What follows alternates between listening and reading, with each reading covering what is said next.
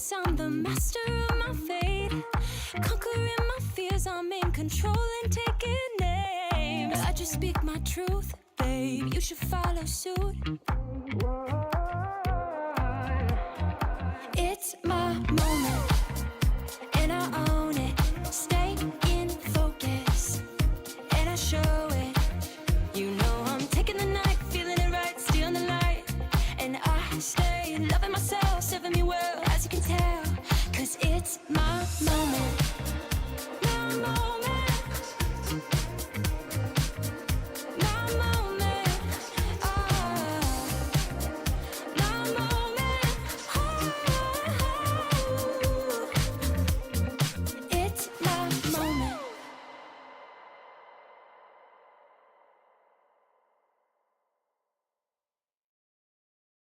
I got this, you know, 'cause I'm in control, 'cause I'm in control, you know I'm in control. I'm in control. You know I'm in control. 'Cause I'm in control. I got this, you know, 'cause I'm in control, 'cause I'm in control. You know I'm in control. I got this, you know, 'cause I'm in control, 'cause I'm in control.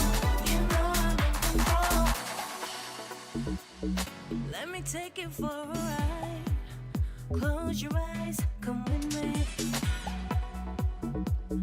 It's a heaven in disguise, just for you. Just for you.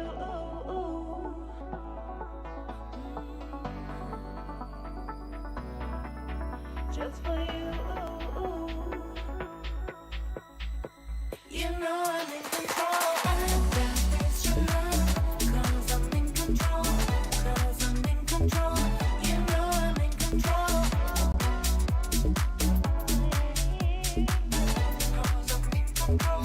You know I'm in control. I got this, you know, 'cause I'm in control, 'cause I'm in control. You know I'm in control. I got this, you know, 'cause I'm in control, 'cause I'm in control. You know I'm in control.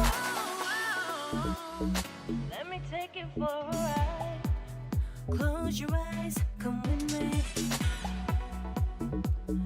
It's a heaven in disguise, just for you.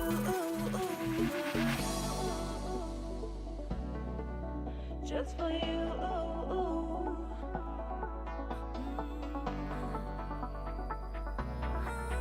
Just for you. You know I'm in control. I got this, you know, 'cause I'm in control, 'cause I'm in control.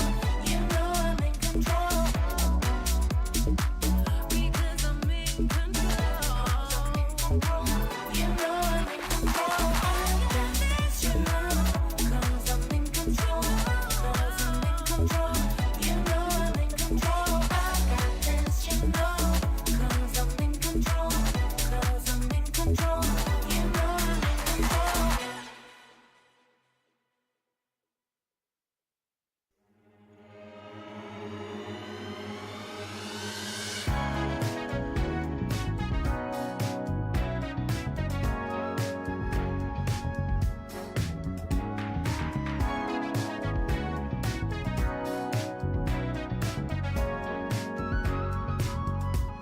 It'll never catch up to me. You said it. The time of just a limb. There's a warning in the breeze. If you got it, then maybe you understand.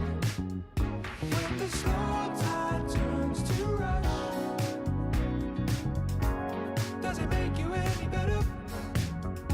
Turning noise back down to hush.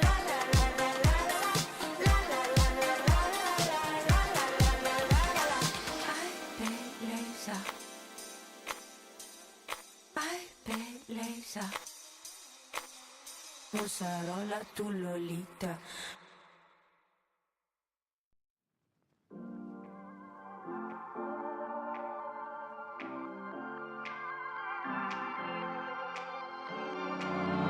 I remember your smile, I remember your eyes, I remember your laughs.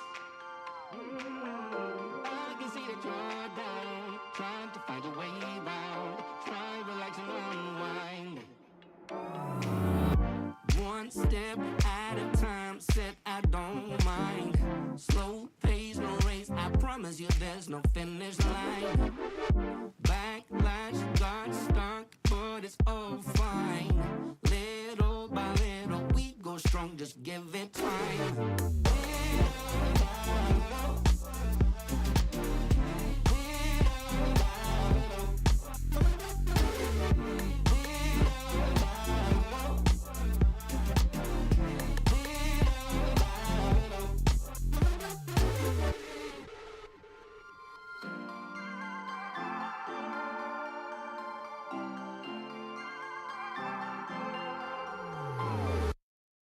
Time is all that we have, time is all that we need. Have some faith and you'll see. I remember that smile, I remember those eyes, I remember that laugh. One step at a time, said I don't mind. Slow pace, no race, I promise you there's no finish line. Backlash got stuck, but it's all fine. Little by little, we go strong, just give it time.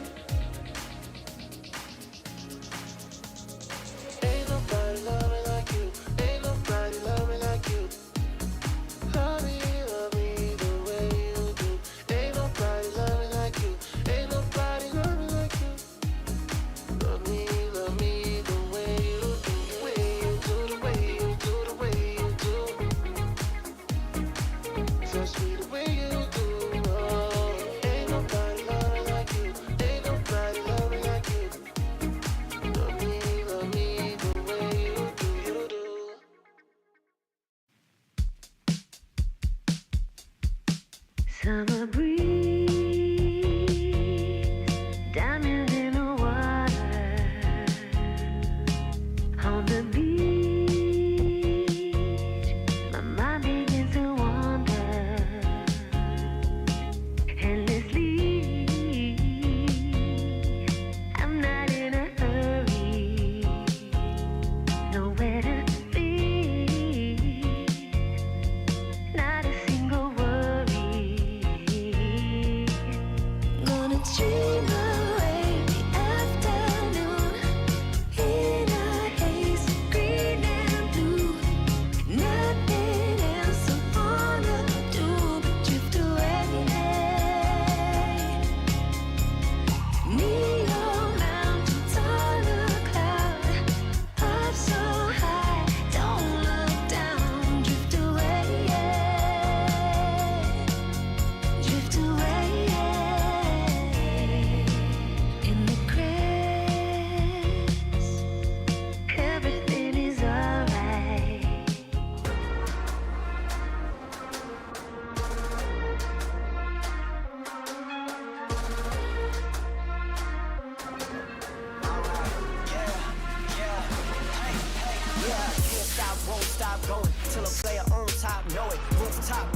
sweet. If you really want it, gotta own it. Fight through it, we was at the lowest. Blood, sweat, tears, the components. Riding all year, now's the moment. We are not friends, we are opponents. Yeah, I'm coming for mine. Yeah, I'm making a play, the game on the line. Yeah, I've been on the grind. Yeah, I jump in the spot, I made it my time. Yeah, look in the sky. Yeah, the stars align, no shade to shine. Can't stop it already. Emotional work and devotion, we put in this time. Look. You won't stop my stride. I'll just break your line. I don't tolerate wasted time. Take us down, keep fighting. The Snapdragon Pro Series powered by Samsung Galaxy is brought to you by Snapdragon Elite Gaming, Samsung Galaxy S23 Ultra, Monster Energy, and DHL.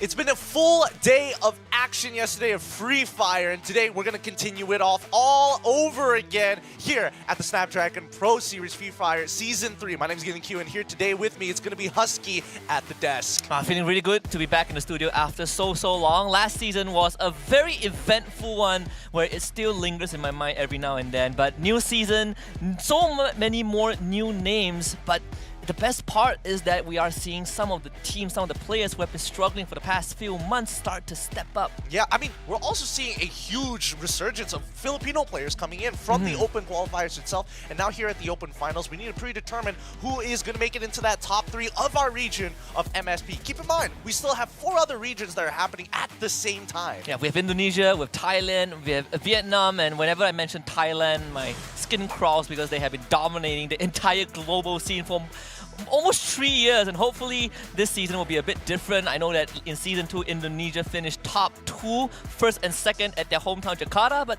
this season, Season 3, we're going to have the Challenge Finals in Thailand, so maybe it's time for the Thai teams to take it back home. But we got to come back to MSP because we, as a region, have been growing slowly but surely over time, but we got to pick things up a bit faster. Hopefully we do. I don't know what we're lacking with so far, but until we get to that point right now, we need to find those qualifiers to actually make it into that group draw itself. I don't know about you, but so far it's been looking good. In case you don't know how the SPS works out, we've got the format video just for you all. Welcome to the Snapdragon Pro Series Free Fire Season 3. It'll be an exciting season ahead with new teams battling it out with returning teams for a spot in the challenge season and ultimately the championship title. This season will have 3 exciting phases: the Open Finals, the Challenge Season, and lastly the Challenge Finals. Kicking off with this Open Finals, 4 regions will be having their own battles at the same time over the next 3 days. The 12 teams that qualified from the Open qualifiers will get their chance to test their skills amongst themselves and against 6 invited teams who played in the previous season. These 18 teams will be shuffled and grouped into 3 groups and put into a 3-day brawl where each team will face each other twice. That means teams that weren't able to perform well during their first encounter have a chance of redemption on another day against the same teams. The teams that prove their strength by achieving the top 3 spots on the leaderboard will advance to the challenge group stage, where they will face the qualified teams from the other regions and 6 more invited teams from the previous challenge season. And that's the Open Finals of the Snapdragon Pro Series Free Fire Season 3. There's no doubt that we will witness exciting high-level gameplay from the teams this Open Finals. Stay tuned to watch them get them booyahs and fight for their spot in challenge.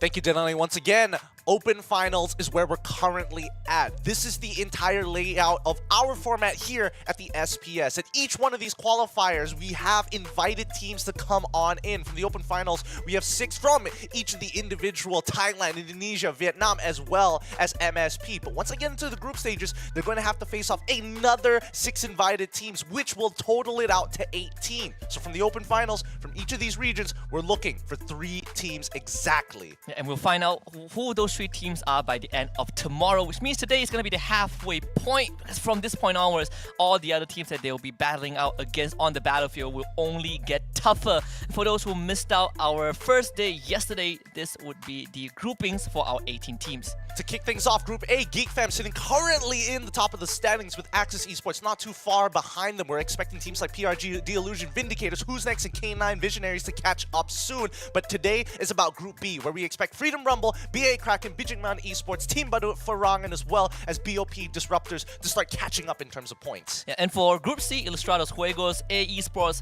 XPN Junior, ASC, Redoubt, Toadap, and K9 Esports round out the entire roster. And today, Group C will not have the luxury to face off against the people from Group A, but they will be able to duke it out with the teams from Group B. And in Group C itself, Ilustrados Juegos, they are the ones leading the pack. Yeah, no, they're so aggressive. They've been winning out these traditional 4v4s so very easily, and I think, it's really building up on their strengths. However, they will be facing off against Group B, which we identified yesterday being more so of the aggressive one, and maybe with that aggression, they can get themselves a piece of the pie. And if you have followed Snapdragon Pro Series as a product for the past year or two, you know that the Open Finals prize pool is just a very small piece of the pie. First place walks away with $1,250, but this is just the beginning of a more interesting journey. Teams will qualify to the challenge stage. After this, they'll be entitled to a bigger cut of the prize pool. Yep, a total of 45,000 USD is up on the line once they get into that challenge finals, where first place takes away 13.5k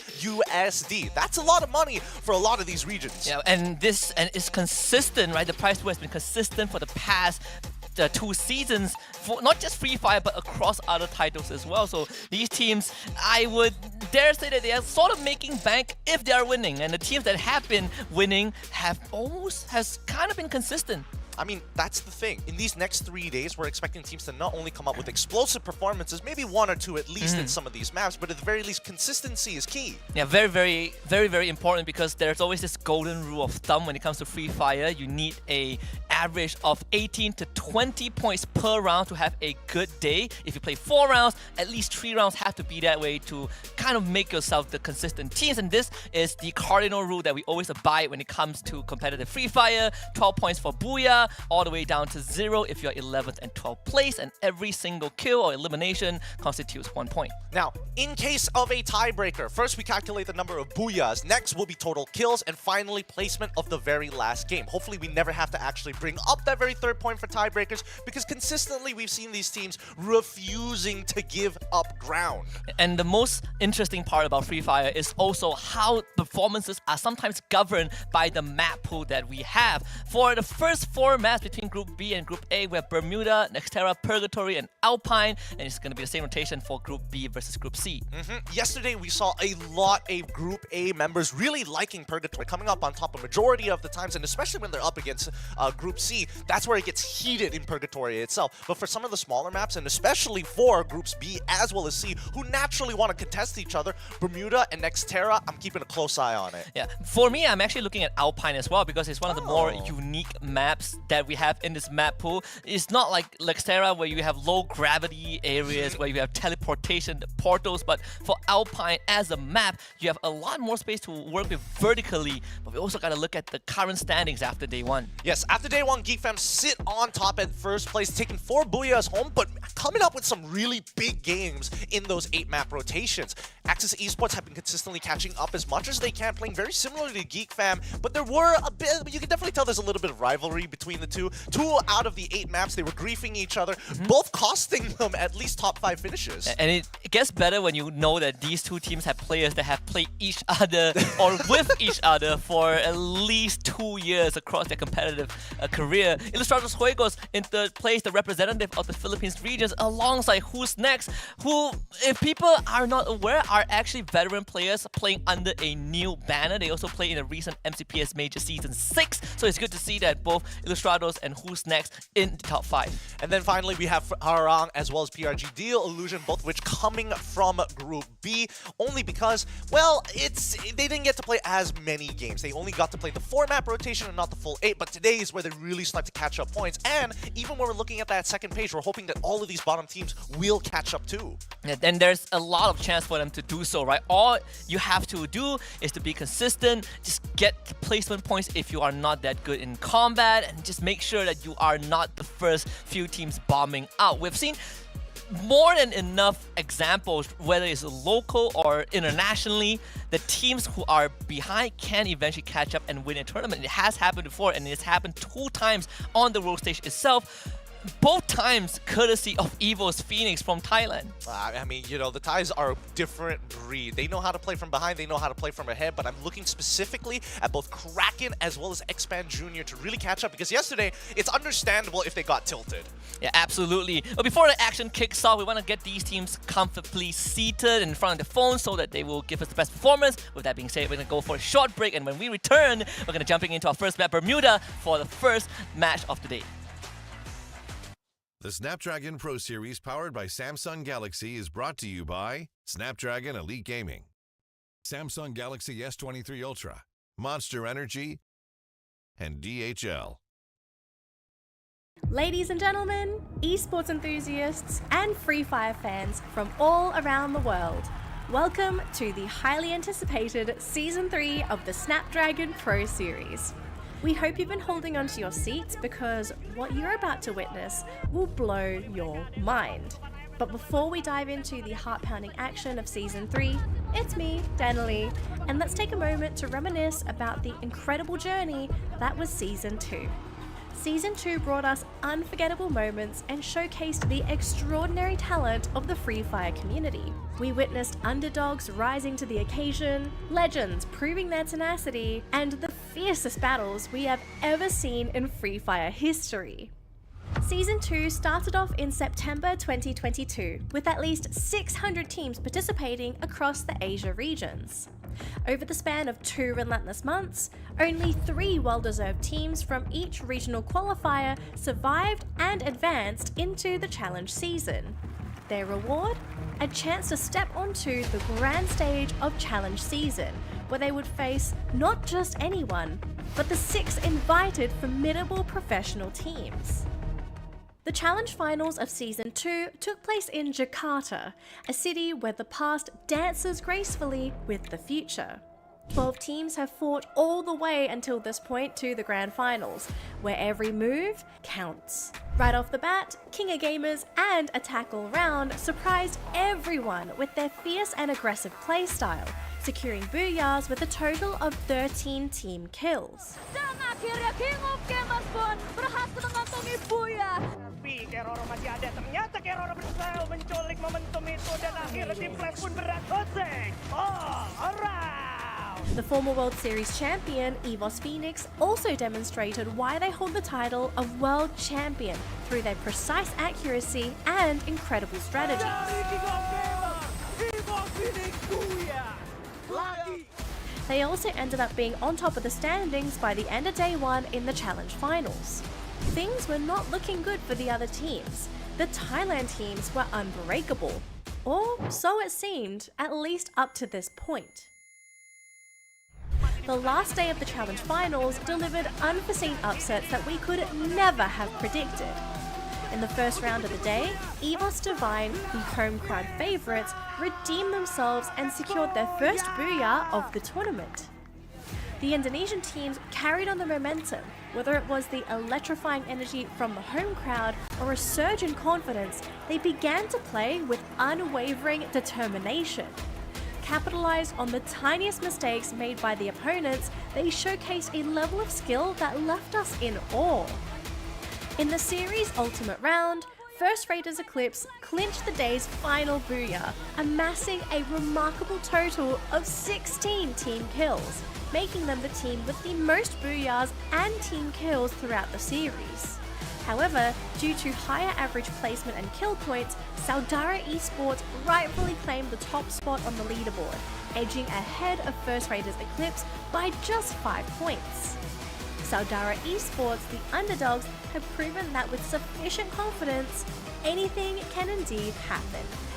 As we embark on Season 3 of the Snapdragon Pro Series, the question remains, will the Thailand teams maintain their dominance, or have the tides of time shifted the balance of power to Indonesia? The answer lies ahead.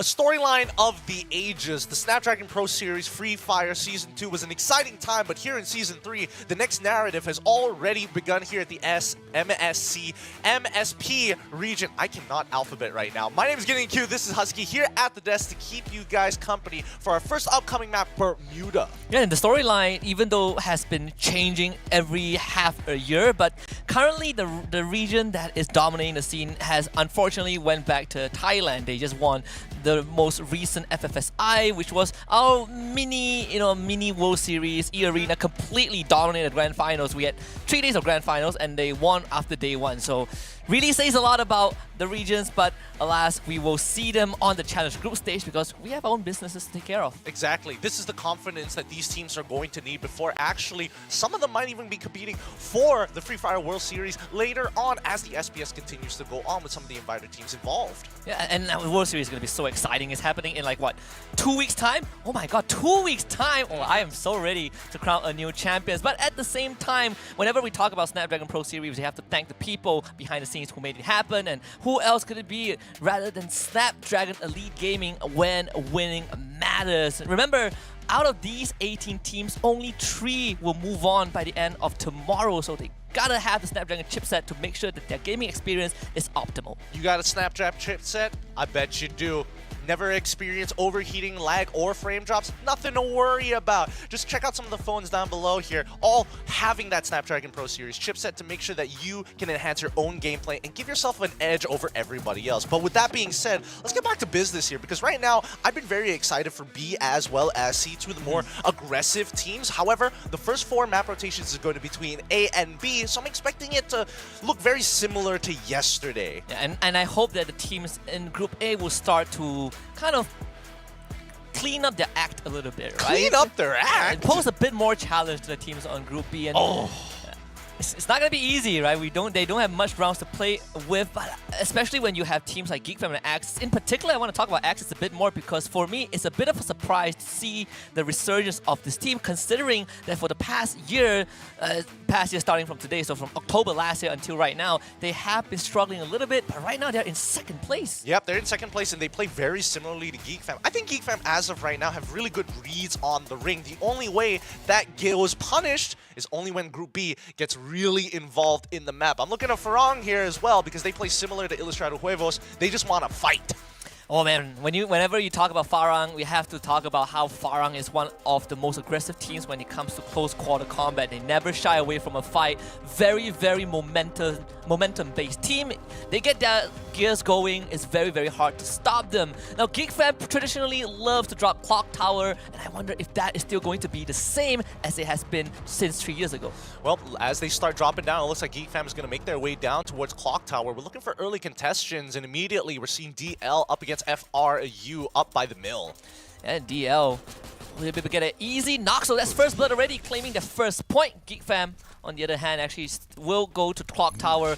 It's public knowledge that you do not contest GeekFam on Bermuda when it comes to Clock Tower. They have a very high win rate when it comes to initial drop, and teams have learned to respect that over time. I mean, the same could be said about Farang actually dropping by peak side. Usually, if it's highly contested, they like to drop down towards the lower grounds, but now DRS immediately getting into a fight here against Axis, both forcing out the 3v3. Now might even making it into a 2v2 soon. Can Roy find this one? He's going to try and turn the corner. Will Happy will be knocked down. So Axis claims 2 points for themselves. And unfortunately for DRS, backup is not near at all. So no Axis, they're going to be settling for a pretty nice start. Very good start indeed, in a matter of fact. But looking at Pochikanock, at least we have a good spread from WNX. Now, WNX in particular has been struggling overall, not getting into the last final rings, but with a quick kill secure, Axis now taking the kill leaders. WNX has a very interesting characteristics as a team. They struggle to get into the final circle, like you said, but it's also a team that you look at them sometimes and you're like, man, these guys can play the game, but why aren't they making it to the final circle? And most of it, for me, boils down to that mid-game decision when you start to move around the map and when you start to run into more aggressive teams.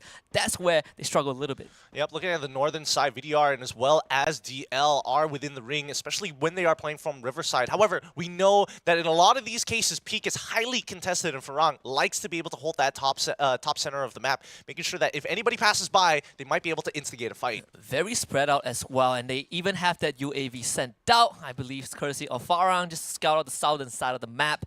So a lot of those grounds are actually covered by Farang, and they still leave Jimbao back at peak. They might see VDR moving towards there. Now, one road separates Team BG Man Esports and WNX. Both are not taking an early engagement just yet, and there's no reason for BE to actually take the engagement since Mars Electricity, or at least 3/4 of the entire compound, is within the ring. This C, it's good to see that Vegeta is back. One of the OGs of Freedom Rumble back then, when we call them the run you down comp. they are just relentless. Think of Farang, but not as refined. Back in the days when people were running Vector Akimbo, that is the only way to play Free Fire. So thank God we don't have that meta anymore. But we do have the arsenal on the map. Axis Esports actually having their marker planted down at the observatory. Uh-oh. Visionary is also at that area. VDR, meanwhile, finds himself an easy pickoff. Nemo out in the open, no more vehicles, and only a glue wall to support him. It's not enough. That's going to be finishing him off pretty quick. That's a little rough. That means for BOP Disrupt, as well as for the Disruptors, they've only got one member left somewhere on the map looking to potentially get that revive. So the rest of the VDR members all here, ready to look down. DL taking his time with this shot. A lot of trigger discipline. Looking for more info. Well, finally opens fire. Does have his teammate with him. Well, lovely Riptide Rhythm. Facilitation is going to be there. So get rid of the glue wall, finds an easy kill. Great shot here. 3 points given over towards VDR. DL just going to back away from this without their scout. It's just not worth trying to take on a 3v4. Again, very slow. I would have expected some early contentions from more teams rather than just 2, but here we go. The engagement between BGMan Esports and WNX, high to low. If you are BGMan Esports, you are definitely a bit more comfortable because you do have natural structures to protect you, and WNX, they know that, right? They're starting to throw out all those glue walls, trying to find cover behind a couple of palm trees around that area, and Xbot is making it pretty difficult considering that you also have Kai7 who is starting to expand that territory. Yeah, and this is the perfect time to actually look to harass people on the outer circle of the ring. Farang is too busy working on the northern side. VDR have already pushed FRU out of the way, and ARG might even continue to gatekeep them. This could eventually lead to a collision once the circle starts to really get tight, but for now, it's just about patience, waiting for the right time to actually slip through. Man, you watch this, Farang is having a 2v4 moment right now against DL, so they're calling him back up. The other 2 members from the southern side are starting to rendezvous with their team, and you have this pincer maneuver, Jimbao keeping 3 members of DL pinned down. A literal one-man army here as the rest of Farang start to collapse on this, and even their anchor Faiz is going to get involved. Man, Kenshin is having a rough day. They are constantly throwing clusters at him. The Alvaro is not making it easy.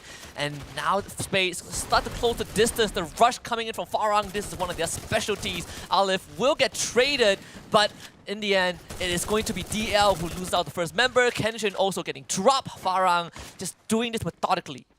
Very nicely done, picking up the kills wherever necessary and getting the revives, making sure that this is going to be as clean as possible. Especially when you're contesting for the peak or stopping teams and going for these all-ins, you are giving up your position. You have told your anchor, hey, there's no reason to hold the ground no longer. Let's just secure the kills and finish off DL. Very, very clean maneuver from Farang. Unfortunately for DL, you only have a bunker to work with, and early on, I believe Spade or Faiz through like a glue wall melter, though you can't even hunker down in the only structure you have.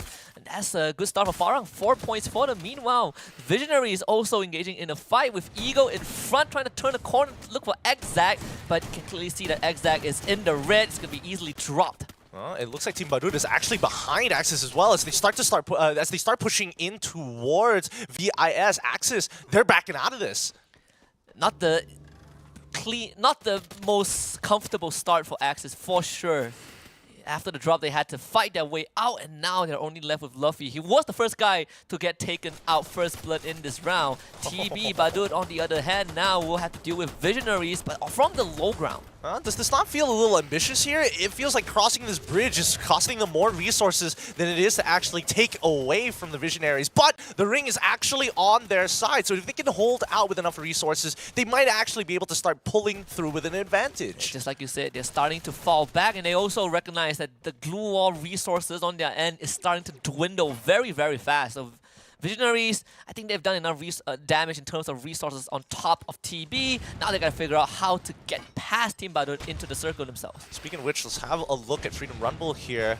Not going to see the Tatsuya diff just yet as they go into CQC. The blue walls are already dropping down. They find the initial kills, but they get a quick trade back. 3v3 now boiling down to almost a 2v2. Hawkeye with just a little bit of HP manages to get the inhaler off to get the double kill. Yeah, lovely, lovely stuff from Who's Next. And Freedom Rumble, they're not even fully committed to the fight, so WNX ends up getting 2 free kills. FRU, they will find that buy point to get the fallen teammates back, but they gotta start all over again. The resources that they have is not very much. And it doesn't help the fact that Farang making sure that this area of the map isn't easy to secure. Their engagement with 2 different teams on 2 different sides of Peak. You see, actually 3 different teams. VDR is also there. WNX is walking in. I mean, the fact that Farang not only control Peak the entire round, but they are so spread out. I think they spotted all 3 different teams. The UAV sent out towards FRU. VDR managed to kind of sneak by, but they got to fight with Team Badut. And Farang, they are happy staying here. Yeah, I mean, it looks like they did. Ooh, WNX dropping a scan, actually spawning out one of the Farang members in the main Peak region. Farang now going to be backing off into the ring and start the gatekeeping. VDR will start to keep Team Badut away from the circle. CBE will slow down a little bit, take some refuge around that factory area. VDR decides to abandon post immediately. They are going to start running into the center of the circle, which at this point of time is controlled by GeekFam. Yep. If you look at everybody else, Kraken now finally getting involved in these fights from the southern western side, actually contested by Axis, who hold a lot more ground as they start making their way into the ring. If they continue to make enough noise, Visionaries might just pop down to say hello, unless DRS has something else to say. Yeah, GeekFam are far away from the clock tower already, but it's going to be Zach starts to find that first shot onto Kraken himself. Layton completely exposed from the backside. Oh! Wow, what a shot from Gao. Great headshot, and they even secure the kill too. Now they're gonna start backing off here. Axis don't want none of this smoke no more, but VIS has been patiently waiting by Storm Drain's side. They might actually see this rotation and pick up a couple of kills for themselves. Axis might have just signed a death sentence with that engagement against Kraken, because Axac, they didn't have enough info to work with. They now lost 1 man, and they have to somehow get through Visionaries. Visionaries, they did a scan on towards Clock Tower side. They spot 3, and now they know that there's a team there, and they just have to hold their area as the ring pulls to their side. A bit lucky if you are on the side of Axis. But again, you're playing with a man disadvantage. Ego, it's 1 versus 1 against X-Roy, but X-Roy will get some support from his teammate, Luffy and Redface from behind. And it's G from DRS that knocks down X-Roy, a third party from afar, DRS. Sneaking away these points. They sneaking away these points, but this is starting to get very, very hectic as we start moving in towards the very few rings that work with here. GeekFam gonna scan Clock Tower. They spot out the Kraken members, but I don't think they spotted out the BGMan Esports. Speaking of which, Farang were able to actually get a couple of kills for themselves as they hold Peak, but now that they have to rotate inwards, GeekFam in prime position to gatekeep everybody. Oh, it's a very, very late rotation for Farang. Meanwhile, GeekFam, they're going to be receiving some uninvited guests. It's going to be Team Badut just flying straight in with a trampoline. Dawiz will have to hold back the members of Team Badut on the roof. Gotta find some sort of cover though. Team Badut, they're not gonna back down from this. In fact, the grenade launches from 4 Eyes found 2 members of GeekFam. TB, now they can definitely strike as Envy will be dropped. Fleeks also of in the red. 100 health left to work with. Turn the corner to wipe out GeekFam. And it's 4 Eyes to set it up. And now Farang gets to walk in for free, right? The people who are supposed to gatekeep them now getting taken out. I'm not sure whether TB have enough resources or enough time to actually you said, no, they don't find any picks whatsoever. So now Farong can actually look to contest them. Dropping down the UAV gets the information of 6 members in the area, and now it's time to fight. And Freedom Rumble also coming in from the northern side, so if Farang wants to make a move, they gotta do it now. Flush out TB, get control of the compound to have some cover. Alif and Jemba will make it down to ground floor first. In fact, they will turn around and try to deal with FRU as TB evacuates. Oh, that's actually really nicely, honestly, nicely done coming in from Farang, right? Spotting out FRU there is so important. They don't have to take that all in. They can start gatekeeping FRU. This gives an opportunity for Team Badu to walk out, and now the reign of hell starts. Do they see where WNX is though? Visionaries, on the other hand, have their own businesses to deal with. Freedom Rumble getting wiped out completely as Visionaries takes care of the BOP disruptors. Oh, but do they know that Vigiman is actually nearby? And VDR, they still have a member left just crawling around. He gets spotted out by the scan coming in from Axis, but Kraken don't know that. And the circle is starting to hurt. Fire is living with the inhaler, trying to outrun the blue. They took care of FRU early on, and in fact, they also wiped out 3 members of WNX. This is the Farang that we all know and love, and Yadope, there's no way you can fight this. Farang are literally bulldozing their way towards the circle. I mean, right now, Kraken having a really good spot. They're going to take over the God Spot compound here in Clock Tower, and if they can just zone out BE, I think they're in really great positions to win. They need to control the left side where Axis and as well as VIS is going to start making their moves, but for now, we're seeing that Farang taking full control and finishing off the last couple of squads. Team Badun, what are you doing? They're trying to gatekeep Farang.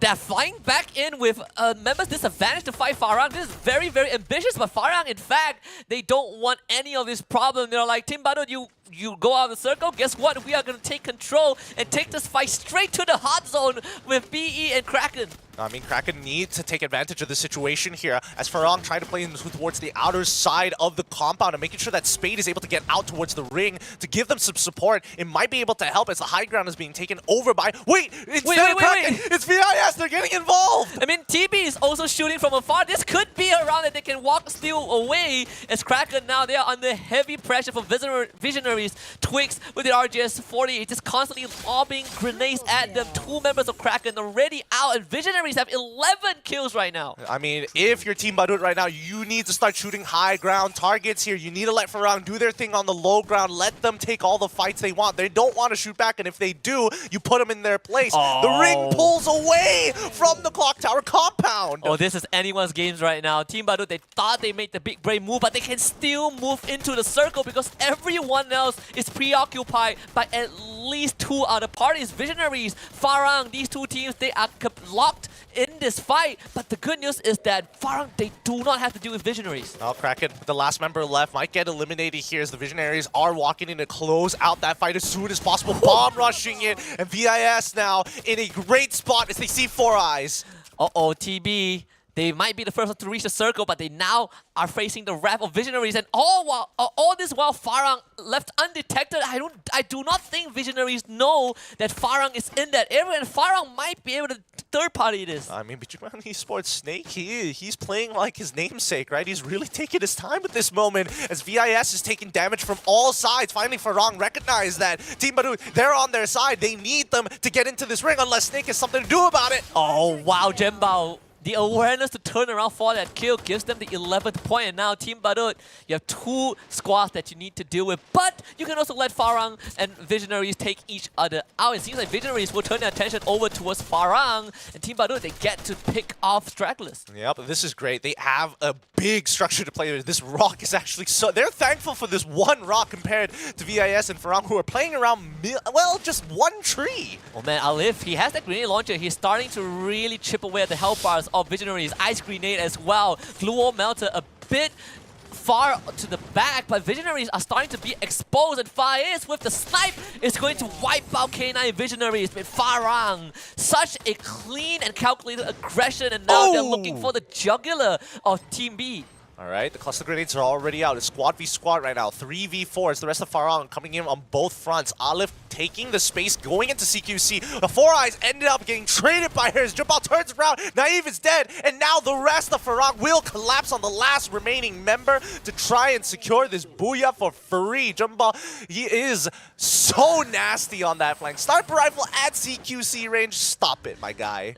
17 eliminations and a Booyah, 29 points to start off the day. Farang are coming in hot. This is one of the few rosters that have stuck together for a long time. They've been to the world stage together when they first formed 2 years ago. And right now, they have recovered. I think that's the best way to describe this team. I think they got lucky in a couple of those situations. They could have get griefed at any point of time, but honestly, with the amount of firepower and picks they were able to get off in these types of situations, really incentivizes people who are shooting them in the back to be like, you know what?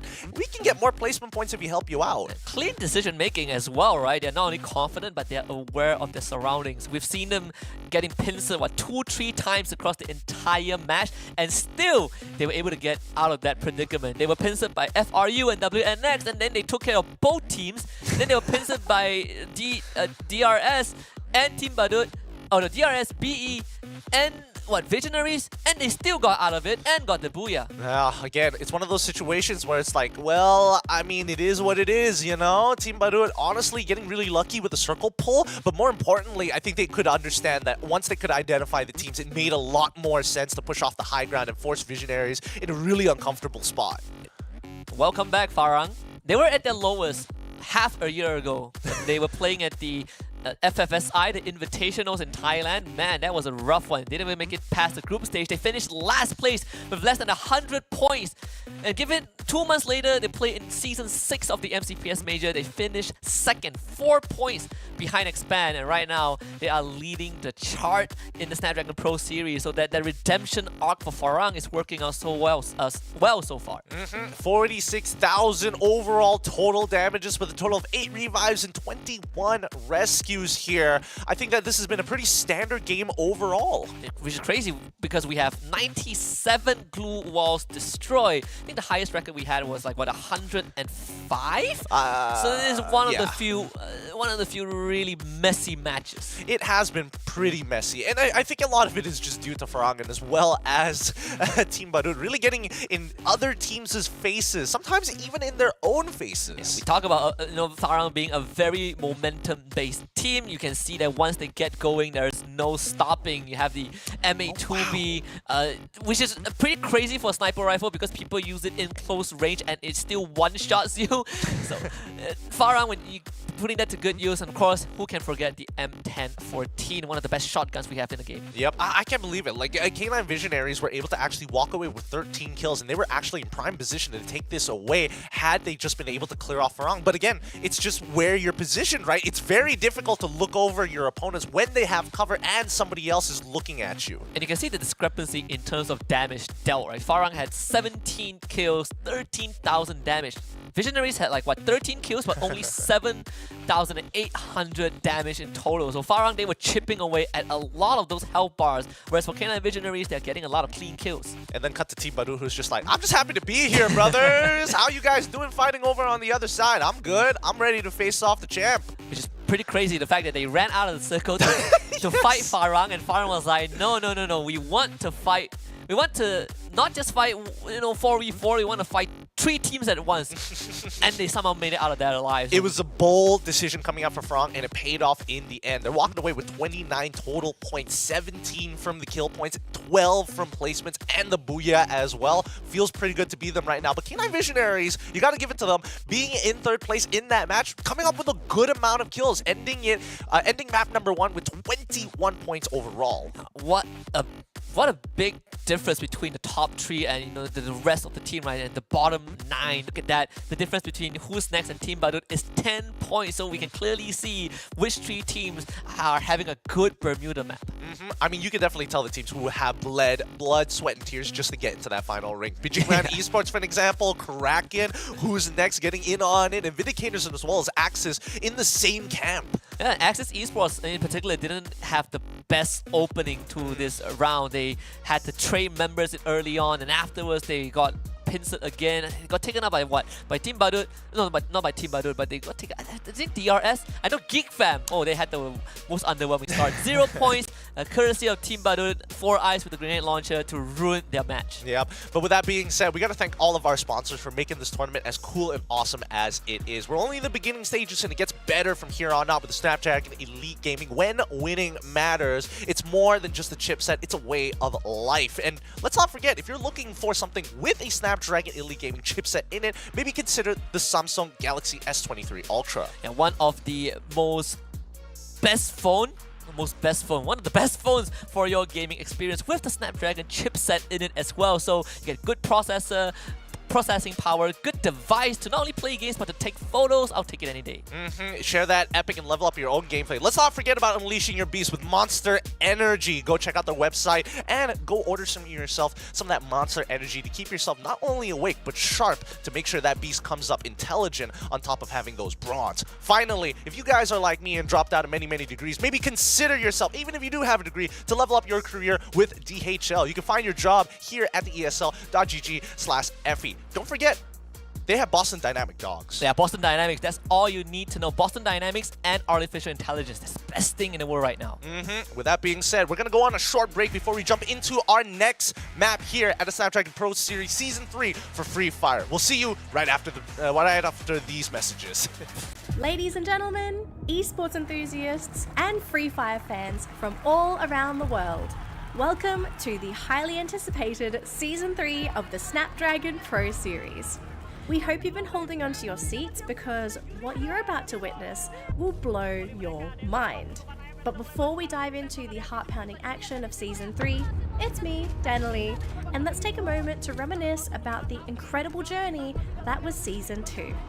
Season 2 brought us unforgettable moments and showcased the extraordinary talent of the Free Fire community. We witnessed underdogs rising to the occasion, legends proving their tenacity, and the fiercest battles we have ever seen in Free Fire history. Season 2 started off in September 2022, with at least 600 teams participating across the Asia regions.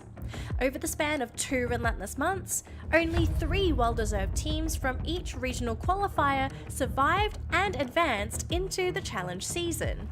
Their reward? A chance to step onto the grand stage of challenge season, where they would face not just anyone, but the 6 invited formidable professional teams. The challenge finals of Season 2 took place in Jakarta, a city where the past dances gracefully with the future. 12 teams have fought all the way until this point to the grand finals, where every move counts. Right off the bat, King of Gamers and Attack All Round surprised everyone with their fierce and aggressive playstyle, securing Booyahs with a total of 13 team kills. Dan akhirnya King of Gamers pun berhasil mengantongi Booyah. Tapi Keroro masih ada. Ternyata Keroro berhasil menculik momentum itu dan akhirnya tim Flash pun berangkoseng. All around. The former World Series champion, EVOS Phoenix, also demonstrated why they hold the title of World Champion through their precise accuracy and incredible strategies. King of Gamers, EVOS Phoenix Booyah. Lagi. They also ended up being on top of the standings by the end of day 1 in the challenge finals. Things were not looking good for the other teams. The Thailand teams were unbreakable. Or so it seemed, at least up to this point. The last day of the challenge finals delivered unforeseen upsets that we could never have predicted. In the first round of the day, EVOS Divine, the home crowd favourites, redeemed themselves and secured their first Booyah of the tournament. The Indonesian teams carried on the momentum, whether it was the electrifying energy from the home crowd or a surge in confidence. They began to play with unwavering determination. Capitalized on the tiniest mistakes made by the opponents, they showcased a level of skill that left us in awe.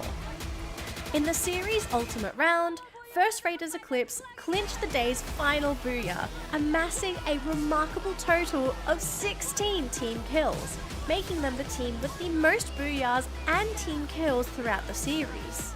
However, due to higher average placement and kill points, Saudara Esports rightfully claimed the top spot on the leaderboard, edging ahead of First Raiders Eclipse by just 5 points. Saudara Esports, the underdogs, have proven that with sufficient confidence, anything can indeed happen. As we embark on Season 3 of the Snapdragon Pro Series, the question remains, will the Thailand teams maintain their dominance, Or have the tides of time shifted the balance of power to Indonesia? The answer lies ahead.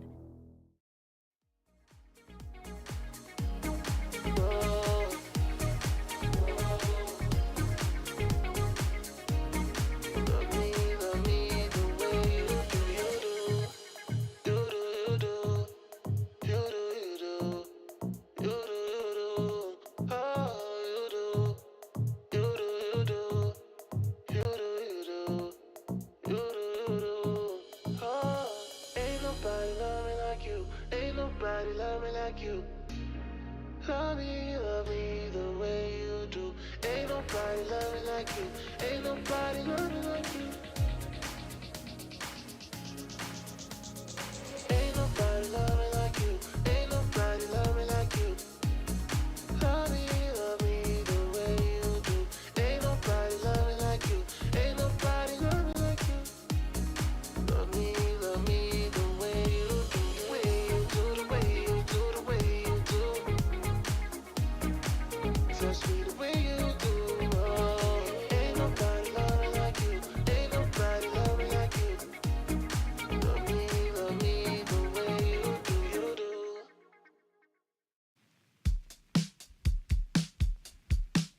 Summer breeze, diamonds in the water, on the beach, my mind begins to wander, endlessly. I'm not in a hurry, nowhere to be, not a single worry. Gonna dream away the afternoon in a haze, green and blue. Nothing else I wanna do but drift away.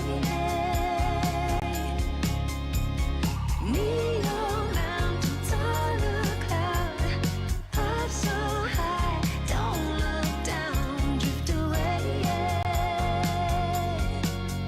drift away. In the grass, everything is alright. So relaxed, staring at the pink sky, endlessly. I'm not in a hurry, nowhere to be, not a single worry. Gonna dream away the afternoon in a haze, green and blue. Nothing else I wanna do but drift away. Neon mountains. And now for our next map. It's going to be next Terra this time. Let's see whether Farhan can actually make it 2 for 2 this time after taking a Booyah in Bermuda. Welcome back to the Free Fire Snapdragon Pro Series Season 3 here. My name is Getting Q, and Husky will be taking care of you for our next map. Not only the teams have been leveling up their gameplay, but man, the UI gets more and more sick every single season. I didn't know that we have that update for Season 3, so what else is production not telling me? A lot. The fact that everything could be scripted. Conspiracy theories are in play. But honestly, I think, the way that Groups A and Group B usually goes has been pretty standard here as we look into the current standings as of right now. The only thing that was a bit out of place was GeekFam not getting a single point in map number 1, but they don't have to worry too much just yet. They still have a bit of cushion to fall back on. Still in first place with 129 points, followed by Axis in second with 104 points. But Farang, after an incredible map 1, now has breached the 100-point mark. Woo! Already breaking into top 3, and they're only going to continue to climb. Remember, Farang is part of Group B, and they will be playing the entire 8-map rotation for today. The best part about looking at these stats is that you know that Farang, if I cover the team names, it's very easy to identify which team is Farang. You just look for the team with low placement points but high amount of kills. That's how you know it's Farang. 40 placement points but 60 elimination, true to their character. But obviously you want to look for the balance between having good placement points and kills as well, which is what GeekFam and Access Esports have achieved. But in Farhan's case, if you can get a lot of kills, placement actually doesn't matter as much. I mean, that's not the only team who's been following this type of philosophy. Ilustrado Juegos, 36 placements, 48 overall kills, and they only played 4 maps yesterday. Yeah, which is pretty insane. We are going to see them later on today as well, so we'll see if Ilustrados Juegos can close the gap and still stay in top 5 with K9 Visionaries having a pretty decent game 1, right? They're now only 5 points behind Ilustrados Juegos.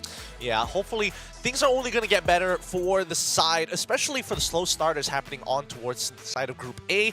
Maybe that's going to expose some weaknesses against Group B that C could exploit. Yeah, there's always this triangle formula where, you know, Group A beats Group B beats Group C, and so on and so forth. And in this case, I'd say that Group A and Group B have been pretty balanced, which is a bit unnatural because we don't get this every day. Most of the time in a 3-group tournament, there's always one group that dominates all. So it's good to see that both Group A and Group B are standing toe-to-toe with Nextera coming up next. Yeah, I mean, mathematicians have been predicting this for a long time, ever since Greek times. Pythagoras playing Free Fire, of course, naturally, already making sure that there's always going to be a balance between the two. Now, as we jump into Nextera, Group A versus Group B, we are seeing a horizontal split from L all the way towards OH here. It's been a pretty even spread. We haven't seen too many maps get a terrible flight path. Which is, again, pretty unnatural to me because we have been... maybe it depends on the tournament. Conspiracy theories? It could be. Because I know that the Garena sanctioned the world tournaments, the international ones, we don't get good flight paths. We get kind of crappy circles and even crappier flight paths. So we see it's a pretty even distribution with BE against DRS, though. They're off to a very early brawl with DRS already having G knocked down, but thankfully he's going to have Happy to bring him back up. Yep, the early trades are working in favor of DRS, able to get the revive in comparison to their opponents who, I think for BGMI and Esports, are getting a little unlucky with the weaponry so far, but the other contestant coming from WNX, who've already lost a member, and Kraken now looking to rev up the engines. They will at least find 2 points at the start of this. WNX, they're not out of this area just yet. Lei able to protect himself. Let's go, bleeding out, and Yadope, he's the only man left alive. Nathan here to try and finish him off, but Yadope wins out that fight, so be able to claim the first point for himself. The rest of Kraken coming in to finish the job, and WNX will meet an early end. Yadope? Yadope? Yeah, he's gone. He's finally gone. Finally goes down to his knees. It's unfortunate that the blue walls weren't able to completely block off line of sight there, or at the very least to get him across that corner. If not, Gal probably would have been able to finish him off. With that being said, that's going to be an early elimination from WNX. It took a while for Kraken to take him out because he just wouldn't die. He just kept standing back up. Maybe because he does push like 100 push-up per day. Maybe that's why. Maybe the 10-kilometer runs, doesn't have the AC. Very typical stuff, right? Yeah. Everybody does that. In the meantime, at least for Kraken, this has been a pretty good start for them. They usually don't get that good of a start, literally raining dollars down on others. Man, Free Fire is getting more and more creative with their cosmetics. They are. Some of these are pretty, especially when you pair them up in sets, they can be pretty funny. And they have some of the best collaborations, right? Attack on Titans, Demon Slayer. Ooh, Demon Slayer, one of my favorites. The latest one as well. Visionaries on the other end against Team Badut. An early fight on the southern side of the map. It's also a high-tier loot zone at mud site. This means that Visionaries are more incentivized to actually fight. If there's anybody in the area, it's going to be a little bit more difficult to actually maintain. But especially for TOB, they got to be careful here. They're the ones who are looking to contest, and honestly, we don't know the distribution of the overall weapons, but based on what we're seeing from the players, right? I'm seeing level 3 armors, I'm seeing level 3 helmets. It looks like they're in prime position to fight. And Visionaries have this entire area on lockdown. Team Badut will fall back. Freedom Rumble actually sending Yazid out to do a bit of scouting duty, but it's very Visionary-like to always go for high-tier loot zone, so not a big surprise there. But on the other end, Vegeta will be able to find a very early snipe. Getting rid of the UAV is going to be important here for BGMI Esports because it's giving all the information to specifically Axis here to actually identify how they're going to actually approach this. Do they take the fight head on, or do they continue moving towards the northern side, towards Intellect Center, through the main roads to get in on the ring? Exact is already taking some heavy fire, but the rest of his team is not there just yet. X-Roy, He's going to be driving towards BE. Meanwhile, on the other end, Visionary is still locking down the entire mud site, but it seems like Team Badut actually are attempting to infiltrate this area. Yep, they've pushed it pretty hard here. I want to see whether Vision is able to kind of collapse on them right now. They've got a good spread of members, but not enough firepower in one place to cover an entire angle by themselves. And Luki is out in the open. They actually have Toby cornered, flanked from multiple angles. Eagle is trying to join up with Toby. Chessman, meanwhile, covering their flank. Lovely positioning from Visionaries. And Toby himself will be able to clean up 2 members on the side of TB. 4 eyes now is the only man left standing. Finally, a good punish coming in from Vision. I was already wondering whether Twix was actually going to get involved, but with a long flank here, it's going to be a quick, easy cleanup here for Visionaries as they take out Team Badut. Man, I'm very surprised that Team Badut actually decided to go back in when they could just walk away, go to places like maybe Deca Square where there was no team at that place, and there's even a revival point. It gave 4 free points over to Visionaries at a high tier loot zone. You could not have asked for more. Yeah, let's have a look at Farang right now, right? Because they're looking down onto Freedom Rumble. They know that they're slowly trying to make their ways in towards the compounds, and yeah, Freedom Rumble, they're aware that Farang has taken the high ground central of the zone. Yeah, in the almost the center of the circle also. But can expect the game to slow down just a little bit with most of the teams spread out. BE and Axis close to each other, and you have Farang and Freedom Rumble, but that is pretty much it. Kraken still taking control of Intellect Center, and then you have we have Nemo, DRS, the only remaining survivor, I believe, of the team, just trying to hunker down. Farang is able to get an initial pick here, which is great, and they finish off that kill, which is even better, forcing FRU further backwards. And if they keep pushing them in this particular manner, they're going to fall into DL. Yeah, Farang trying to get Kizo out of there, but gets shot out from the skies. Ooh. So Jembao picks up Ace as well. This is not good if you are Freedom Rumble. They're getting hunted like ducks right now. Yeah, this is pretty brutal. I didn't think FRU was going to lose that many members, right? And especially with a revival point not too far away, you can definitely understand the idea of why they were slingshotting themselves in that direction. I believe Jembao saw the foot of Alstar. Yeah, there it is, Freedom Rumble out. So Farang gets 4 points, and the circle going all the way down to the south side. Ooh, really nice call here. It's actually in favor of Farang to gatekeep everybody on the northern side, which might be a bit more than they can actually chew, because Axis, it's pretty insufferable from there. BE has been zoning them out. DL have committed towards the right side of the entire circle, and this has been making Axis' life so very difficult, and Geek Fam having the time of their lives. But Axis does have a chance to break through this and get a couple of free pickoffs, because DL will be flanked. Xtroy starting it off by taking down Surya. He would need to receive some assistance right now. Luffy also putting on the pressure. Axis making DL's life a living hell. And BE, they get to watch this happen. But Xroy, he's going to be playing on the opposite end to deal with the second team. Oh no, I think Axis need to pull back from this, because BE is taking advantage for all the attention being put into DL. So BE have taken the high ground from the structure on their left, making it difficult for Axis to actually commit to the right side. Oh, sorry, the left side. They might have to just loop around the right and try to walk through the main road from Fartopia back into the ring. That doesn't feel well when you're Axis. DL actually walked away with the entire team intact, so Axis got nothing out of that, and they will have to deal with BE, who basically spread out the entirety of that stretch of road. So Axis now they are forced to deal with 2 teams at once. Yep, I think this is actually beneficial that DL is pulling back into the ring, right? Because eventually somebody is going to have to do something about DL, and Axis have to wait and bide their time. Farang scanned the left side towards the revival point POI, and therefore they know for a fact nobody is coming from there. They might spot out the slingshot coming in from Geek Fam on the western side, but for now, back to DL.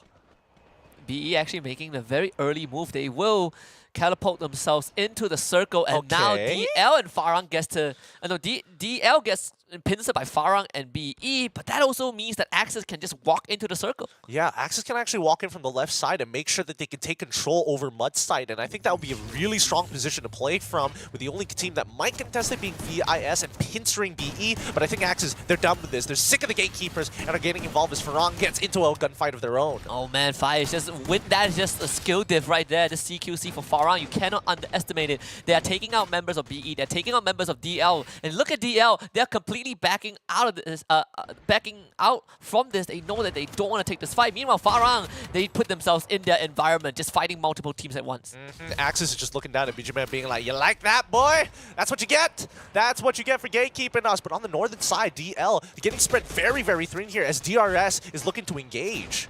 How is Farang going to deal with this though? 5 trees back into the building. BE getting all cornered inside one compound. What was that from Spain to take Snake out? They gotta have some glue wall to protect their teammate, but with that knock, Farang knows it's the green light to start pushing forward. And Jembao, what a rotation, gets the snipe and puts up a glue wall. This guy can do nothing wrong. Oh, he doesn't miss. He doesn't miss. He's just one-tapping people and letting his teammates finish off the kill. He finally goes down, but that's a huge man advantage for Farang as they protect Jembao and now start rotating in to actually commit to this compound with a shotgun. And BE doesn't even kill Jembao off. He gets picked back up and Farang are just cleaning a house. BE with nothing left in the tank and only one man alive. He's gonna get swarmed. Beijingman Esports stood no chance. Oh my goodness, that was nasty. But now the ring is pulled more towards the southern side. I mean, Farang, they could easily rotate into it if they do it right now. Axis, on the other hand, is forced to move through Mudside to get back in. Kraken, one of them, Nathan, unfortunately dying to zone, but was able to actually get the rest of his members back up as they are looking to regroup once more. And they're ready to buy Unknown back in the event that he goes down to DRS, which is a high possibility, but thankfully there is that buy zone. So Kraken, they are just waiting for the opportunity, but Unknown, he somehow is still alive. I don't know how he does this. Meanwhile, DRS Nemo, he's trying to look for Unknown, but this is taking a bit long. Unknown now will get flanked, and Nemo finally drops him after so long, but he walks out of the circle into the blue. Not exactly what you wanted to happen, but Kraken suffering some unnecessary losses. I mean, they knew he was going to go down, but the worst part is that he didn't even secure the kill to get the free point. And now, VDR, VIS, currently in the middle of combat right now. They got to be extremely careful because they're one of the two teams being inside of the ring. It's difficult because VIS have a primary position. Their backs are clear. But if we're talking about VDR, GeekFam are just waiting for them. They are just biding their time. DRS, Happy, and G, only 2 members left for the team. They can still kind of cut into the circle where the blip was at Decker Square, but I think GeekFam already spotted them, so that is a no-go. Farang, meanwhile, again, will have to deal with multiple teams. Axis in a great spot. After all the gatekeeping, they finally secured themselves a really good spot as Farang getting some good shots in. My goodness, 11 eliminations already and still counting. Kraken now will be the next team on the list to face the wrath of Farang, and Farang have taken control of the entire northern side of the map. Yeah, of the circle at least. Well, the rest of the members of Kraken are just tanking the blue on the outside. We have Unknown running amok. Finally goes down. Visionary still have one more guy, I believe, that they gotta deal with. Oh, he's also dead. So Farang now starts to tank the blue. They have to also start making a move. GeekFam takes out PRGD Illusion finally, but Farang, they're gonna jump straight towards the circle and actually land near one of the DRS members. BOP Disruptors meanwhile gets taken out, and Farang somehow still have the whole team. Yeah, do they have a safe spot here? It looks like Axis is taking a couple of shots at them, but they've now secured a compound for themselves. The ring is going to start closing in very, very soon, and they might even have to push where GeekFam was holding earlier. Speaking of GeekFam, they're going to have to face off against VDR as the UAV comes out and spots everybody. 10 members already being scanned. Huge, and Axis, they've got even more information with a UAV of their own to make sure that they're walking in for free, unpunished. Man, Farang Space snuck into one of the buildings and actually found a buy point, so they got Alif back. They just need to buy some time for Alif to start gearing up, and they actually have a good way to do it, because if they can take out Gal from Kraken, Alif can just start picking up all of the resources from the dead body of this Kraken member. But you also have Lei on the other side, who will be gatecapped by Jembao and Alif. Do they have the time for this? I feel like Farang, if they want to rotate, they need to start rotating towards the compound that VDR are currently occupying on the top, but try to hold that low ground, especially that outer entrance would be ideal. Spade, I think they can buy a couple more seconds. They do see Gao, so that's a free point right there. It's good for Alif if he can find it, but again, Alif, he does have Jembao to cover him. And okay, Kraken are already out in 6th place. Farang now gets to comfortably march towards the circle, and GeekFam will be the first team to see them. To a diff, of course. What? And actually dash. Wow, that actually hit. Okay. Actually getting a good pick here, but unable to secure the kill. It's going to be a revive at the end of the day, but the harassments are extremely important to open up opportunities as Yasta finds a kill on towards Toby. Eagle as well as Toby being taken out, and even Mellows. Yeah, Visionary out of this fight for now, but Farang now will pounce on the opportunity to run into GeekFam as Jembao leads the squad. What a point blank onto Kens! The no-scope disrespect towards GeekFam. Spade also pumps some lead into Hazik. Twix will try third parties and try to limit the impact of Farang. Yasta runs out back into the blue, gets knocked down by Fires as Farang, they only lost one man. Fires the second to get dropped thanks to Twix from Visionaries, who are still in the fight, but Fires gets picked back up and GeekFam are completely trapped. Yeah, this has been an ideal position. They're forcing GeekFam inside that structure with too many glue walls to actually melt away. It's going to take too much time, especially with Axis looking over their shoulders, and Visionaries are still in this. They have one of their members still alive on the outer side of the ring. And VDR Mello is actually getting completely caught off guard. Are they trying to help him though? Rain also gets knocked, and this could be it for VDR. A triple kill for Dawies. It's GeekFam not ready to go down just yet. VDR only have one last guy. Jembao, on the other hand, healed back up by his team, and now there's a bit of a ceasefire, at least between Farang and GeekFam, but they do run to Twix and they exact revenge on him. Oh, good timing, good timing. Axis able to pick up that point, being very important as the UAV flies over. Axis having a pretty good control of the ring on the outer side of the ring, but no cover to work with. Final circle already. The Blue Zone's going to close in and end the game if the players don't do so, but Farang actually found themselves a very comfortable spot. They're letting GeekFam and Axis duke it out first, and even GeekFam only has one man left, so Farang gets some space to work with. It all boils down to how Axis wants to deal with this. What position would you want to be playing from? Like, do you want to be playing under? Would you play outer or upper? I think under is actually not too bad of a choice, right? Because eventually Axis from that high ground will have to start running into the center anyway, so you'll end up in a CQC against Farang, who are one of the best teams at doing so. X-Roy, he's going to start to charge first. Arliv getting caught off guard by Dawies instead, so this pincer should be enough to get rid of Farang, but GeekFam ends up getting dropped first. There's still one more guy left on the side of Farang. Exact will find him. Farang will be eliminated, and Axis looking for a recovery in this game. Oh my goodness, and after all this time, upper was the way to go. Seiya holding in, getting second place placement points for his team as Axis secure the Booyah. And despite having the Booyah, I believe Farang still edged out in terms of total points garnered this round. Again, high volume of kills is always going to be very valuable in the long run. But Axis Esports at least still keeping themselves in the game. I mean, Axis, they played well. They got harassed a lot throughout that game, getting gate creeped twice out of the 5th and 6th circle, but once you got into that 7th, they were already in, ready to go in. Sorry, the 5th and 6th circle is where they got in, and that's when things got a lot smoother for them. A lot of teams just did not pay too much attention to them at that point. And they completely controlled the northeastern side of the circle. They were able to gatekeep a lot of teams, and again, they have the high ground to start firing at teams like GeekFam, Visionaries, and even Farang when they finally made it back into the circle. But overall, it's just a slower game for Axis Esports, but this is a team that is not too keen on being too aggressive. They bide their time, they pick the right moments, and to score a couple of points. I think, you know, the biggest loser in this game has to be GeekFam, right? They made some really good decisions. The way that they were holding their ground was great. It's just the unfortunate circumstance of VDR deciding to be like, you know what? I wonder what's going on downstairs. We're going to send 2 members to see what's up, and immediately getting punished by Farang. And also, yeah, Farang showing up and really giving GeekFam a run for the money. This game, definitely not like game 1 where we had 97 glue walls destroyed. This one only 40 because the teams decided that they just want to do it the old-fashioned way, just head on. But total damage dealt is still pretty nutty. 44,000 total damage. Big numbers being achieved here. High skill going over to Fires, and I think that only makes sense with the amount of points. Oh my goodness. I have a sneak peek of what the points look like. I can't wait to see what it looks like on screen. It's pretty crazy that with all these CQCs happening, we still have 26 total rescues. So the survival, the willpower and the survival instincts, some of these teams are definitely there. Even look at Spade, right, from Farang. of 8 assists overall. Yeah, I mean, he is one of those who sits back a little bit further, takes his time, and then when they call in for reinforcements, he's the first one who makes that move. 17 kills. Farang ends this game with big numbers, 10,000. Once again, 8 of those kills coming in from the N10. Yeah, Farang finishes like, what, 3rd place, looks at Axis and be like, we still have more points than you with a Booyah.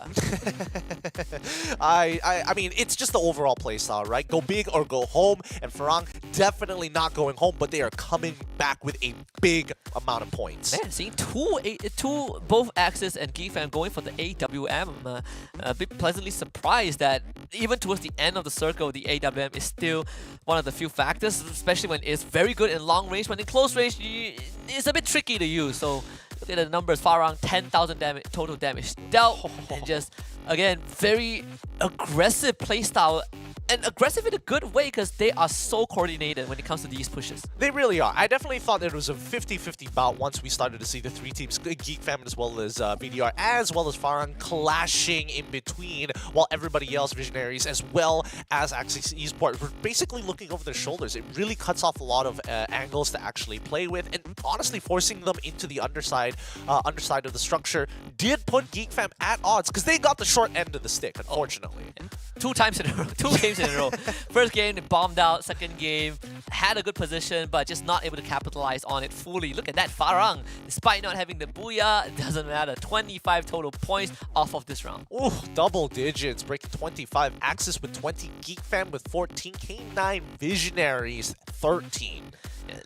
Pretty good performance overall from K9 Visionaries despite circumstances. Team Battle this time not that lucky. Who's next as well? Only 1 point in 11th place. We're starting to see teams who are a bit more consistent and teams who kind of struggle on certain maps. And Nextera is one of those maps that you definitely, some teams definitely have a bit more problem on because there are just so many weird angles that you can play from. Absolutely, and I think, you know, Kraken is one of those teams who definitely excel a little bit more in Nextera compared to the rest. They still struggle to a certain degree, but at the very least they knew how to actually rotate across the map, especially when they have POIs to work around and as well as the buybacks. And even Kraken towards the 5th circle, the second last circle of that match, they were able to put up a decent fight, right? They were harassing Geek Fam, they were forced to deal with Farang, but at least they were making some moves from behind because they played the entire game having to rotate late, having to get through a lot of those checkpoints, and they still made it far enough. Yeah, honestly, you know, having the strategy of throwing Unknown into some very precarious situations to instigate fights, to pull attention away from the rest of the members who are farming outside in the blue to get back in towards the ring later on was a pretty interesting strategy. Yeah, pretty interesting considering the Kraken is also one of the newer faces that we have in competitive Free Fire. So they are definitely picking up some of the quirks that we see from more experienced team. But that's, you know, the first 2 matches between these two groups concluded. Yep. The next upcoming map is where things are going to get interesting, right? Purgatory, I've been keeping a close eye on it. I think all these teams are very well familiarized, but more so, it's that toss-up once we get into that 4th ring, right? Yeah. That's where it gets tough. It's one of the...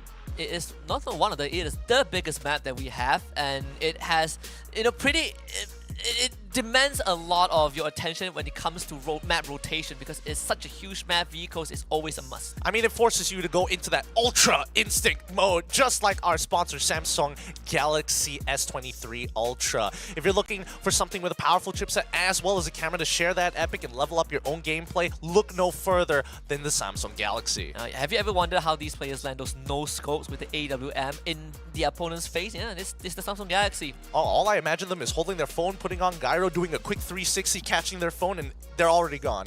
You can do it with the Samsung S23. Well, yeah. Things to consider to upgrade your own gameplay.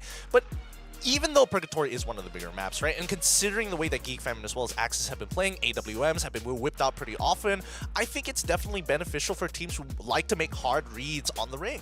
And I think it's even more prevalent in Purgatory because all these long angles are more crucial, I'd say, for these teams to gatekeep, considering that circles in general for this game, it feels a bit wider, again, because of the scale of the map. We're gonna take a look at the overall standings as well after that map number 2. I can expect Farang to, again, make their way up there now in 2nd place, overtaking Axis Esports. Yep, they're catching up fast to Geek Fam as they've already overtaken one competitor. The second one very clearly in sight, literally just 18 points away. K9 Visionaries underneath Axis with 92. Who's next is at 88. Both teams still looking to break into the 100-point mark. Barely overtaking Ilustrados Juegos, who will play later on in the last 4 maps. PRG Illusion actually still doing pretty okay, right? In 7th place with 74 points. And then you look at the 2nd page, Bijiman Esports having a bit of a rough time alongside Badut. Freedom Rumble in 13th place. That is a bit of a shocker.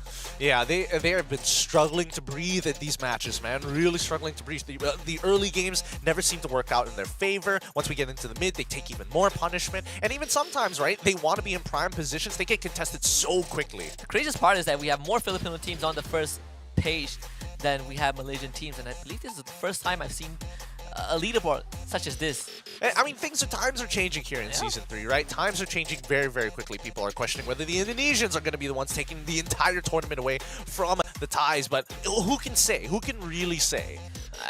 I'm just happy that a lot more Filipino players are really stepping up, right? Back then, we only had like, what, 1-2 teams, and then in Season 3, AB Radicals won the major and became the first Filipino representative to go to the world stage, and everything started to go up from there. And AB Radicals, they are going to be in the challenge final, so they are watching this happen alongside Expand, which is a pretty nice touch. But coming up, Purgatory is one of the few maps that I think teams like Geek Fam and Axis will appreciate a lot. Yes. Farang, if you want to play aggressive, means you gotta be a bit more proactive compared to maps like Bermuda. I mean, proactive is one thing, but also the fact that the way that we've been using those UAVs just to make sure to identify whether this is going to be an isolated fight or not have been done pretty well. I think, you know, Farang taking the early games in Purgatory, they control so much space, and I think it's one of the few teams that actually do it in a very unique manner. Yeah. One of the first teams that we had what, 2 years ago when we had our first MCP major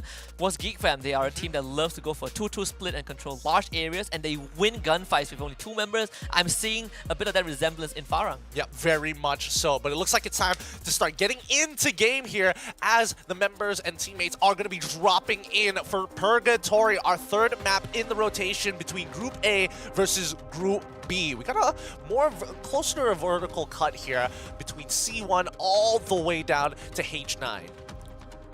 Gotta really be aware on how you read the circle whenever it comes to Purgatory, because it is one of the maps with a body of water cutting through the middle, and you have 3 separate islands, 4 if you include the moat house to work with. So sometimes you end up at a fishing hut with half the circle in the water. That's where teams start to struggle. WNX already struggling as Sven is gonna get knocked down very early on. Yep, FRU once again in early competition once again. It's important that they win these bouts against them, as they've already found one. Oh, FRU still getting at least 1 knock here. So it's a 1 knock for 1 knock. No points secured just yet. They're going to get the revives before they start pushing in. Oh! Yeah, FRU trading 2. I'm surprised that Hawkeye landed a Charge Buster somehow, but it's not sufficient, unfortunately. WNX, they will end up losing at least 2 of their members. Yadope already starting to run away, but it might be a bit too late though. FRU thinking about chasing him down, and Yadope is out in the open. WNX looking for cover, as FRU have already secured at least 3 points. All I can say is maybe it's fence diff. It's it those fences can be a little annoying, I'm not going to lie, but as FRU being able to secure the entire squad here except for Yadope, if they can finish him off, it's going to be free placements, but better yet, 1 extra point ain't going to hurt. Oh, he's in the waters. Ah, poor guy. Poor guy, getting peppered down. At least it's a pretty good start for FRU. It's one of those rounds. Whenever you hot drop someone, it happens, right? You're flipping the coin a little bit. And FRU. Well, at least for them, they're going to be able to breathe, right? Yeah. I'm looking at the map. I'm trying to see what some of the rotational paths are going to start looking like. I don't think they want to contest Marble Works because Farang likes to kind of spread out in that area and control a lot of space. I'm surprised that Jimbal is already crossing that river towards that dock side just to kind of get a good read of the land. In fact, if you look at golf course on the second, on the left island, there are only 2 teams, right? Farang and Marlborough, and you have DL, Golf Course, and Mount Villa. So this should be a very uninteractive area. Axis, in fact, they already sent X-Droid to one of the fishing huts to kind of check out if there are any other teams on the southern side, and they might see GeekFam. They might just see it, but if we come back here to VDR, they don't know that Kraken is literally all around them. Like, there are so many teams in this one spot, and now the fight actually begins between VDR and VIS. Oh, the Tetsuya from Mellows. Actually, that was definitely a visual glitch, because he poked Tweaks with the barrel of his gun, and Tweaks got knocked down. Yeah, he wasn't ready for that close quarter combat, as Ninja himself having to fight another Kraken member by himself, and Gal actually winning that out. Crazy. I mean, the early shotgun, this one, it's very, very effective. Only 2 pumps, but when you don't have those level 3 armor, you get shredded very... considering the fire rate for a shotgun, that one is pretty nutty. You know, VDR completely split from one another. Yeah, and Kraken, they should be able to clean up all the scraps here as VDR are in shambles. They are scrambling to get away. 2 members of them still alive. Actually, a 3rd member heading in the complete opposite direction as VIS have completely disengaged from the fight. Seiya just revealed himself by taking those shots, but I mean, Kraken, they're going to find him anyway. Seiya now has to fight his way out, but unfortunately, he's too many problems, too many angles to deal with. Yeah, unfortunately, even though that your dashes are on cooldowns, still being able to push yourself and itch your way out to maybe get a trade. Not a bad idea here. But VDR, they've taken more than enough damage here, losing 2 of their members. They're going to have to look for revives later on. The ring is starting to close. It's only the first one, so nothing too bad. But on the southern side is where things are going to get pretty heated very quickly. Look at Farang on the map. Actually, for our audience, they don't get to see the full map all the time, but just to let you guys know, Farang have basically controlled the entire, not just the center of the circle, but they also are gatekeeping mainland. The fact that you can travel between the body of water that freely, if you're Farang, it's very valuable movements. Speaking of which, northern side, as we're looking at Team Badud actually coming in with the rest of the members of Freedom Rumble down on the low ground here. They've got high ground to play, but not a lot of structure and cover to play with. They could slowly push on down, but honestly, do they really want to take this so early on? If you're Team Badud, there's only one way through, unless they fall back and go through towards the eastern side. But even then, it's very hard to make it deeper into the circle in their position. And Team Badud might just consider trying to fight their way through. I don't think so. I think they just hold up on that hill, right? They want FRU to actually play in this uphill battle. They've got more trees to play once they are higher up in that in the high ground hill. I think what they know for sure is that they've already looted Moat House, right? And for the information you get from that, there's nobody at your backs. They heard the gunfire happening towards the northeastern side, so they know that FRU probably somebody is going to actually third this if they hold out.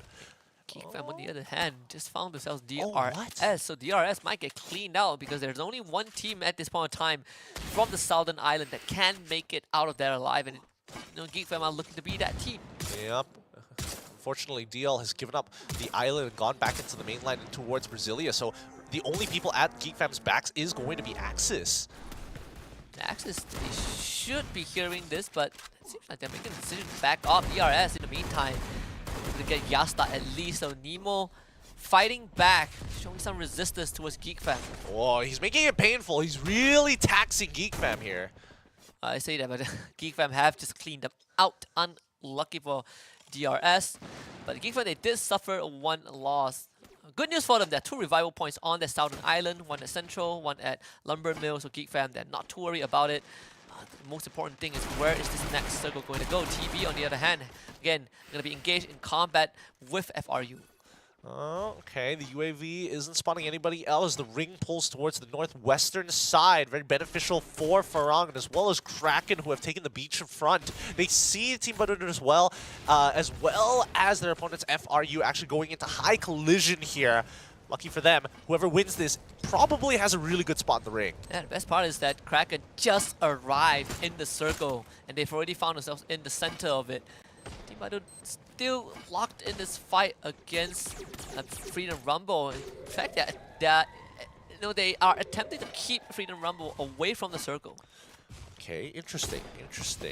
FRU still rotating around. They need to clean up this fight sooner rather than later. The longer this lasts, the more chances for other teams to actually intervene. Four Eyes trying his best to actually hold out for as long as he possibly can. The CQC is getting good, and it's going to be Asla and Yazid who gets knocked down, with Four Eyes being next to the secure kill onto Yazdi. Kyoza is coming in to try and maybe trade something back. Doesn't find anything yet. There's so many glue walls to play with and no melters to work or nades to get him out as he faces off all three players, gunning him down. Team Badut is going to be coming up on top. Too many angles to cover, too many bodies to go through. Team Battle gets a clean wipe onto Freedom Rumble. And that means that they actually not just get to loot the corpses of Freedom Rumble, but they also have a bunker nearby. They have 2 revival points. It's a lot of utilities, a lot of luxury for Team Badut in their vicinity at least. DL, on the other hand, they are swimming through, and BE is right behind him. Oh no, one member isolated from the rest. I don't think DL's member is gonna jump back into the waters and try to swim across it towards safety side with some Overwatch. That'd be nice, but Vegeta is going to have to try his best. The rest of the members here, this is going to get tough as BG is going to get deep into the middle of that fight. Already finding one, locking him up and stopping him from running away to secure the point. Yeah, and this is a bit of a aggressive maneuver. DL, they are going to start to get rushed. They have lost one member already. BE, they are not shy to go for a swim. It will take a bit of time, so not the easiest thing to pull off, but Vegeta, he's going to be the first one on the scene. That it was actually going to start allowing the rest of BE to swim over. Whoa! Razi, he's taking lost 50% of his HP already, 75 HP left. Trying to hold on. The level 3 M10 Raz, he's done with this. He's sick of BE. He has to just take this fight. It's going to be Raz who falls down, and Snake quickly finishes off Kenshi, and Kai looking to finish off the rest of these kills. Soria, last man left standing, not much help to work with, and getting ran at by multiple members of TBE. Unfortunately, PRG, the illusion is going to be out. And again, Farang taking control of majority of the circle right now. There's still a chance that the circle moves even closer to the body of water in the next rotation, and if it does, it is going to be bad news for teams like Axis. I mean, it'd be very, very unlucky. It's very likely for it to happen because it pulled towards the left. Now there's a good chance it might pull towards the right. Maybe even the northern side would be very beneficial for Team Badut, and as well as Visionaries, or maybe even for VDR, right? Because VDR, they've been winning out their fights so far. VIS trying to get that reset, but eventually one of these two teams will have to fall, with Team Badut actually taking a more northern side. So it pulls towards the northwestern side. And it does go over to the north side, and best yet, no teams are in the circle. Look at TB, they're doing what they do best. First team to arrive on the scene, they will make it into the circle, no problem. When using a scan to make sure that no one is there, so they will be thinking about taking over that area. Axis, they're going to try and catapult themselves closer to the circle as well. They will be spotted by Farang again. The drone is still up in the air, so all the teams have a rough idea of what's going on here. But I don't see Kraken moving on just yet. They need to finish off this last kill and then start moving in towards the beachfront. Actually starting to receive a lot of that pressure, but they're also buying time for themselves because they literally are at the edge of the circle. They can just turn their backs and be safe. BE, they gotta deal with teams who are on the mainland island. Kraken, on the other hand, just found Seiya from VDR. And here comes BG actually pushing them off the beachfront. Kraken forced to actually pull deeper in. Farang is going to scan the structures in front of them. This actually might not be good for Kraken. If they start pushing into the structures, they are going to fall into a really, really big fight that they do not want to be a part of right now. Well, if Farang just arrived, so wherever Farang is, the fights are going to be big. And Farang might just see both KRN and BE. In fact, Alif, just a complete spray down onto X-Bot. There's nothing that he could do. Yeah, and Farang, they're looking towards BE. This gives an opportunity for Kraken to get the hell out of there. But now they're stuck between a crossfire of Vision as well as TB.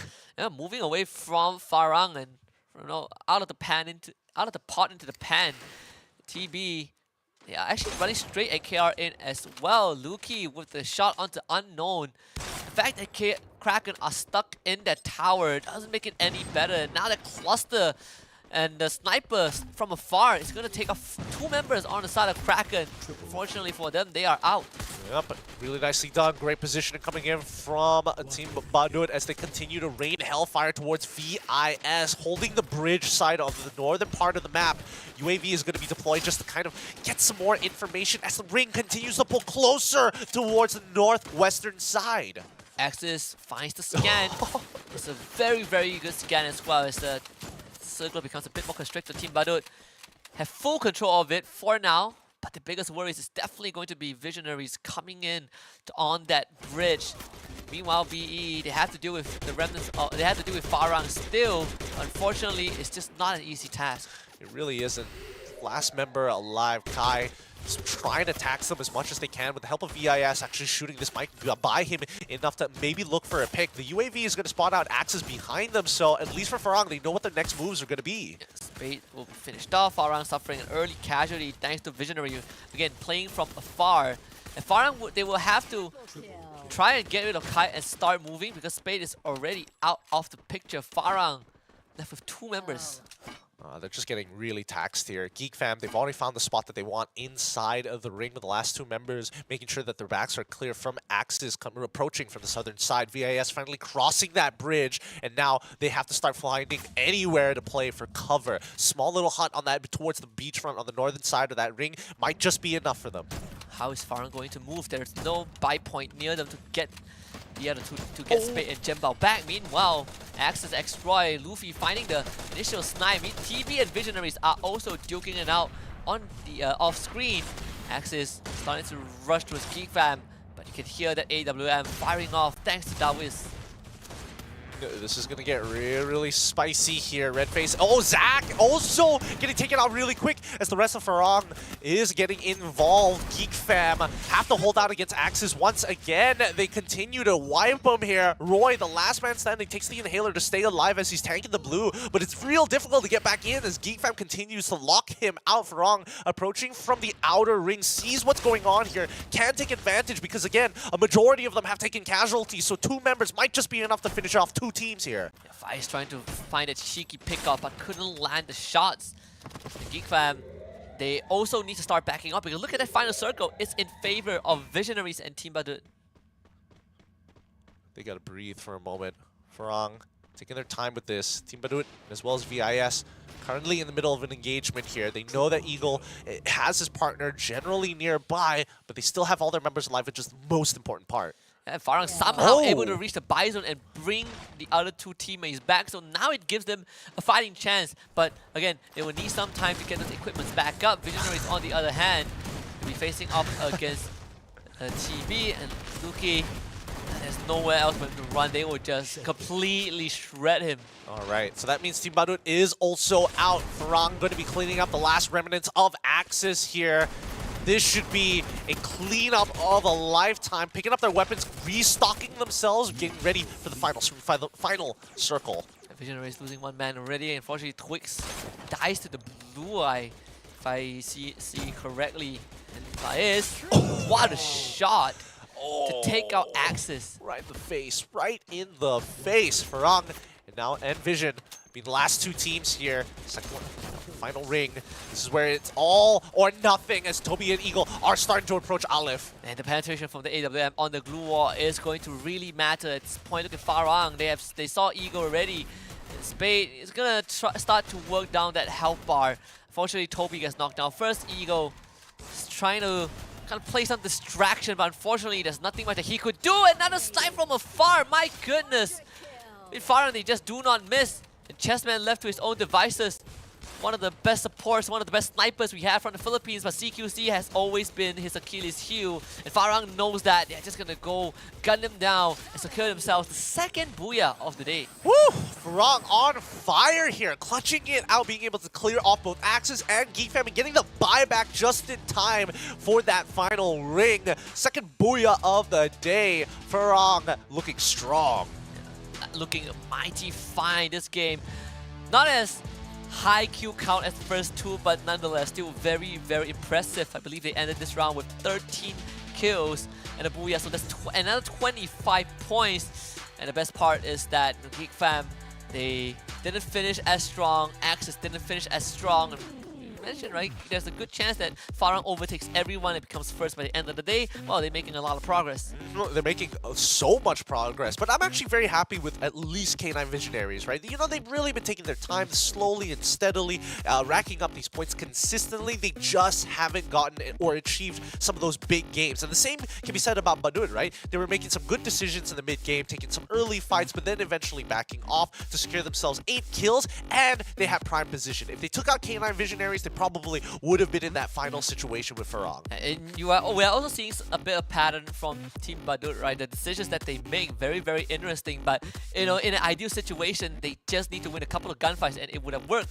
Game 1 to Game 3, they've been making sure that they always take control of the circle, or at least be the first few teams to make it in.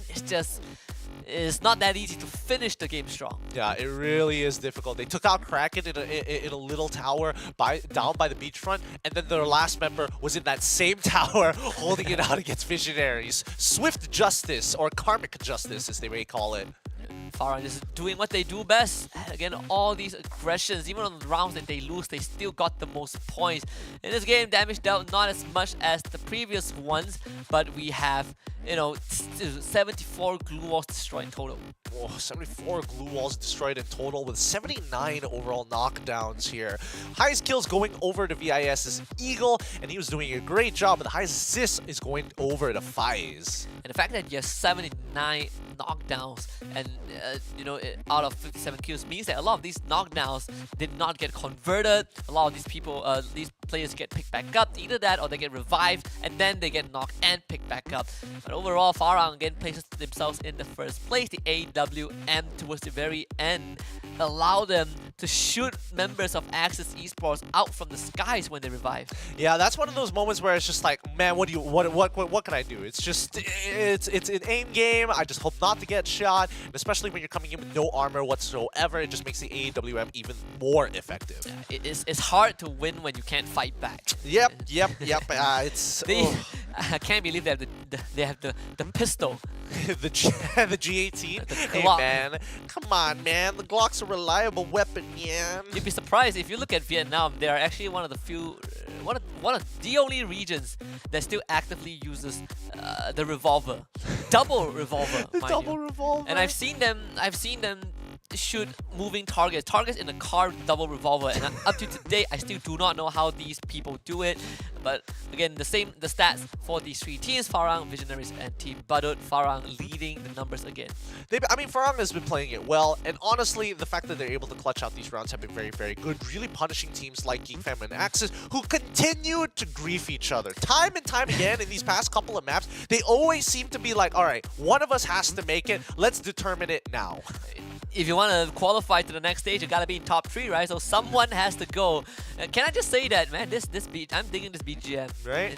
This is an upgrade from last season for sure. Farang with 25 points for match 3.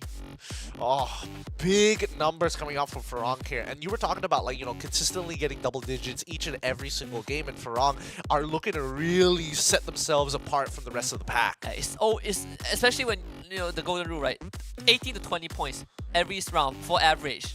Farang gets 22 and above. That is above average, and they have been doing it for 3 rounds in a row. And when you are doing it, when you're achieving this average, even on rounds when you don't get the Booyah, that's where you know that the team is really, really having a good day. Disgusting, truly disgusting here. I mean, I think so far the highest point accumulation that we've gotten is 32 points coming out from IJ Ilustrado Huevos yesterday in their map in Purgatory. And before that was GeekFam being the holder of 30 points. The highest record we had internationally, I think, in the competitive setting of Free Fire, overall was 36, I think. That's disgusting. 35 or 36, and it was the final round of FFWS last year in Thailand, which EVOS Phoenix won. They needed like 35 or 6 points, and they got it in the last round, and that was crazy because Brazil was ready to bring the trophy back to where it should be, and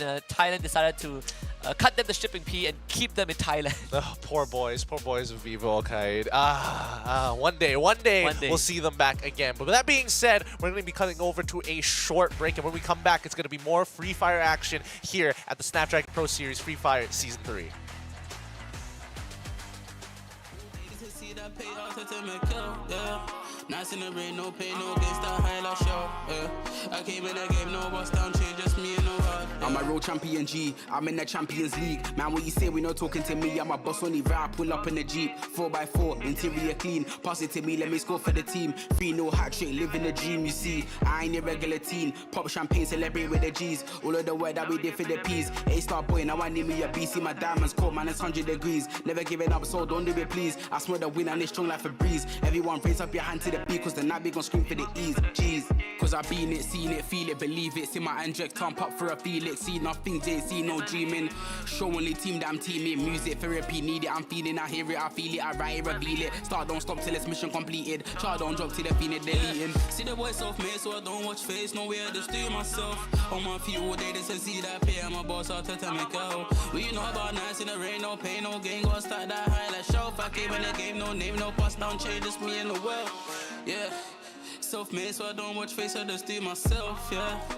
All day, they say see that pay, I'll tell me go, yeah. Nights in the rain, no pain, no gain, start high like show, yeah. I came in the game, no bust down, change, just me in the world. Yeah. We are the champions, we are the champions. We are the champions, yes we are the champions. We are the champions, we are the champions. We are the champions, we are the champions.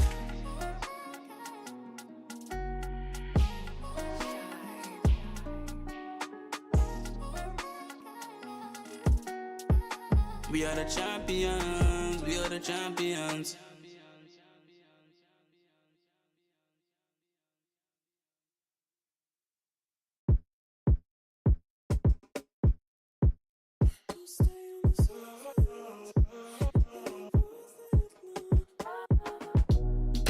Come on, turn the lights out.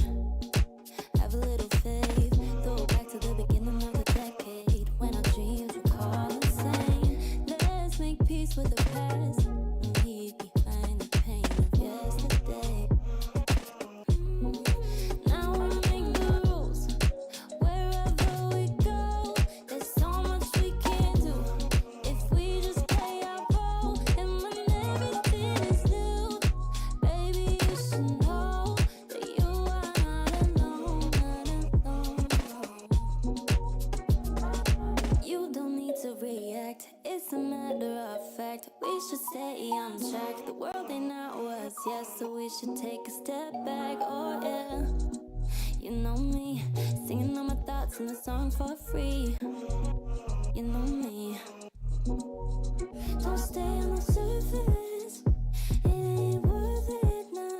Not trying to be perfect. You are going to break. And it ain't worth the headache.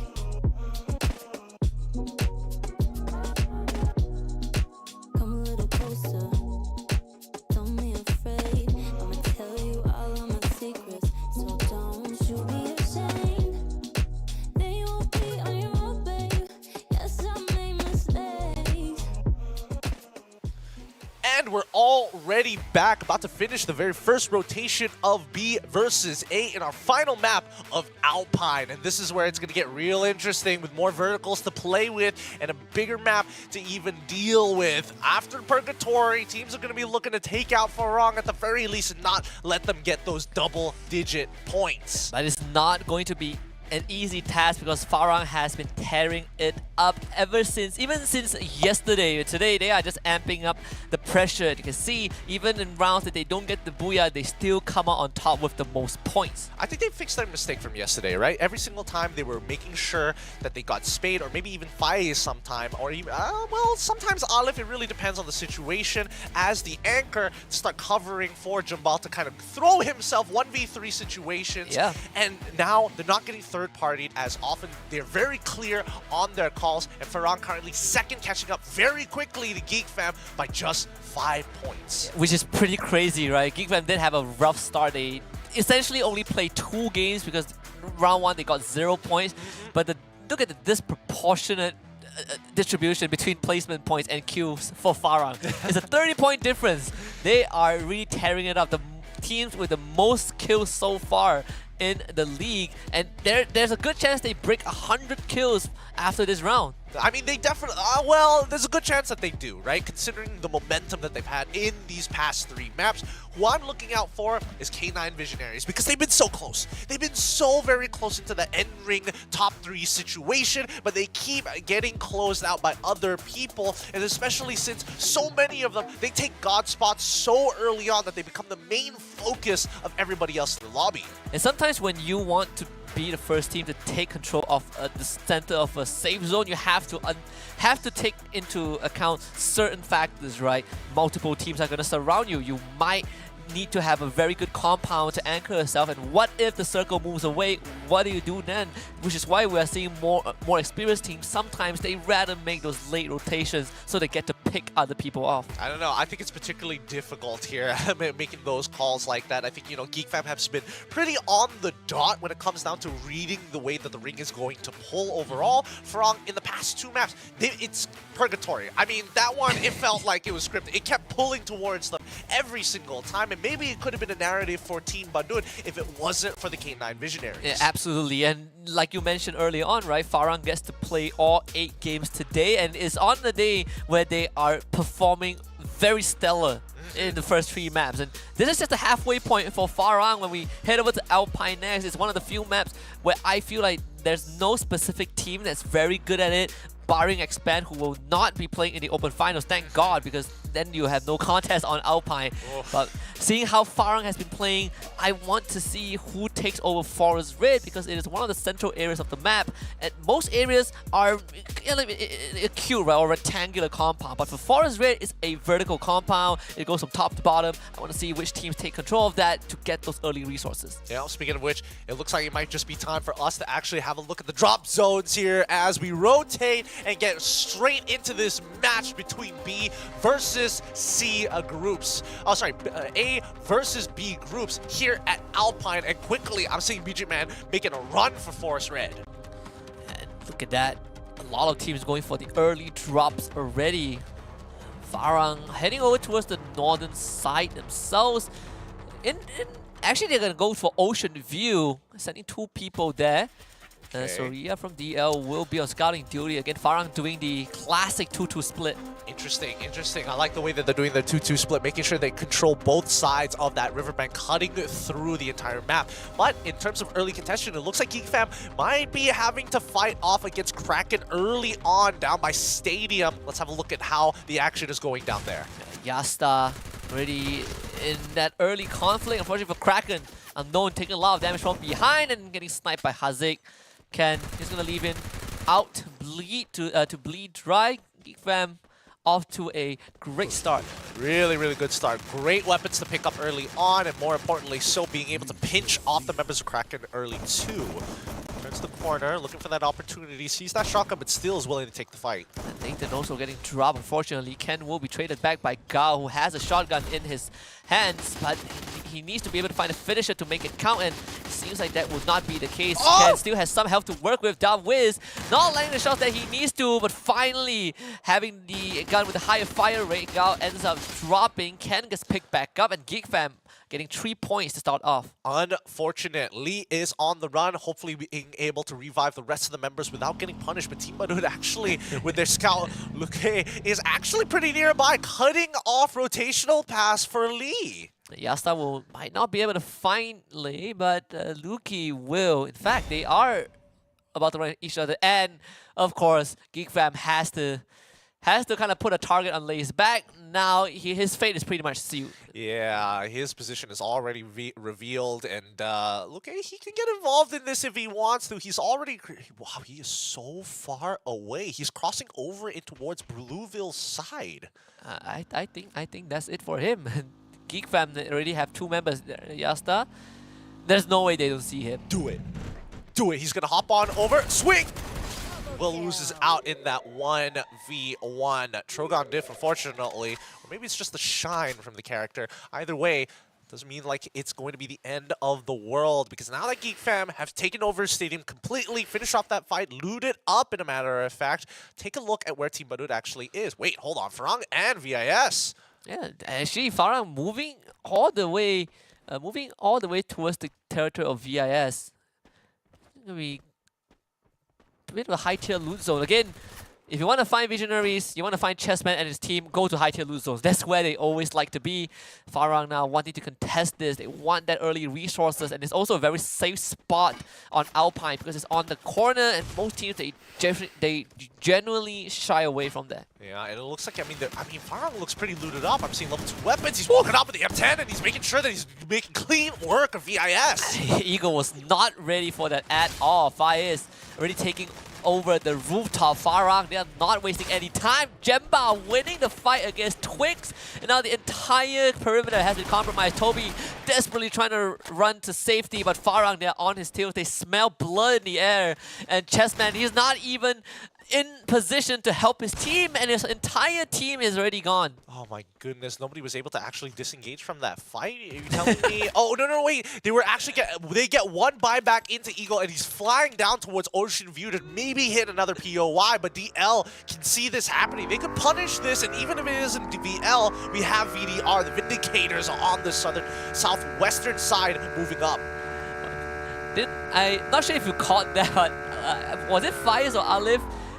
That was one of the cool emotes.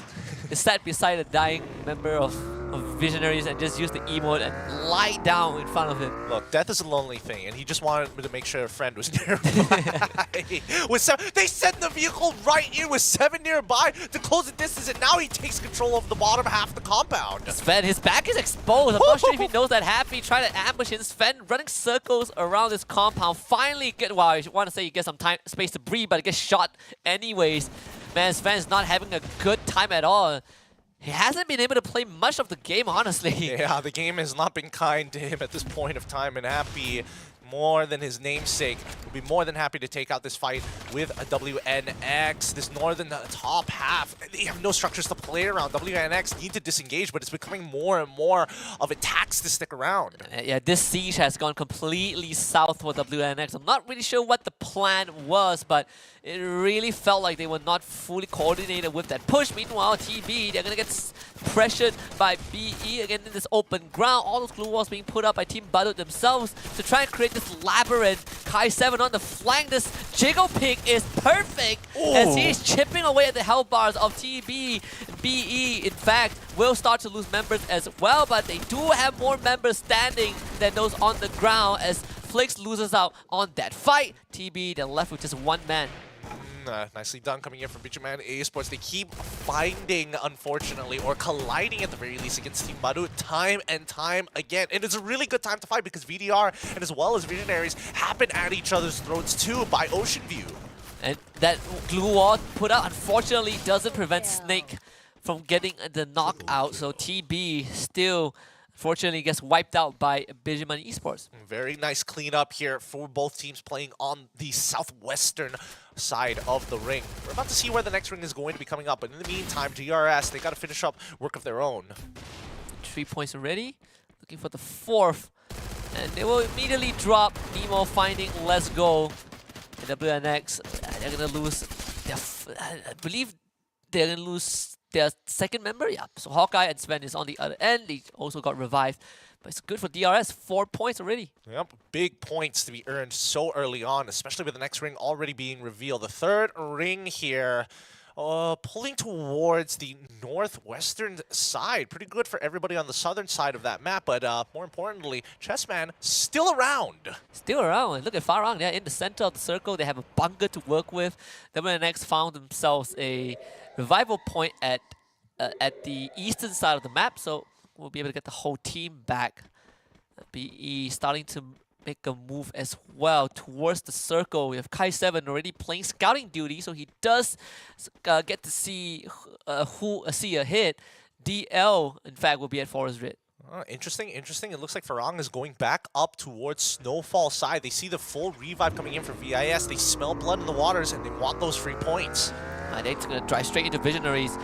Will our Visionaries ready for this? That is going to be the question. Now, Liv actually even spotting Eagle and Twigs, trying to drop parachute as fast as possible. Eagle shot down by Fire. Farang are just so sharp, and that's a free point. Oh my goodness. Oh my goodness. VIS now getting gatekeeped outside of the zone. Farang still hungry for blood in this sector. Is going to continue pushing outside into the blue, making sure that Spade is going to be anchored down with the help of Jambal, who is playing around the edges of that ring. Chessman again feeling helpless. There's nothing he could do for his team. He's going to split away from the rest of the squad, but thankfully there is a buy point. He can still somehow salvage this. He even is on a potential flank angle. Will Farang be aware of this though? They are not shy to push up from the circle just to get rid of Visionaries. Yeah, well, all of this is happening. Farang did give up their central position, just the left side, that top hill from Militia. We do see Axis taking full control because they're looking down at DL and as well as VDR, who are playing on the opposite side, away from the mainland and in Forest Red. This is going to be a bit of a sweaty fight, especially on the southern side with VDR and BE duking it out. You also have DL in the fray. Axis will be watching this happen. VDR instantly disengages. Yeah, let's not forget that Geekfam actually just a little bit south from BE side on the outer side of the ring. They could look to cross on early while the commotion is actually happening, and Axis is doing a great job here, right? They see all three of these teams. They're going to try and take out the vehicles as early as possible, make sure that this rotate is nice and slow. They're also, but it does reveal their position. Thankfully, so far the DL isn't threatening them just yet. I believe Visionaries, they did lose one of their members as Farang ran him over. Chessman actually finding let's go after splitting away from his team, so eliminating WNX unfortunately. Meanwhile, Chessman, he has been spotted out. Is it worth that kill? I'm not that sure about it. Freedom Rumble will get an easy one. Yeah, but in the meantime, thanks to Chessman, he's able to bring both Toby and as well as Eagle back into this game as they take over the hills just left of Malicious side. And Free Fire is so fun. Your card changes depending on who drives it. Elon Musk, you seeing this? Elon Musk, please add wings, economical wings to my Tesla. They have the Cybertruck. The Cybertruck. Apparently, recently he said that they unloaded a full Thompson clip and there's no penetration. It's just dents.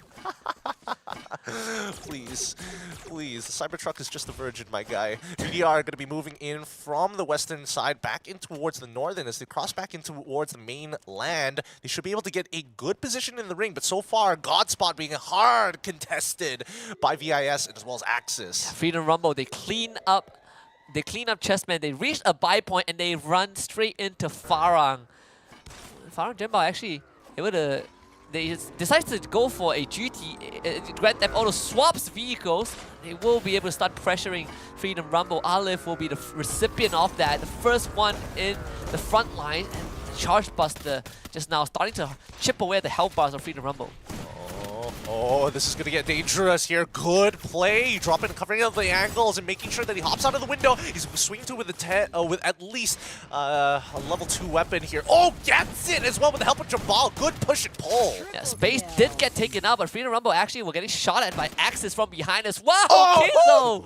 Kizo winning that fight out. Very, very crucial for Freedom Rumble considering that there are two teams firing at them.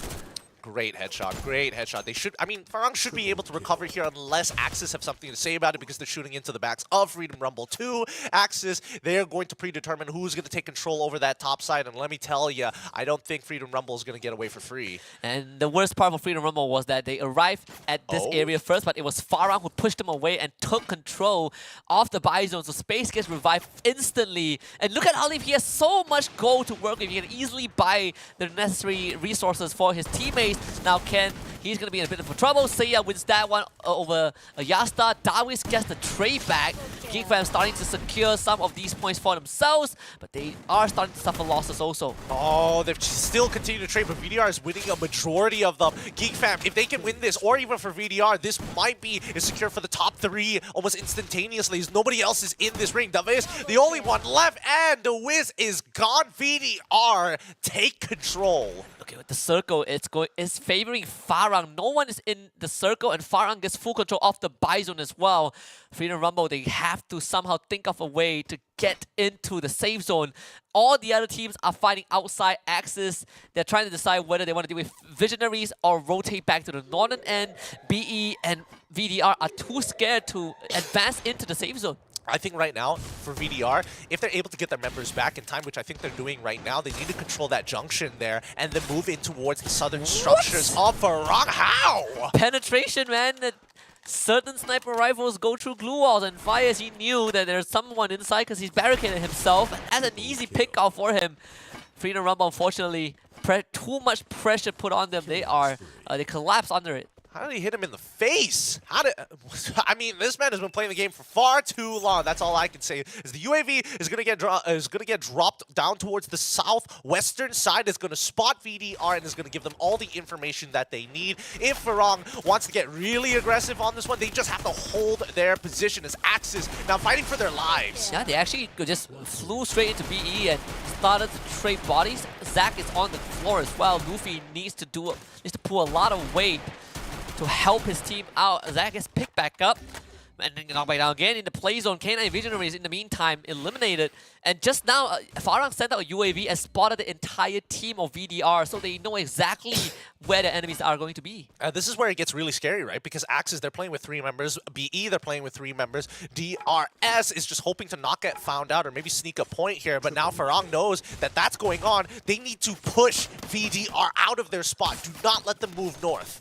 Look at that UAV again. So much info given over to Farang. Fires.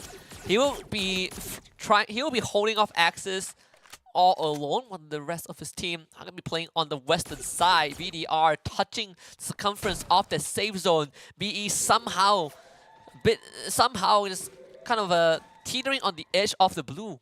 Yeah, this is perfect. This is perfect. This is exactly what VDR should be doing, right? They don't need to get in any more engagements. They can just slowly rotate in towards that ring. They know that BE has taken a lot of casualties, and thanks to Axis on that top right side, Farang cannot just push in and take this full all-out fight against VDR just yet. Well, Melo's just wiped out the entirety of BE, and now it's the green light for his team to start taking control of the southern side of the safe zone, but they gotta walk through the crosshairs of Farang. Fire is chipping away of some of those armors on the side of VDR. In fact, Farang are starting to inch closer and closer towards them.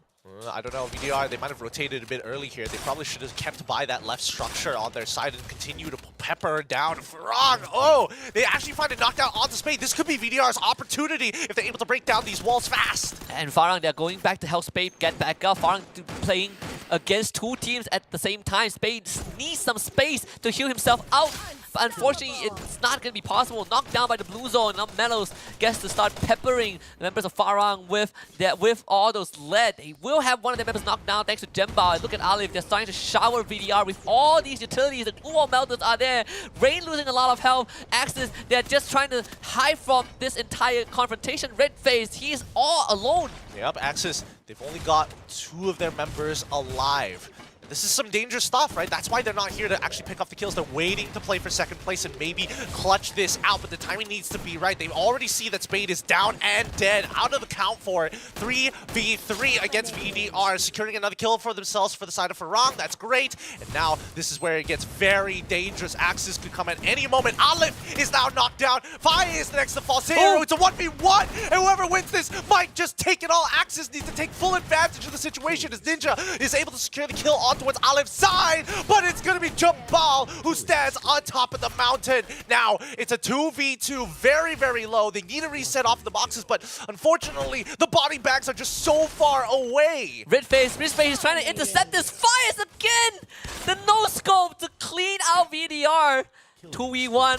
Redface gotta make the clutch of his life happen against Jembao and Fires, but you're up against the king of CQC and it's just not possible.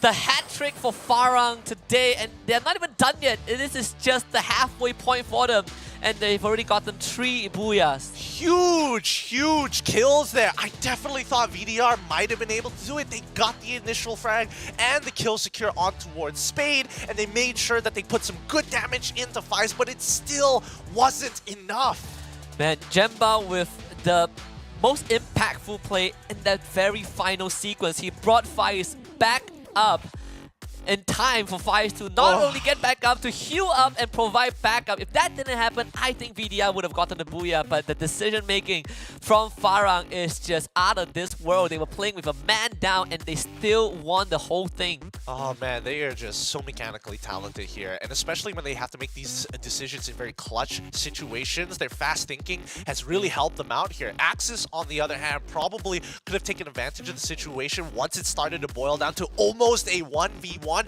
That was the time that they could make something happen, but unfortunately, even for them, as hard as Axis wanted to fight, they end up losing, out of the 2 members that were left, they end up losing 1 in the middle of that somehow. And remember, Farang was fighting 2 teams at once. They were fighting with Axis, they were fighting with VDR, and they somehow were able to isolate their enemies, which is pretty crazy. And this shot, definitely one of the best ones we had today so far. The presence of mind, the instincts from Farang. Disgusting game sense. That's all I gotta say here. Axis, they played it as well as they could, right? Again, continuously making sure that the southern teams are forced down even further and have to rotate towards the western side of the ring, and then they just fall into the meat grinder of Farang as they slowly consume team by team. Yeah, this is one of the craziest sequence, the CQC between VDR and Farang. Look at Jembao, down very low in terms of health, somehow was able to secure kills, and because he brought Fires back up, Fires was the one who was able to clean up the rest of the Vindicators, and it really made the entire difference of that series, of that sequence. And look at this, the numbers speaks for itself. Not much glue walls destroyed, but in terms of damage, oh boy, it's 47,000. 47,000 with a total of 86 knockdowns, but look at the total kills. The amount of revives that were happening in this game was already pretty funny. 19 total rescues. I believe Jembao got like 7 kills this game, and the Fires got like 5. The CQC tag team of Farang is solid as always, has always been very consistent ever since they started, kind of dipping their toes into the competitors, into the tier 1 scene. So Farang, they are definitely going to be in first place after this game number 4. The M1014, the late game shotguns. You want some CQC weapons in the final circle? This is the one for you. Yeah, and surprisingly for Axis, they still had only an AWM, but somehow a VSS is part of that top 3. Yeah, VSS, one of the lower budget weapon. I mean, that's lower. This is like AWM at home. basically. Mom, could I have an AWM? We got AWM at home, man. But you gotta give props to Vindicators. So 7 kills with the AWM. They have been landing some nasty shots. Really great shots here. Out of those 4 headshots, right, if we're looking in terms of overall percentages, Jombal comes up on top. Out of his 7 kills, 3 of them being headshots, which puts him at a 42.86% headshot rate. If you got one more headshot, that would be pushing him over the 50% mark. Just out of curiosity, so survival time, why is Farang's survival time a second shorter than Vindicator? And am I missing something? Well, I mean, this could be along the lines of, it's hard. Well, actually, it's one of those interesting things to calculate, right? Because it's one of those things where you're calculating the entire squad. Yeah. You're also calculating the time of whether do you consider survival time being downed? Is that also included? A lot of factors that are coming into play. The general rule of thumb, if you're standing, if you're walking, you add on to the survival time, and it's the total survival time, not just one person. Yeah. Rule of thumb in Battle Royale is just don't die. Just don't die. Just don't die. They had 26 points for Farang. Massive round again. 14 kills. They are consistent. This is the dream scenario for any team who was seeking to have a good day. Man, look at Farang today's performance. So far, 29 points. 29, 24, 26 points. Even their worst round, they got like, what, 22, 23 points. That was disgusting. That was really, really disgusting. Teams like Kraken, Who's Next, and even Team Badu taking, just mountains of punishment in this time. K9 Visionaries, I'm a little sad that they weren't able to get more points here, but it's great to see that both Disruptors and as well as BG Man Esports actually collecting a good amount of points this time round. Yeah, GeekFam in this round didn't get griefed by Axis, but they still had a really rough one, right? Yeah. Only 8 points gathered for them. Last we checked, GeekFam was, 4 or 5 points away from being overtaken by Farang, and now they are definitely a full round behind. Yep. That means they're going to have to start catching up in tomorrow's games, because that's going to be the end of Group A as we move in towards Group B versus Group C. Group C, looking at this, I mean, we're looking at Ilustrados Juegos, the the ringleader for Group C, the most consistent performing team, and also one of the few Filipino titans aside from AB Radicals. I want to see how they can kind of match up against Farang, because I think that these two teams have similarities when it comes to taking the CQC fight. The only difference is that Ilustrados Fuego, sometimes the decision making can be a bit messy. Well, to be fair, you don't see Ilustrado Huevos backing off. It's like, we're committed to this decision, we're all in, or it's nothing. Which is exactly the same as Farang, right? They love to commit to these fights, but again, Farang so far have shown exceptional just close quarter combat fights. The mechanics has been flawless. They probably had a very good meal today. And aside from having good meals, they also have the assistance of one of the best chipsets in the world, and that coincidentally is also the people who made this happen, Snapdragon Elite Gaming, when winning matters. If you're looking to give yourself an edge, why not consider the Snapdragon Elite Gaming? They put it in so many different phones because it's just that good. It's hard to find a competitor like it, but if you're looking for one specific phone, then check out the Galaxy S23 Ultra so you can share that epic with all your friends and level up your own gameplay without really having to prove anything to them. And if you still don't think that is enough, don't worry, Monster Energy is here to help you unleash the beast within you. In fact, they have the other flavors in the office already after 2 years, so I got my favorite fruit punch. Check them out at www.monsterenergy.com/gaming. And once you're done with all the games, it's time to go back into reality. Maybe consider buffing yourself even more. You're not going to be able to afford these products if you don't have a good job, so level up your career with DHL. Boston Dynamic Dog. You like dogs? Boston Dynamics. It even has a Boston Dynamics accent, I would assume, right? Yeah, you've seen a lot of like other ESL events where they have those moving trucks, those AI-powered things, and DHL is going to be there for you. But again, this is the end of our first half of this evening. We still have 4 more games coming up between Group B and Group C. We'll go for a break and we'll come back for more Free Fire action.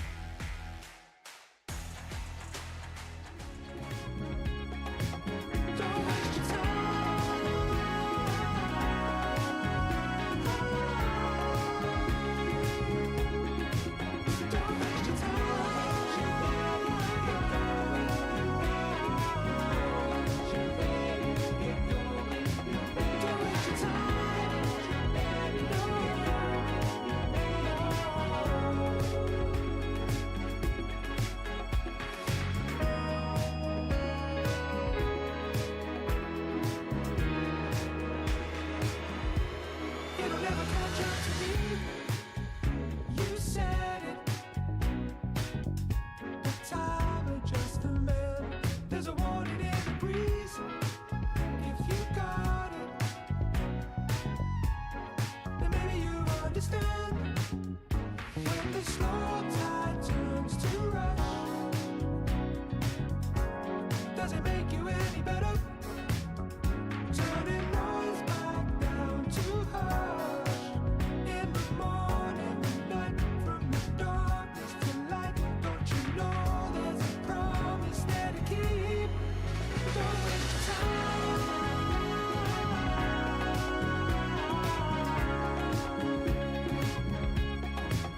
Don't waste your Don't waste your Don't waste your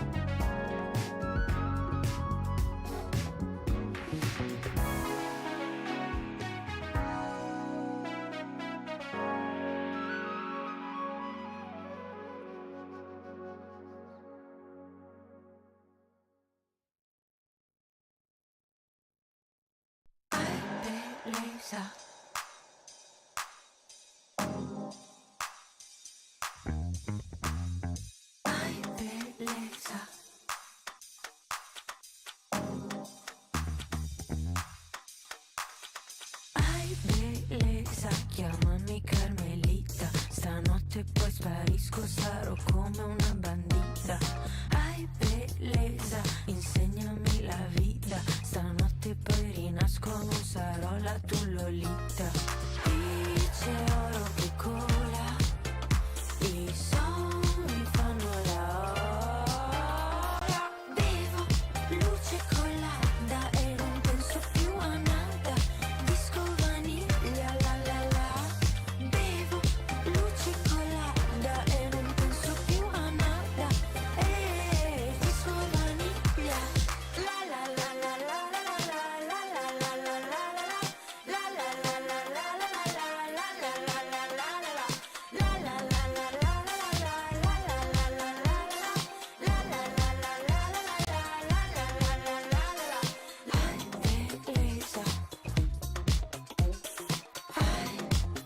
non sarò la tua Lolita. Ai bellezza, non ho più tempo per te. Ai bellezza, torno al mio Olimpo, baby. Ai bellezza, questa è la dance floor per me. Ai bellezza, se sto lontana da te. Dice oro che cola, i sogni fanno la ora. Bevo luce colada e non penso più a nada. Disco vaniglia la la la. Bevo luce colada e non penso più a nada. Disco vaniglia la la la la la la la la la la la la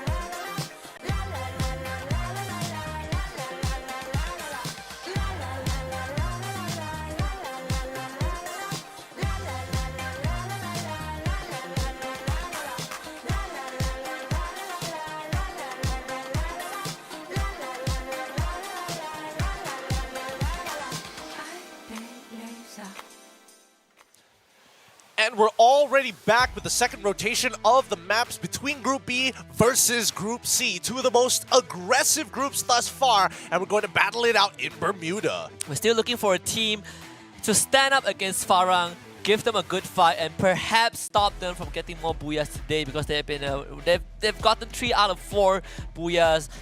But if you look at the points that they get, they might as well have gotten all 4 Booyahs in the first half.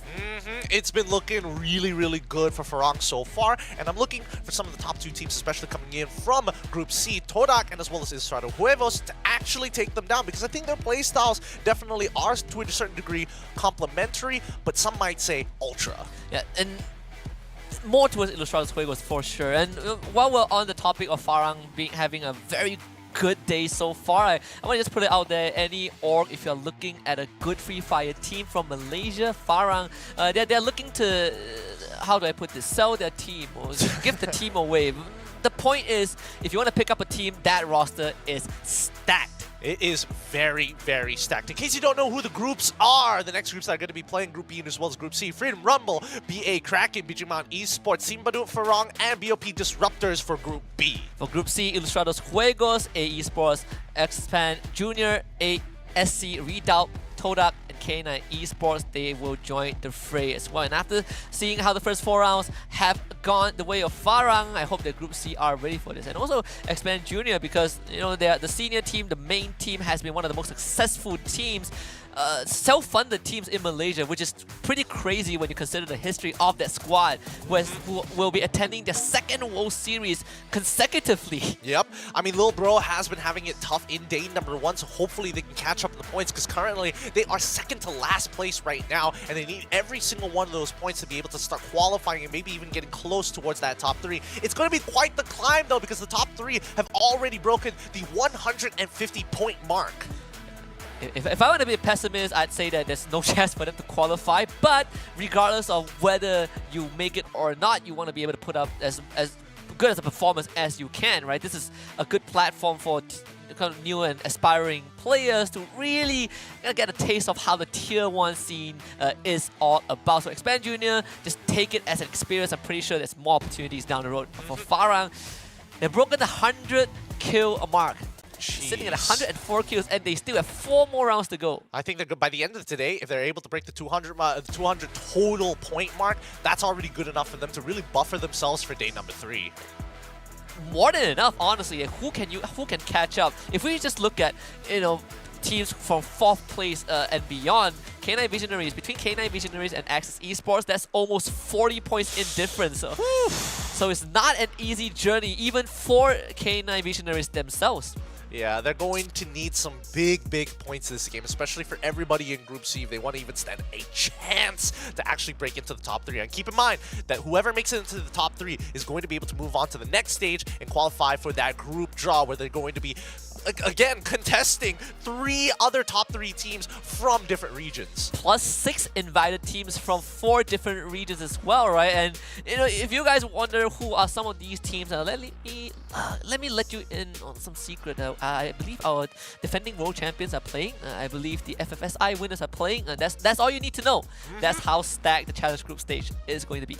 It's not going to be easy, of course, but first things first, we got to get certain things out of the way, and that's this rotation. Hopefully, especially once we get into Purgatory, it's going to get even more fun, but we also want to thank our sponsors here, because if there's no other time rather than now to unleash the beast with Monster Energy Drink, they've got to do it as quickly as possible. So go check out www.monsterenergydrink.com/gaming. And the best part is that they have so many different flavors. You want the ultra flavor, they have it. You want fruity flavors, they have it as well. I recently tried the pineapple one. It's pretty good. It's pretty good. I love it. I believe you also tried it with me. Yes. The pineapple one is pretty good. It's tough between the white and as well as the fruit punch one, the pink one. Yes. I go based on colors because it's just easier to identify. They're pretty darn good, especially if you're tired of the classic flavors. But with that being said, in this upcoming map, and especially in Bermuda, I'm expecting a lot of early contests. The mid game is going to be far more interesting compared to Group A and Group B. And the best part is that now the Geek Fam is not going to be playing on Bermuda. Clock Tower is open for business. And sometimes when it comes to Free Fire, in a more advanced sense, when you start having different groupings that you need to contend with, rotations do change based on who you're up against. And I do wonder if we would see a bit more clashes early on, or we'll see less of it. I mean, based off of yesterday, Clock Tower can be a dangerous spot to be in, especially with the situation we saw yesterday. Hopefully it doesn't repeat today, because some teams have been taking it rough, especially for a-esport. And we'll see if today will be a better day for them. We're jumping into match number 5, and it's also the first one, at least for the grouping Group B and C. Again, a very even flight path from the southeastern side to northwest, cutting straight down the middle, Bimaksakti Strip and Clock Tower, very obvious drop points. Wow, I mean, it feels like the game has been very generous, right? It keeps going halfway through the map. It's got a very even distribution overall, making it a pretty standard game for a lot of the veterans. Yeah, it is. Clock Tower will not be heavily contested. In fact, the closest team to it is actually BE. Illustrator's Quake was dropping over to Rimnam Village, and that's also where the high tier loot zone is. But on the map, again, BE engaging in some early combat already. Okay, early combat, and they're going up against Xpan Jr. They've done this before, and they got, I mean, Xpan, they wanted out. Xpan Jr. wanted out, but they keep getting third party. And I'm looking at that member of from Ilustrado Huevos, he knows what's going on here. He might be calling in for reinforcements in a little bit after they completely loot out Rimnam Village. Yeah, and Blank is getting dangerously close. He really, he really is putting himself in the hot zone. It's in G5. He's going to be playing on that second floor. In fact, Expand Jr. have pretty good control of this entire compound. BE are forced to play defensively. Yeah, and I think X-Man, the longer they wait this out, the more opportunity it's going to bring, especially for IJ to actually start pushing in. But keep in mind that this isn't the only fight that's happening as of right now. Oh wait, they've already found it. They've traded 1-for-1 so far, pretty good coming in for BG, but then now the trades as they start jumping in from the second floor to find it back. Currently a 2v2. They need to secure as many points as they can. Trying to get the revive on towards Kai's side, blocking off line of sight with the help of glue walls, but then the rotations over the wall, and more importantly, through the windows. They check it, they see one, chunk him down to 40% of his HP, but still, the glue walls are making it difficult to actually approach. And Matt is going to start healing his teammates back up. Expand Jr. actually gets the buyback onto Ipan, so he will be joining his team. Look at Blank. He is still hanging around this area. Kai loses a majority of his health pool. And these early fights are not easy to manage because you don't have much medkits to work with. You're going to run dry very, very fast. And Blank, he is literally beside these two teams. Do they know? Do they know that he's there? I think they have a rough idea, right? They start to sniff it out. K9, wait, hold on. Farang and K9 are in the middle they of found the him. game as well. But there we go. They finally found him. They're probably going to get the easy revive here by Rimnam Village. But in the meantime, Expand still a member down, trying to take out BG Esports. They finally find the trade back to force it back into a 2v2 once more. With 3 members still alive, and Vegeta just trying to look for resources to heal themselves back up. The Inhaler is going to keep snaking as well as Kai, topped up pretty healthily, but is going to force Expand backwards. X-Man, the only one left with a knockdown of his last remaining member, Sin, he's out of there. And Expand Jr., unfortunately, the team to run out of gas first. You have to abandon ship. Matt, I'm not sure how much distance he can cover, and hopefully he can get out of that. While all of that was going on, Farang actually wiped out K9 from this entire game, so that's already 4 points for Farang. I mean, we know how they play. They like holding on to that peak, and especially since that it is the central point of the upcoming ring, it's more so reason that it's hard to hold that high ground, especially when they're coming in from the mill. They're going to be able to start having a clean rotational path. I don't see anybody else actually trying to contest for Central Circle. Kind of be able to find some vehicles to work with as well as BE. They are still on the chase. This could spell the end of Expand Jr. at this point. You can see Matt, he changes to the Charge Buster, hoping that he gets those 1v1 scenarios. There is a chance that if he can somehow take out Kai and hijack the vehicle, but it's wishful thinking. He's trapped behind the tree. This is it for him. Yep, he's going to swing wide, gets the kill with the help of a jump to secure the kill. Question is, when is Ilustrado Huevos going to move out of Rimnam Village? Not anytime soon, I suppose.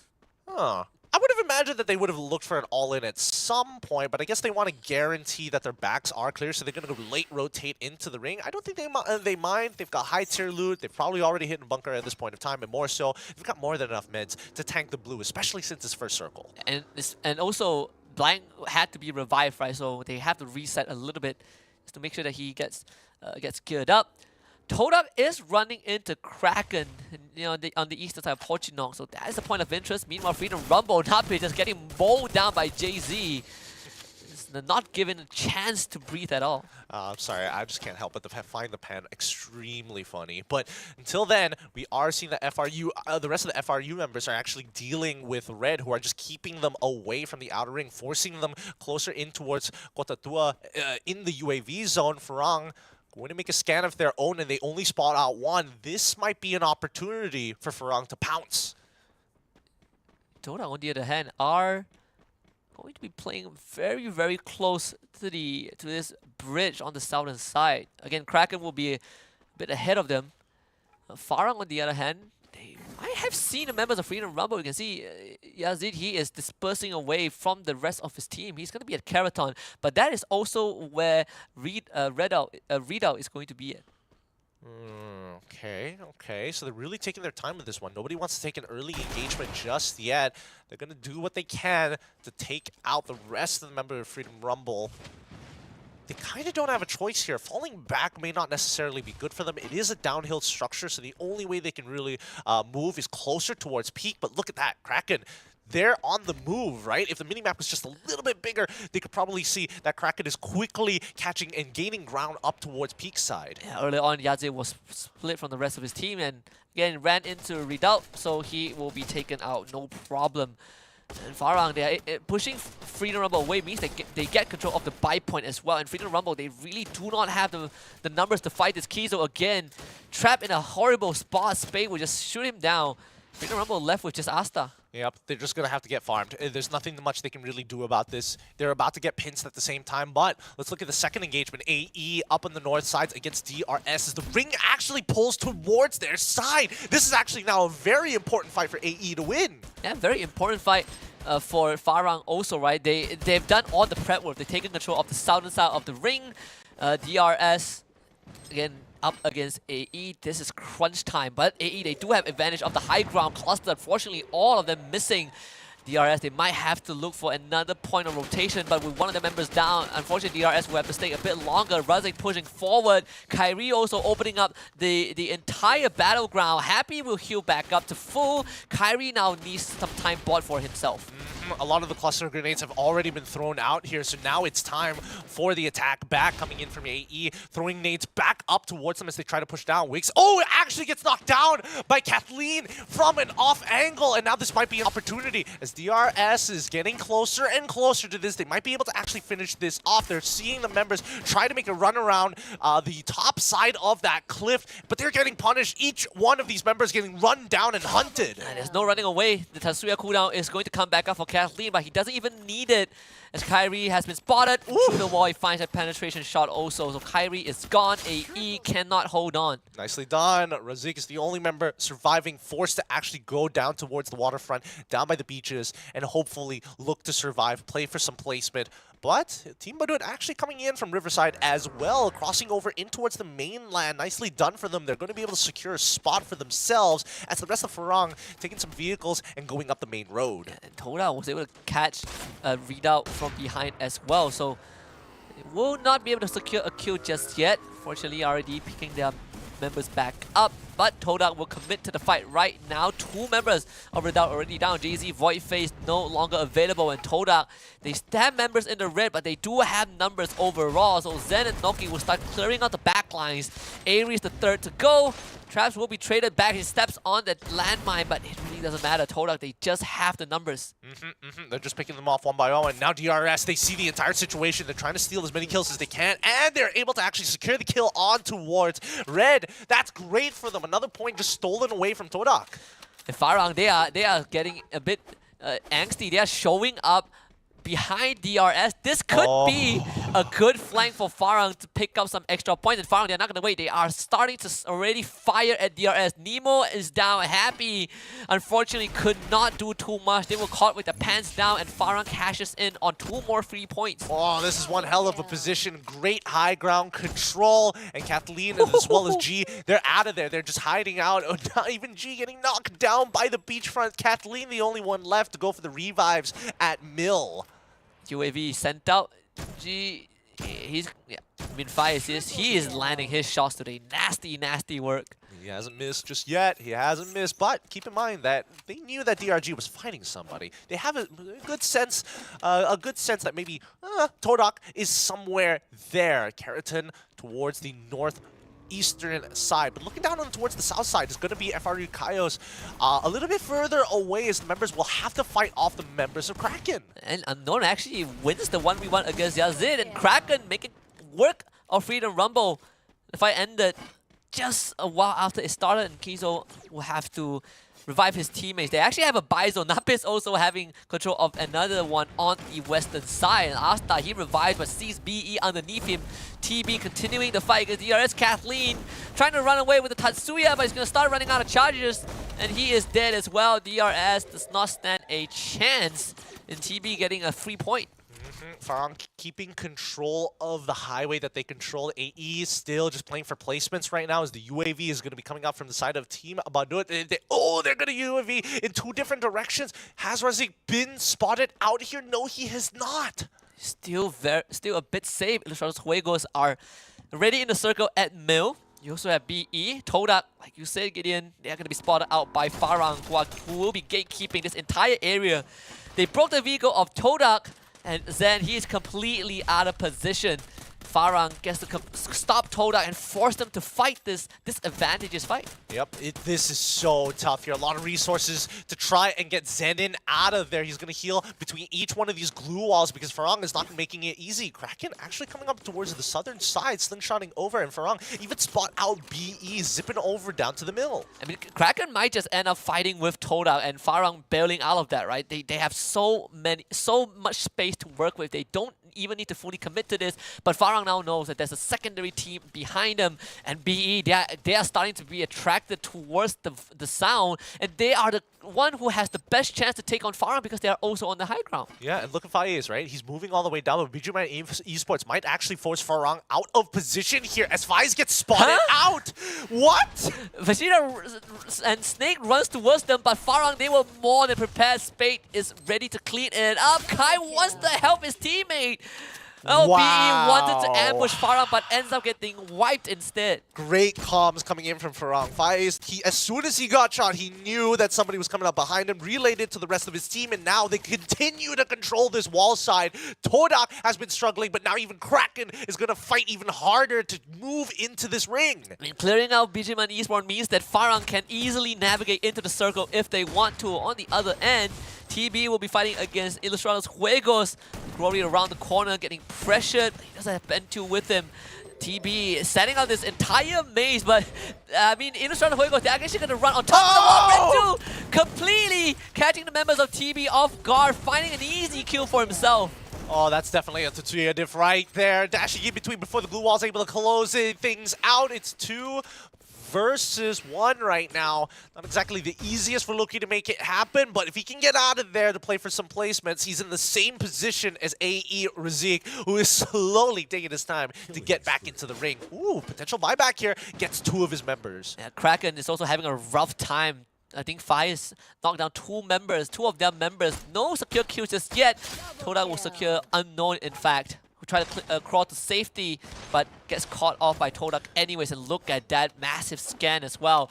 Farang, they are still teetering on the circumference of this safe zone, but they have so many opportunities to pick up points. Oh yeah, The problem is right now that Todak has no means to actually take on this verticality, right? And I think, especially for Team Badun, they are greeding out here a little bit. And there we go. They've already, Farang has already found that first kill on towards him. 4 Eyes just left to watch it. Even he himself has been knocked down, sticking out his noggin a little too far. Yeah, Razik finally spotted out, unfortunately, by Todak. And it's between him and the blue zone. Todak should be able to clean this up very easily. AE out in 7th place. Oh, and then it's a central ring pull. This is where it's going to get difficult. Really, really difficult. There's no means to actually scale that. But Todak, they only have 1 opportunity, and unless Kraken allow them to move through first to maybe take the early engagement, I don't know how this is going to work out.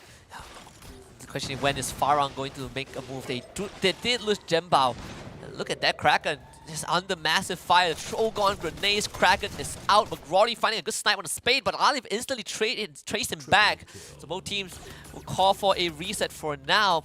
Look at Fires, by the way. 7 kills, all on his own. Oh, here we go. Here we go. The slingshots have already started this time around. Todak playing from underneath, trying to deal with the verticality right here. Is Spade ready to jump at any time, but he doesn't. Getting knocked down by the helps of the Shanks. Farang, they are going to get gate kept by Todak. Shanks will finish off that kill. Farang now, they have overstayed their welcome on the bridge. The circle not helping them out. Olive actually, it's going to be in front, but Ilustrados Juegos will just continue to pepper him with all these lead. And unless Farang somehow gets some crazy knocks onto IJ, I don't think there's a chance for them. Yep, and Todak, this has been a god-saving play coming in from IJ. Now they take control over the low ground, and they need to be able to start contesting up towards it. Good shot coming in from McGrory, able to take out the rest of the Fire members with a nade, but now they have full control over that low ground. No, Blank goes down, and now this is where it gets awkward. Last 2 squads left. And the fact that Todak survived the whole ordeal with the whole team intact is nothing short of impressive. Now they gotta fight Ilustrados Juegos though. You mentioned earlier on, these 2 teams have very same personalities, and here they are duking it out for their first Booyah of this evening. Todak on the low ground, McGrory suffering a lot of pressure, but still alive as Todak really wants him gone, but they can't find him.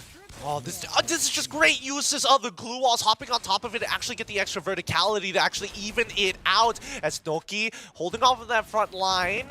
Vikri, just in case anybody runs out, slow grenades have already been thrown here, mauling them out. McGrory, he's trying to get back up to full, but it's tough. There's just so much pressure coming in from Noki right now. Brentu is also going on the flank as well. Todak feeling a bit uncomfortable in this fight. Brentu 1 against 3. He's gonna get overwhelmed very quickly. McGrory again knocked down. Todak methodically working through the ranks of IJ. They will finish off Brentu. McGrory again gets back up on his feet. Blank also healing back up. Todak going in for the final push. McGrory ends up dropping. The Shanks also falls. It's all going to be Blank against the rest of Todak, and he cannot hold. Todak with the first Booyah of this evening. Woo! That, at least we're seeing a good change up here. Todak coming in huge, getting, honest to God, very, very lucky with the situation and the hand that there was played to them. I'm surprised they were able to make it into top 3. Yeah, pressured for a couple of minutes by firing from the high ground, having to deal with Kraken In the low ground. and having the whole team alive for the final fight. It was definitely an impressive from Toda, getting good numbers of kills as well towards the end. Huge numbers of kills, huge in a matter of fact. Honestly, I was expecting this game to be a little bit more bloodthirsty for all the teams around here, especially Ilustrados Huevos, but they were taking very controlled fights, and honestly, for the early part of the game, early to mid, they were playing inside the blue.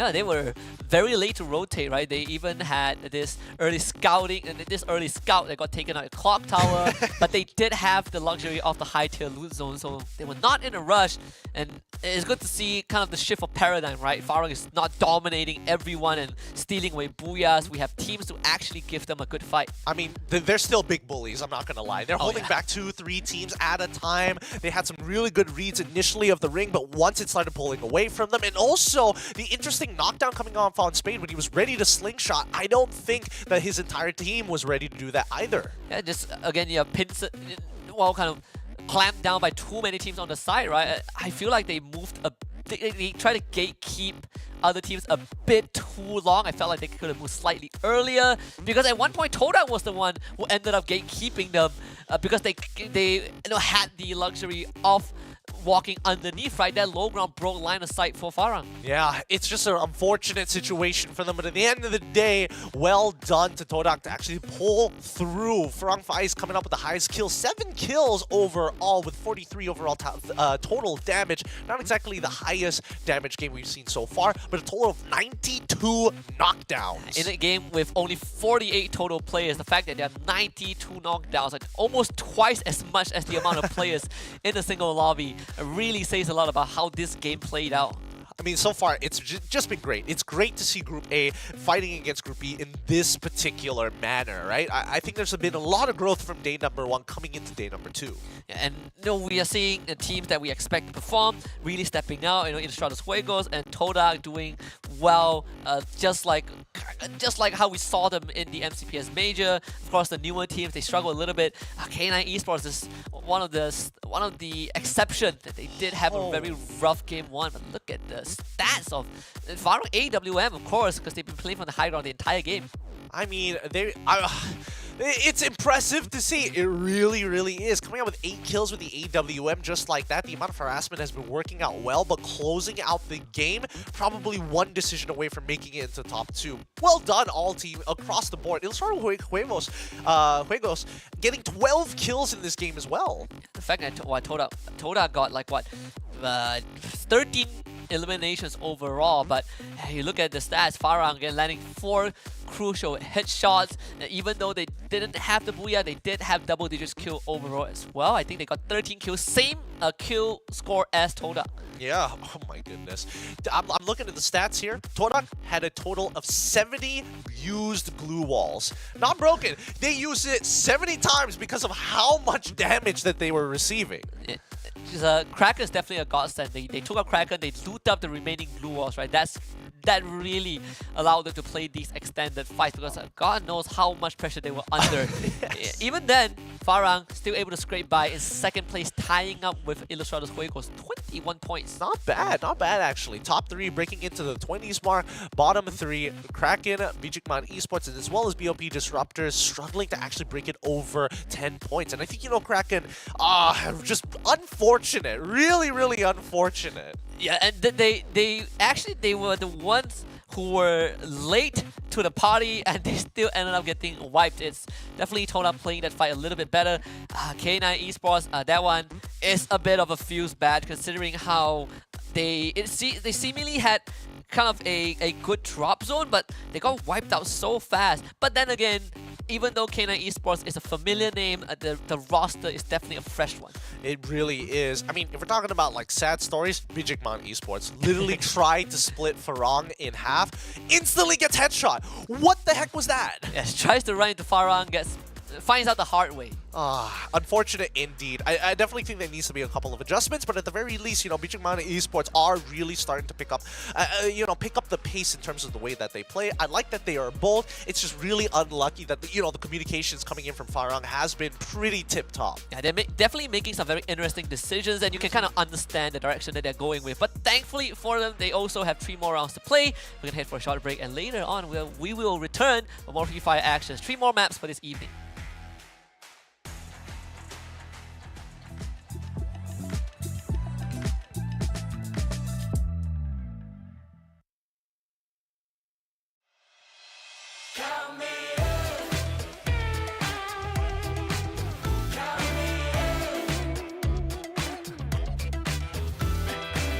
That new sensation welling up in my chest. My transformation is about to begin. I've waited so long now, but I must confess that life forever is now and never. Ready to leave, ready to fly into the deep, into the sky. 1, 2, 3, everything's going my way. 3, 4, 5, jumping into the good life. 1, 2, 3, everything's going my way. 3, 4, 5, jumping into the good life.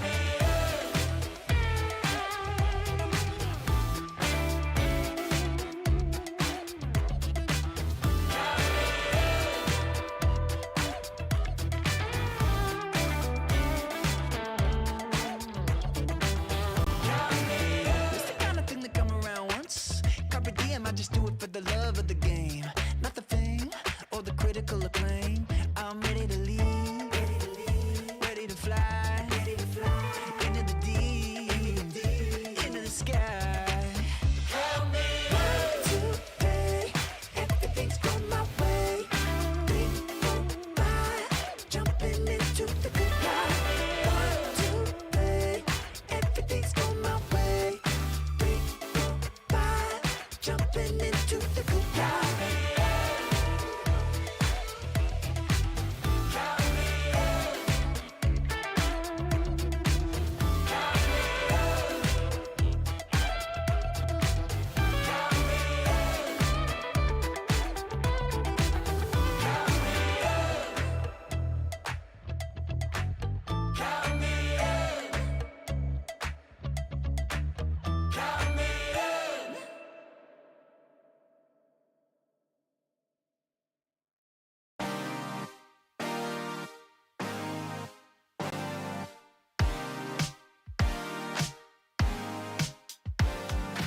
One last chance, we can keep it on the low, low, low, low.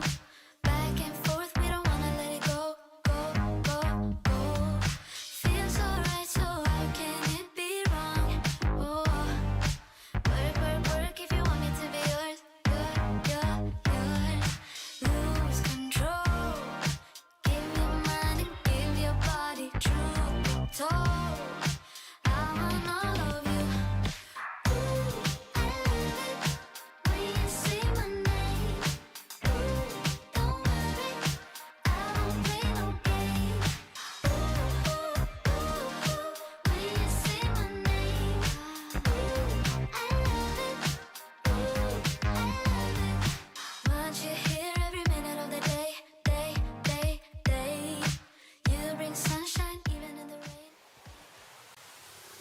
It's time for our 6th map of the day in our second rotation of Group B versus Group C. It's Nextera, boys and girls. Torak taking the Booyah on Bermuda, and they've stopped Farang for the time being, but it doesn't mean that they haven't been catching up very quick in terms of those kill points. Yeah, seeing some teams make that resurgence is definitely a breath of fresh air, considering Todak was also one of those few teams that have had some rough struggles over the past years, right? Had to go through some changes in their roster, and this current roster that they had, you have veteran players like Fikri, who has been on rosters like the Geek Fam, the second iteration of Geek Fam, who has been on Sam 9 and now on Todak, and they're definitely taking some good steps to catch up. But again, the journey to top 3, oh, that is going to be a long one, because they are 70 points away from Axis. Jeez. so far off right now. Really, really far off. But it doesn't mean that they can't catch up quick, right? At least they need to be able to break that 100-point mark and then maybe consider the 150th point for tomorrow. In the meantime, Farang just really sets themselves apart here.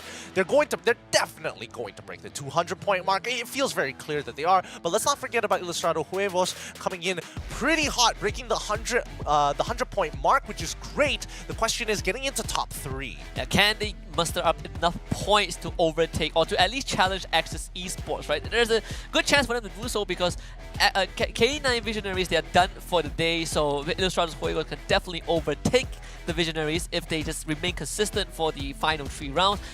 But for Farang, they're pretty much qualified. The only way for them to not qualify is if they don't show up tomorrow. If they botch it somehow. They botch it, they get penalized, lose some points.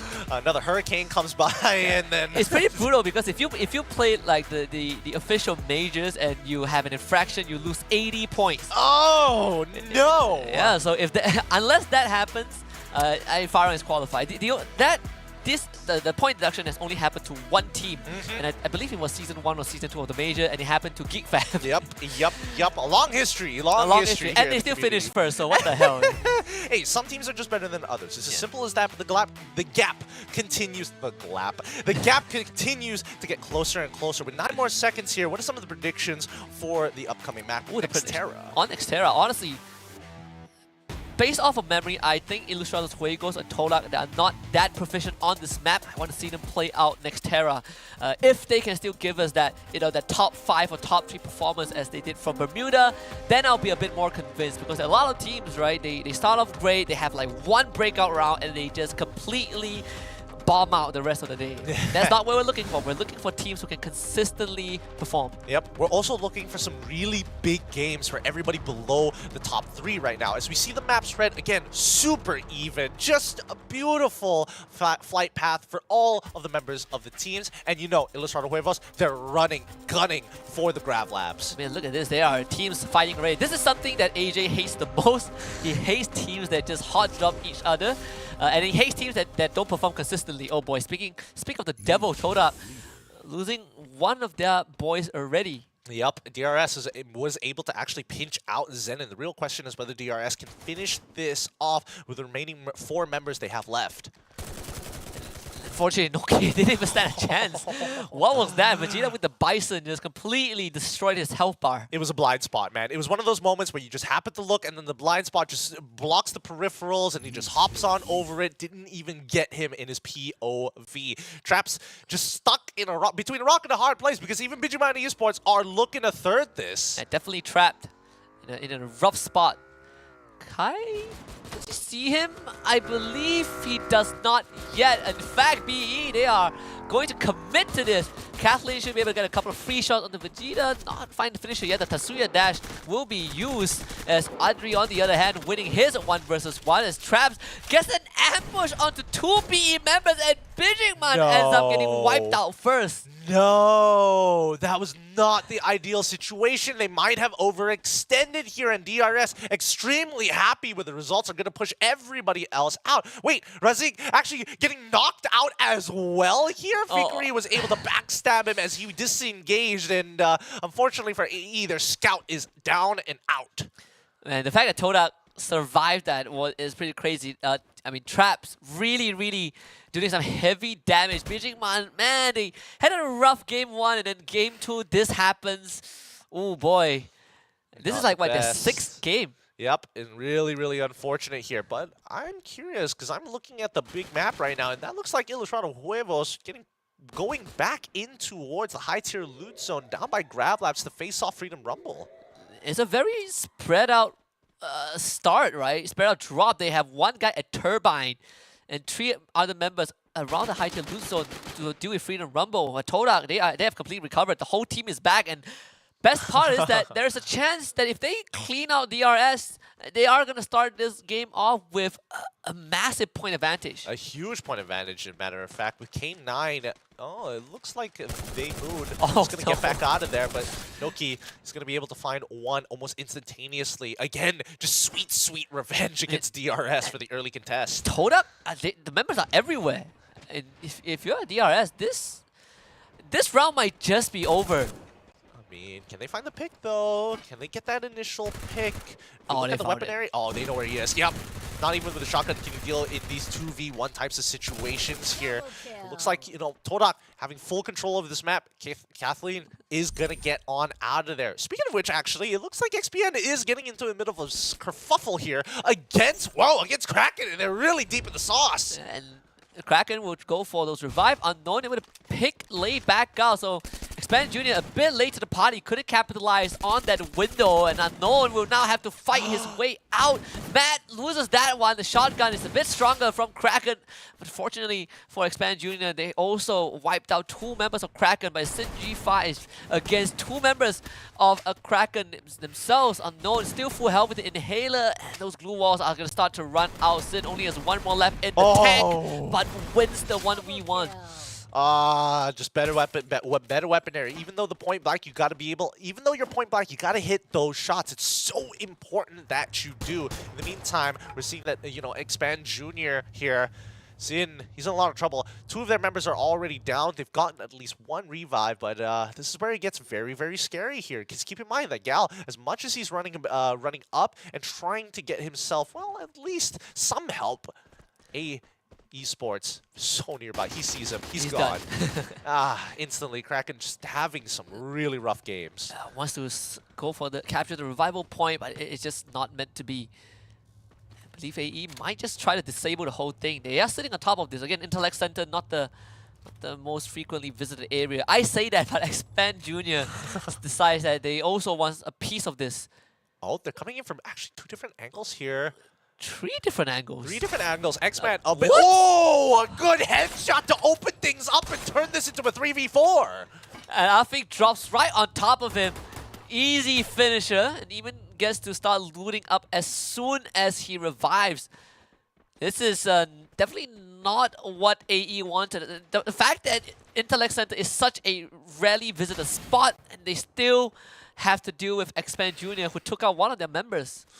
Here we go. Expand might go for the bomb rush here. Good shots coming in to slow them down in the glue wall to make sure that he doesn't get overwhelmed with the overwhelming force. Good head glitch here, but he eventually still gets knocked down regardless. Support from the outside cannot cover that half of the compound. This entire area is lost. AE, unfortunately, they can only go either towards the western side where Wiz is, or you just run further up north, which is what Kyrie is doing. Unfortunately, you cannot access the buy point, you cannot access the revival point as well, long as Expand Jr. is holding that spot. The circle, though, is going to help AE out, because this circle is so far down south. It's going to help Expand Jr. will be forced to move. Red, on the other hand, will be dealing with FRU. Yep, and they are making sure that they are stopping Cryos from actually going further. He has to turn away, turn around, and get his teammates back up, down by Grav Labs once again. But, he tried his best to slow them down. It's still fine. Cryos should be able to get the revives. Oh, unless... He's getting shot from behind already. Should be fine. He should be good here, right? It's not like JC's going to chase him. I take that back. He's going for the chase. Yeah, yes, he has that Tatsuya dash, so he definitely does have the extra mobility. Ares right behind him as well. The entire area is uncontested. There is going to be a buy point. Kizo is going to run past the revival point, which is a smarter choice. It's going to allow him to buy back his team, and even if he goes down, the rest of the squad gets to live. If we look at where this is eventually going to go, Kryso, he should be able to get these revives here, but let's jump over to Team Badut up against Farang right now. Ooh, deep in the sauce as well, as we see that Faiz is able to actually secure the kill, glue wall him off to try and get a shot on towards Jan's side, putting him down. Spade is already dead, so they have to take this 3v3. Faiz, he turns the corner, able to get them knocked out and the kill secure. It looks like Team Badut has taken or tried to bite off more that they can chew. Yeah, unfortunately for Team Badut, there's a bit of a gap between the glue walls. Farang, they didn't walk away from this, exactly scot-free. They had to sacrifice Spade as well, but now they have the numbers advantage. Team Badut actually gets to revive the rest of the squad. Luki from behind finds the flank, and now does have the Trogon Outlive. He's gonna just float over his own glue wall to find a kill onto Luki. So Team Badut, they're not out of the water just yet. Todak decides that they want a piece of this. They want to kill off Farang for a second time. Yep, and Toda, they want to get at least some form of revenge here. They're going to get the shots down, and they're able to take him out. FRU is going to be able to get the revives in the meantime, but these nades have been nice to secure the kills and trying to wipe out Farang as quickly as possible. Jambal and Spade are still nearby, but Jambal, he's making a run for it, and I think Spade is going to do the same. Yeah, using a Tatsuya dash to gain as much distance as possible. It seems like Toda, they don't really have the necessary guns to fight long range for now. But they will have vision of Spade really soon. Traps opening fire and instantly just blows his head off. So Farang, it's in a first time in a long time that they will have to play the long game. Yep, it looks like they're going to have to get some revives down. Where are they going to find those revives? Wait, hold on. On top of a UAV that just expired. Yeah, wait, hold on. X-Men is actually a lot closer than what they would have imagined here as the ring starts to close down. They're on the lower ground before the uphill, but it now looks like Zenin might have spotted them out. Zenin first to go down. Ipan's coming in for the flank, and this should be a good collapse. Mad also with a good nade. And Toda completely caught off guard. There are going to be some clusters from Toda, but unfortunately, X-Men Junior has already closed in on them. K9 gets a full team revive. Farang doing the same as well. Todak now on the receiving end of being chased away. It's just the thirds after the thirds after the thirds. Traps, if he doesn't get on out of here, that means the squad is going to get eliminated unless Fikiri doesn't get caught. And yes, both of them managed to get on out. They're trying to get into Plazaria, and they've split up here. But worse yet, every single zone, every single one of these structures have been taken over by a team. Yes, Fikiri did get knocked down, but not before he revived two of his teammates. But like you mentioned, them going to Plazaria means that they are dropping straight into Farang territory. And look at where Traps has led X-Men Junior. Also into Plazaria. Farang have multiple teams closing in on them. No, this is so dangerous here. The UAV being dropped down by IJ. IJ is going to give them all the information that they need. They know that Farang is in the area, so they can approach towards that left side. And it looks like they're going to start leaping over. But let's conclude this fight here as Expand finally having a good game this time as they walk into the next ring. AE in the meantime, dealing with Red, who are trying to close in. Farang ends up clearing out Todak as they get the last lap this time. ASC Redoubt also eliminated. Void Face dies to the blue. And AE, 3 members left alive. They do have K9 nearby, but AE, they decide they're going to be the first one to make the move. And they know that K9, they do not have the firepower to deal with them. Yep. While all of this was happening, Ilustrado Huevos is just on the southern side of this particular fight. K9 as well as AE. I mean, unfortunate for K9, unable to find... Oh, good shot here. Kyrie spots him out, making sure that that's going to be a double kill.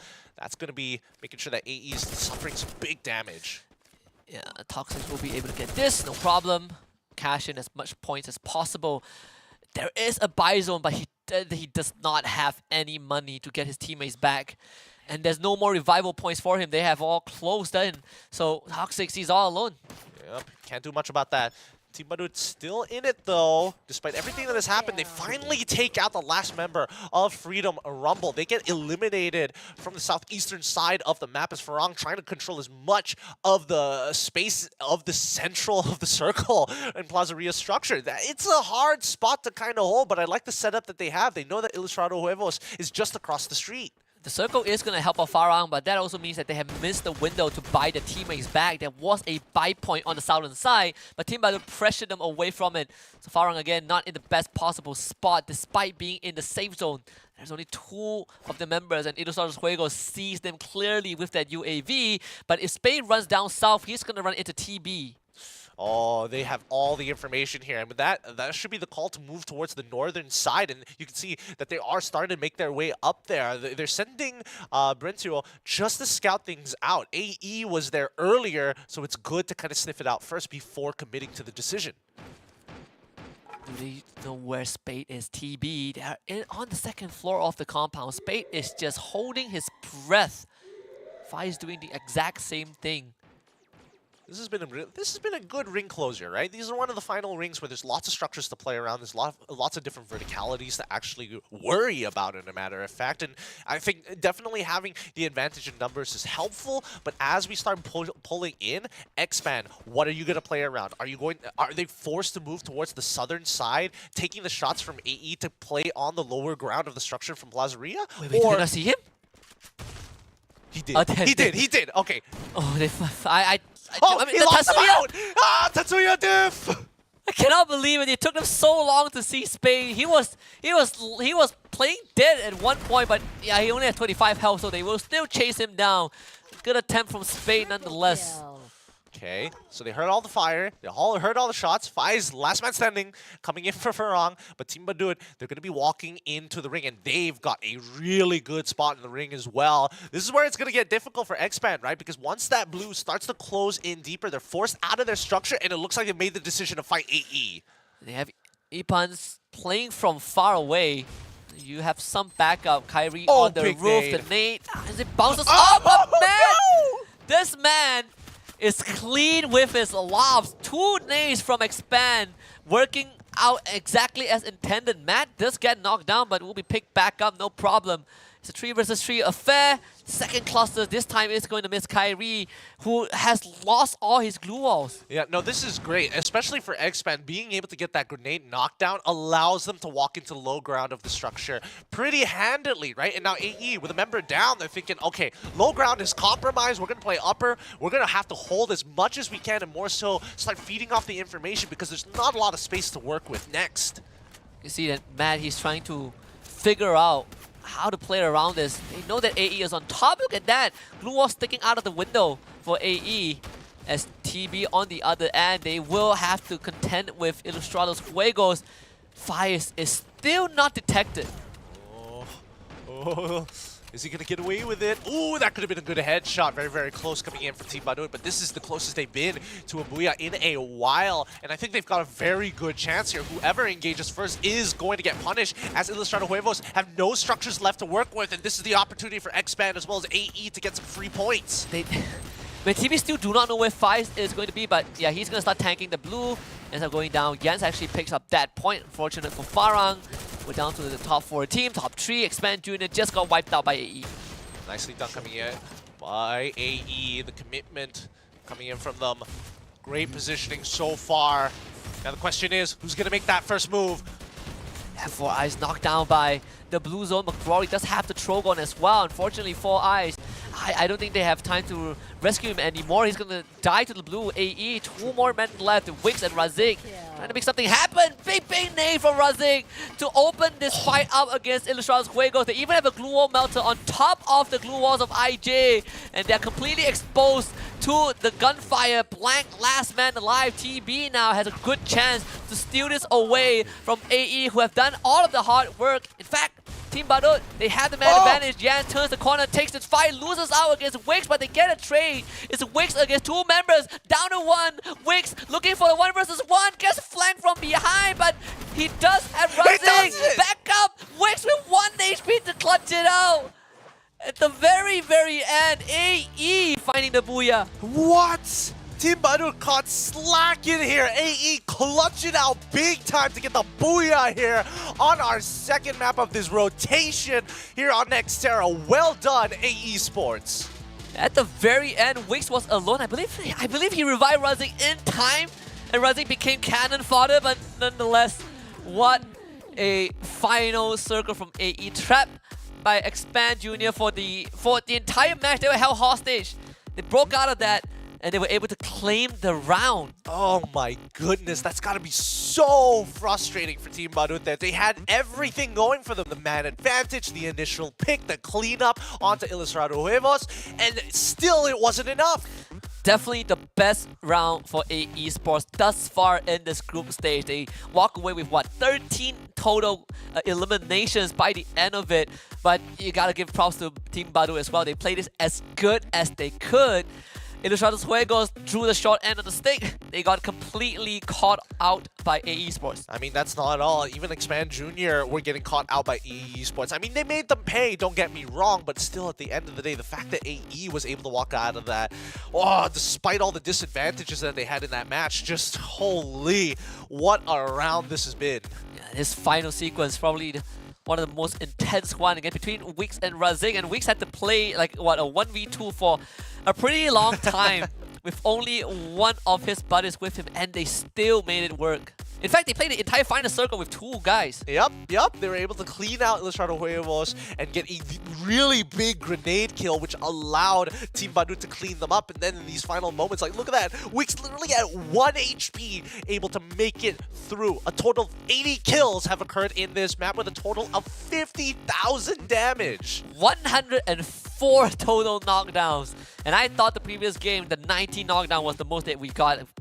Clearly, I am proven wrong. We even have 33 total revivals. This is definitely a super high kill count game. Oh, disgusting indeed. With 13 kills, a-esport take the Booyah away, and obviously we gotta get, top up grenade. It's just the cluster grenade, disgusting. That's how you know that the team has been picking up a lot of stragglers, because having the same kill count as Team Badut, but they dealt only 60% of the total damage that Team Badut dealt. So a-esport really efficient in grabbing these kills for themselves. Yeah, and not to mention that even Team Badut working with their main weapons, the M12 and the Parafoul of all things. Again, still the fact that they were able to get this far, pretty good with the amount of effort and work in the fights that they technically should have lost and recovered from. Not bad. And Expand Junior, right? This is also one of the better rounds that they've had. If you look at yesterday's performance, where they barely scraped by with little points. They're not as tilted this time around, and they're not getting third party upon third party upon third party this time, so at least their mental is still good, but very big plays. I'm expecting that Expand Junior is going to continue in this particular trajectory, but now the big question does come into play. When is Ilustrado Huevos going to get that big point game? Because it feels like in this time round, they're a little bit more passive than they were yesterday. And this game, even for this round, they were able to get into the circle. They had good control, but again, just the housekeeping not as clean as they would have liked it to be, getting ambushed by a-esport. Even when you look at the numbers for a-esport, they had a very rough early to mid game. They were trapped at the Intellect Center because they were held hostage by Expand Junior. So took a lot of effort, and they took a page out of Toda, that's for sure. Oh yeah, for sure. The fact that Toda was able to get away from BE as well as DR, and then coming back to actually take out Farang as well. I don't even know what to say about that one. Farang, this is definitely the worst performance today. Even when they had, this is the worst, they still got 12 points, right? It's not the worst for them. They are still in first place, no questions about that. There's in prime position to break the 200 mark threshold anyways. I think they've already done that, and I think they've got more than enough buffer points. A little unfortunate, obviously you want to continue to dominate these maps, just show of force, but overall I think they can really just take a step back, let the other teams kind of just duke it out. Yeah, they won 5 out of 6 rounds, so it's fine. They can definitely take a back seat.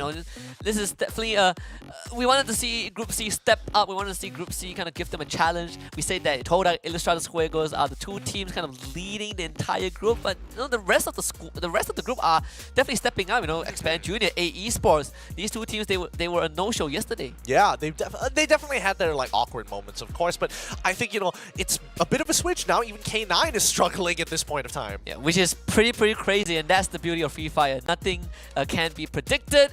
But there's one thing that we always know is coming. It's going to be our upcoming short break. We will go take a breather, and when we return, we'll go over to Purgatory for our 7th map of the day.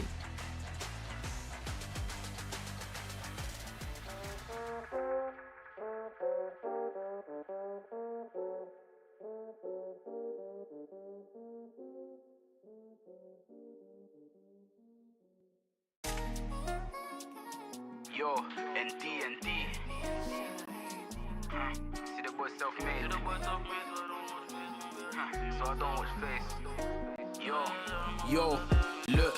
See the boy self-made, so I don't watch face. No way, I just do myself. On my feet all day, this is see that pay. My boss Arteta Mikel. But you know about nights in the rain, no pain, no gain. Gotta stack that highlight shelf. Came in the game, no name, no bust down chain. Just me in the world. Men lie, women lie, but money don't. She a bad bee with a lady man, that's a honeycomb. You got my bell when I got your bell, don't wear, that's a funny phone. Came a long way from my one trainers, no gloves and a runny nose. Cause I been it, seen it, feel it, believe it. See my inject, thump up for a Felix. See nothing, didn't see no dreaming. Show only team that I'm teaming. Music, therapy, need it, I'm feeling, I hear it, I feel it, I write it, reveal it. Start, don't stop till it's mission completed. Chart, don't drop till the feeling deleting. See the boy self-made, so I don't watch face. No way, I just do myself. On my feet all day, they say see that pay, I'm a boss out to make out. We know about nights in the rain, no pain, no gain, go start that high like show. If I came in the game, no name, no bust down, change, just me in the world. Yeah, self-made, so I don't watch face, I just do myself, yeah. All day to see that pay out to make out, yeah. Nights in the rain, no pain, no gain, start high like show, yeah. I came in the game, no bust down, change, just me in the world. Yeah. I'm a real champion G, I'm in the Champions League. Man, what you say, we not talking to me, I'm a boss only I pull up in the Jeep. 4x4, interior clean, pass it to me, let me score for the team. 3-0 hat trick, living the dream, you see. I ain't a regular teen, pop champagne, celebrate with the G's. All of the work that we did for the P's. A-star boy, now I need me a B, see my diamonds cold, man, it's 100 degrees. Never giving up, so don't do it please. I smell the wind and it's strong like a breeze. Everyone raise up your hand to the beat, cause the night we gon' scream for the ease. Jeez, cause I been it, seen it, feel it, believe it. See my Andrex pump up for a Felix. See nothing, JC, no dreaming. Show only team that I'm teaming. Music therapy, need it, I'm feeling, I hear it, I feel it, I write it, reveal it. Start, don't stop till it's mission completed. Chart, don't drop till the feed it, deleting. See the boy self-made, so I don't watch face, no way I just do myself. On my feet all day, they say see that pay, I'm a boss out to make out. We know about nights in the rain, no pain, no gain, go start that high like show. If I came in the game, no name, no bust down, change, just me in the world. Yeah, self-made, so I don't watch face, I just do myself, yeah. All day to see that pay out to make out, yeah. Nights in the rain, no pain, no gain, start high like show, yeah. I came in the game, no bust down, change, just me in the world. Yeah. We are the champions, we are the champions, we are the champions. Yes, we are the champions, we are the champions, we are the champions, we are the champions, we are the champions.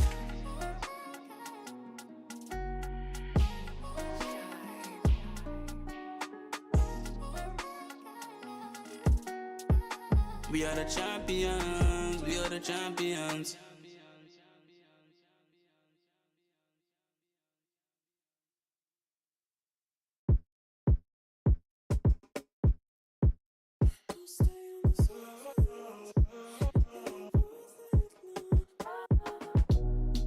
Come on, turn the lights out. Have a little faith. Throw it back to the beginning of the decade. Second last map of the day, second last chance to get the remaining few points that you can gather to prepare yourself for day number 3. We're heading to Purgatory, ladies and gentlemen, between Group B as well as Group C. It's so nice to not see the Farang logo for the past 2 maps, because they've been winning a bit too much. But Purgatory was a map they did get the Booyah in the first half of the evening. That was against Group A. We'll see if they can do it against Group C, who so far not only have been getting the first 2 Booyahs of the second half, but at the same time, you have teams who didn't perform yesterday show up big today. My name is Ian Q. This is Husky here at the desk to take you through these last 2 maps here. And again, these games have been pretty exciting. The amount of revives we've seen from Group B as well as Group C, and the instant karmic justice that teams have been getting from it has been pretty impressive. Pretty impressive, and also a more interesting thing is that every time we watch this broadcast, people watch this broadcast, there's always something we give to them, right? And we are here to offer you job opportunities. No, not we, but DHL is here to offer you a chance to kickstart your career. They have partnered up with parties like Boston Dynamics. Yeah. That's one of the biggest names in the world when it comes to machinery, and of course when it comes to these futuristic robots. If you've seen the dog and you ask, can I pet that dog? Yes, you can, so check them out. Yeah, you might even get a chance to actually start programming under the license of Boston Dynamics, and not to mention that they're also working with DHL in terms of their AI to make sure that the supply chains are going to be even more efficiently. You want to be part of the future? Check out DHL. As we get into the overall standing so far for day number 1, Farang breaking the 200-point mark, sitting very, very comfortably with GeekFam and Axis Esports 163 and 153 points respectively. Basically running away with the entire group stage right now. It's fair to say that teams are now fighting for second place unless Farang doesn't show up tomorrow. So they can rest assured these last 2 rounds just remain consistent, play their best, and get as much points as they possibly can. But for Ilustrados Juegos, as much as we praised them, they had a good Game 1, Game 2 struggled a little bit, caught off guard by a-esport. In the next 2 rounds, they gotta close the gap between them and Axis as much as they can. I mean, Ilustrado Huevos was coming out with 32 points yesterday on Purgatory. We're hoping that we see a big game from them here today in Purgatory once again against Group B. And the same can be said for Todak, right? They're getting close to those end game situations, but they're not getting those really big kill scores. And Todak fans definitely feeling a bit of that jitters, considering that, again, this overhaul, this new team is basically a Sam9's previous roster, because Sam9 decided to let the roster go after the 5th major, which was a bit unfortunate, but Todak now giving them a new home, and they are definitely starting to prove their worth. But with that being said, they still have a lot of catching up to do. Yeah, they still have a lot of catching up to do. And, you know, honestly, we're expecting them to really start spreading themselves even more thinly and getting more aggressive for those kill points on day number 3 itself. But it's good to actually get the buffers now to close the distance against Group A, who have been holding the top spots for a while. GeekFam and Axis being the top 2. Yeah, and they, even today, GeekFam and Axis, they had their own games where they didn't really perform the way they wanted to. You know, GeekFam had a 1-0 point game in our very first map, but even then they have gotten such a stable lead from yesterday that put themselves ahead of the curve. With that being said, Axis Esports is the team in the hot seat, because IJ, if they get 2 more good rounds, they're gonna catch up. Yep. Hopefully we get to see a big rounds coming out from some of the squads in Group C as we go and check out the flight path, as the teams have already started dropping. Quarry gonna be the hot zone here, and it looks like it's gonna be FRU up against IJ. Oh, wait. No, it's Farang, and Farang quickly turned off back into Marbleworks as we see the flight path coming in from A3, cutting its way south all the way down to J7. Been getting a lot of horizontal flight paths today. Don't think we've seen a vertical one. So very consistent today. We're seeing Freedom Rumble against IJ at the high tier loot zone. And this could be good news for Farang also, who are still, like you mentioned, hovering around that vicinity. We're seeing this early fight already, the Shanks firing at Yazid. Gets his skull split in half by Ryu. Needs immediate assistance by Yazid. He's running to Tatsuya. Brentu with a good awareness, ready to intercept Freedom Rumble. Yazid might end up being the first blood. Great pre-fire there, as the rest of FRU are going to be able to clean this up. They've gotten first blood, and they're starting to pinch down on the members of Farang IJ here. Farang has decided to get involved in this fight. So far, IJ currently 2 members. They're going to get the revive on their 3rd, but I don't know if FRU wants to keep holding on. I'm pretty sure Kryzo spotted out the members of FRG slowly pushing in, especially with the help of the drone as well. It's going to make it even tougher. I mean, look at Jinbao. He is so far up front. Spade is going to be covering him from afar as well. Alip behind him, and look at that. It's a long angle onto McCrory. Nothing much IJ could do. Freedom Rumble, if they want to run, this is going to be their chance. Farang have completely locked down the entire northern side of Quarry. There's only one way out. Unfortunately for IJ, they just lost one of their members, and even worse, Blank and the Shanks, they are caught in a tough spot. Spade, just patient with his trigger, finds a sneaky Shanks. It's going to take him out as well. That's it, IJ are gone. No! We were hoping that IJ was going to get some big points, but no, getting hard contested in the quarry by FRU and 3rd party by Farang. This could be Farang's really big game. I mean, FRU, they're looking for the reset. They've got their healing pistols out, but more importantly, can they actually survive this upcoming encounter? Looking at the armor level 2s all around, looking pretty decent, but when you're up against a team like Farang, who just took out IJ and their body bags, I think they're going to be very well equipped here. Jumbal still doesn't have a helmet, though. He just got knocked out by DRS off screen. I wonder what happened. But Yazik, the UMP, will find Jembao, who's trying to play Ring Around the Roses with FRU a bit too much. And Faiz actually takes out the glue wall and just blows through the hellbar of Yazid. Faiz will secure that kill. Alif, just true to his nature with that shotgun. That's 2 members of FRU already down. In fact, a 3rd has been knocked. Spade will find that finisher, the bleed out, a quad kill already for him. and he will be able to bring Jimbao back. In fact, the biggest winner of the three-way fight is Farang. Nicely done coming in from Farang. Man, these teams are a little too are overheating a little too much, right? They're pushing into these angles and they're not really thinking about the potential exposed angles. And Farang doesn't mind, like Jimbao especially. Like he's getting deep into his deep into the middle of these fights, while the rest of his team find better and better positions the more time he buys. Yeah, they are so efficient in clearing up space. Now Farang, in fact, they get control of the entire high tier loot zone, uncontested. And look at Jimbao, he just got revived and he's gonna start working the areas near Marble work already. And the best part is that there are no other teams nearby, except for one lone member of FRU who is helpless against them. Let's look at the northern side, right? Nobody was able to get into Moat House only because we see Kraken as well as Team Badut actually getting into conflict here, contesting the outer skirts past the moat. Now, in this building itself, oh, what? How is that a headshot? Man, poor guy doesn't even get to touch the ground. And that was from the second floor. There's not much window. There's not much travel time involved. And he still got shot. And Nathan just very sharp with that. Finally finishing his warm-up, but no problem. TB just brings his team, bring that fallen teammate back. They might have to do it a second time, as NV also gets dropped. Yep, and that means that Kraken has definitely won this zone with all 4 of their members still alive. They're trying to chase down Yance. He's out in the open here, but they can't seem to finish him off. They've spammed everything. The glue wall buys him just enough time as he fires back, waiting for the regeneration to pull him back up full. He's looking for where the members are coming down from, and on that right side of his POV, he knows that Gal is nearby, but the dashes are coming on through, and that tree isn't going to protect him. Gal should be able to finish him off. Oh, he actually whiffs, but finds the trade back. Fortunately for Jans, his teammates are not anywhere near him, so Kraken finds that 3rd point.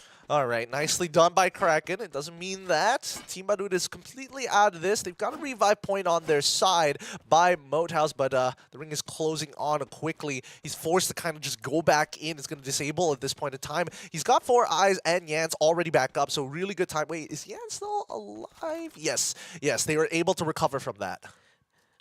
Wonder what's the next move for Kraken right now? Do they still want to go back to Moat House? I don't think so at this point, right? They've basically gotten the entire upper section of this ring in their control. But let's look down to the southern side, right? Between Firebridge and as well as Brasilia, we see Todak and as well as Expand Jr. just making sure that that road is not safe. Nobody is crossing over from Firebridge without getting in between a very, very heated conflict.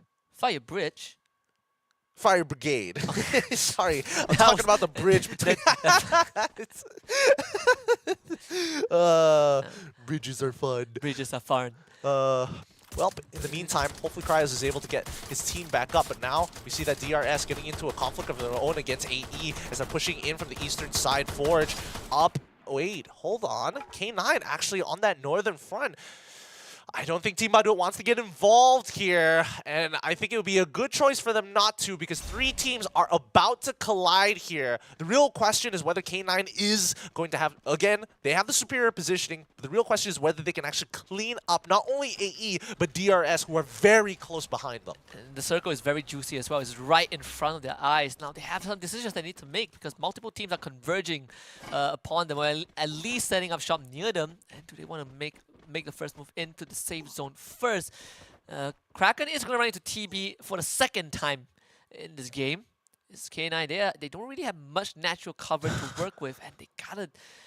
but they can gatekeep AE. That's the good news. Yeah, they can gatekeep AE, but I think that K9 right now are not spreading themselves out enough, right? There's too much neutral... Oh my gosh. Cryos has been running for his life up this side of the mountain, and finally Farang is able to take him out. The fact that they found him, it takes a lot of dedication to find him. At least they've got 2 vehicles to rotate back into the next circle, am I right? Yeah. Benefits all around, but it looks like Team Badut, once again, having to take care of themselves, fighting hard against Kraken, who honestly, Unknown is very far apart in this fight. I mean, Nathan still ends up dropping one of the members of the side of Badut, and in fact, backup now shows up for Kraken. They've gotten at least an equalizer. Team Badut will go in for the push, lay under pressure. Just trying to fight this out. Changes, swaps to the Charge Buster. Does have the Steffi shield to help him, but unfortunately Luki just the pre-fire around the corner, finds that drop. Should be able to get the kill. TB winning out. Nicely done coming in from TB. Again, Karmic Justice working out again. Unknown this time. Was the only member that they haven't gotten any information. They know where Gal is, and right now, fortunately for Yan, he might be a bit exposed unless Unknown can do something about it, forcing him away in towards that ringside. Gal, he can tank this. He's got 8 med kits to work with. Unknown finds the shot, doesn't land it unfortunately. Envy will find Gal down. Unknown finally follows up. Envy, it's gonna be the trade. Actually, Unknown fighting a double for himself. Gal needs help, but he can't get to him. TB, they have 2 more members. It should be a 2v1. They're thinking of a pincer. Unknown shows itself. Unfortunately, can't find a 1v2. And Kraken, they're going to be out. Meanwhile, DRS also finds himself in a fight. Yep, this is a really important fight for DRS. If they're able to take this away from K9, they're going to have a really good spot in the ring, and as well as very good rotational paths, as a matter of fact. Nemo, he's trying his best as he swings to the left. He sees the opportunity, can't, gets blocked off once again. He starts pushing in towards the house. Hexa is already down. The Daimoon so very, very close to dying here, as Nemo should be able to push in and finish off the rest. Last member, Daimoon. He needs to get on out of there. He's cooking that grenade. If he gets a double kill here, that'd be insane. But no, clusters on the outskirts don't find it. AE actually nearby. Oh, they know he's there for sure. They see the glue wall is very, very obvious. And even if he runs away from DRS, he still has AE to contend with. Yeah, Kyrie just looking out for those stragglers. He does. Oh, he spots Daimoon. They saw each other. Might not be paying attention. Yeah, he wasn't paying attention. Now he's going to lose some of that HP. He's going to drop the Steffi first. Tries to peek out the window. Oh, Kyrie. Kyrie gets dropped, but traded. We'll trade it back. Oh, thank God. Oh, that was almost about to be bad. But based off of that kill feed, AE have an opportunity to take this 3v3. Kyrie is taking a little damage, but more importantly, he needs to get revived here. They're using the vehicle to close that distance. And, oh, does that mean that... Hold on, wait a minute. Entirely new fight. Red versus Farang right now. Fire's getting the initial shot already. Farang 7 points so far. Definitely not a quiet game. Like, it's just true Farang fashion. JZ does end up finding Alif, but Alif will actually trade him back before he goes down.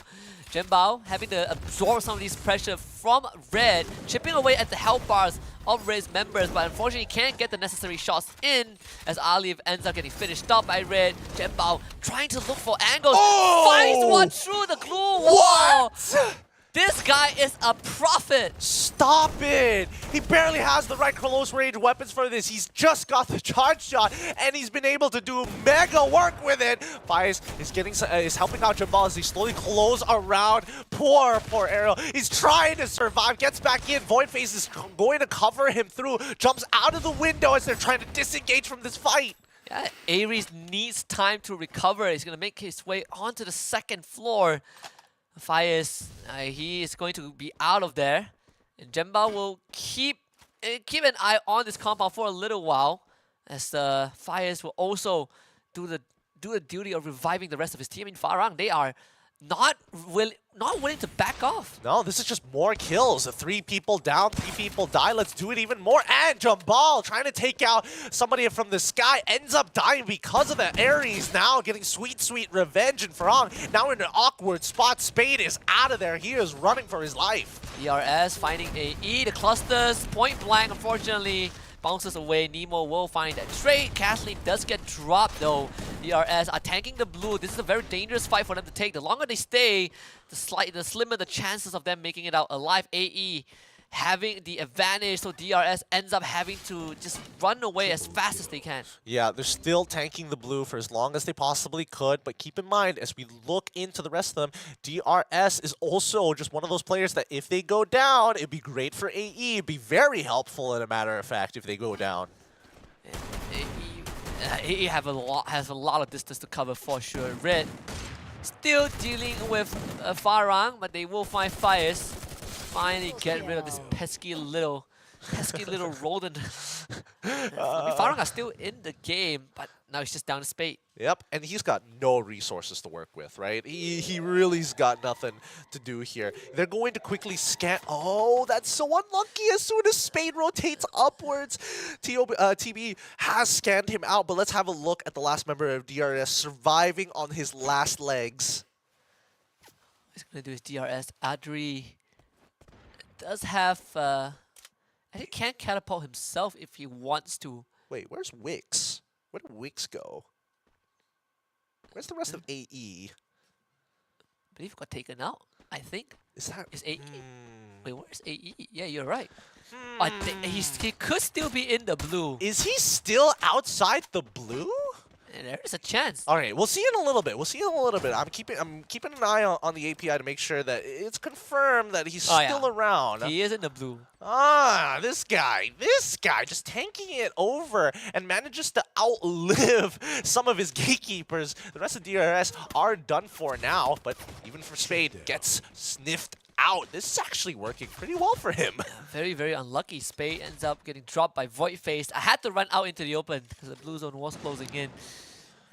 Red, Todak, these two teams have a compound. Expand Junior also in this top 4, and look at that, TB starting to fly straight in. They're going to land in front of Todak's house.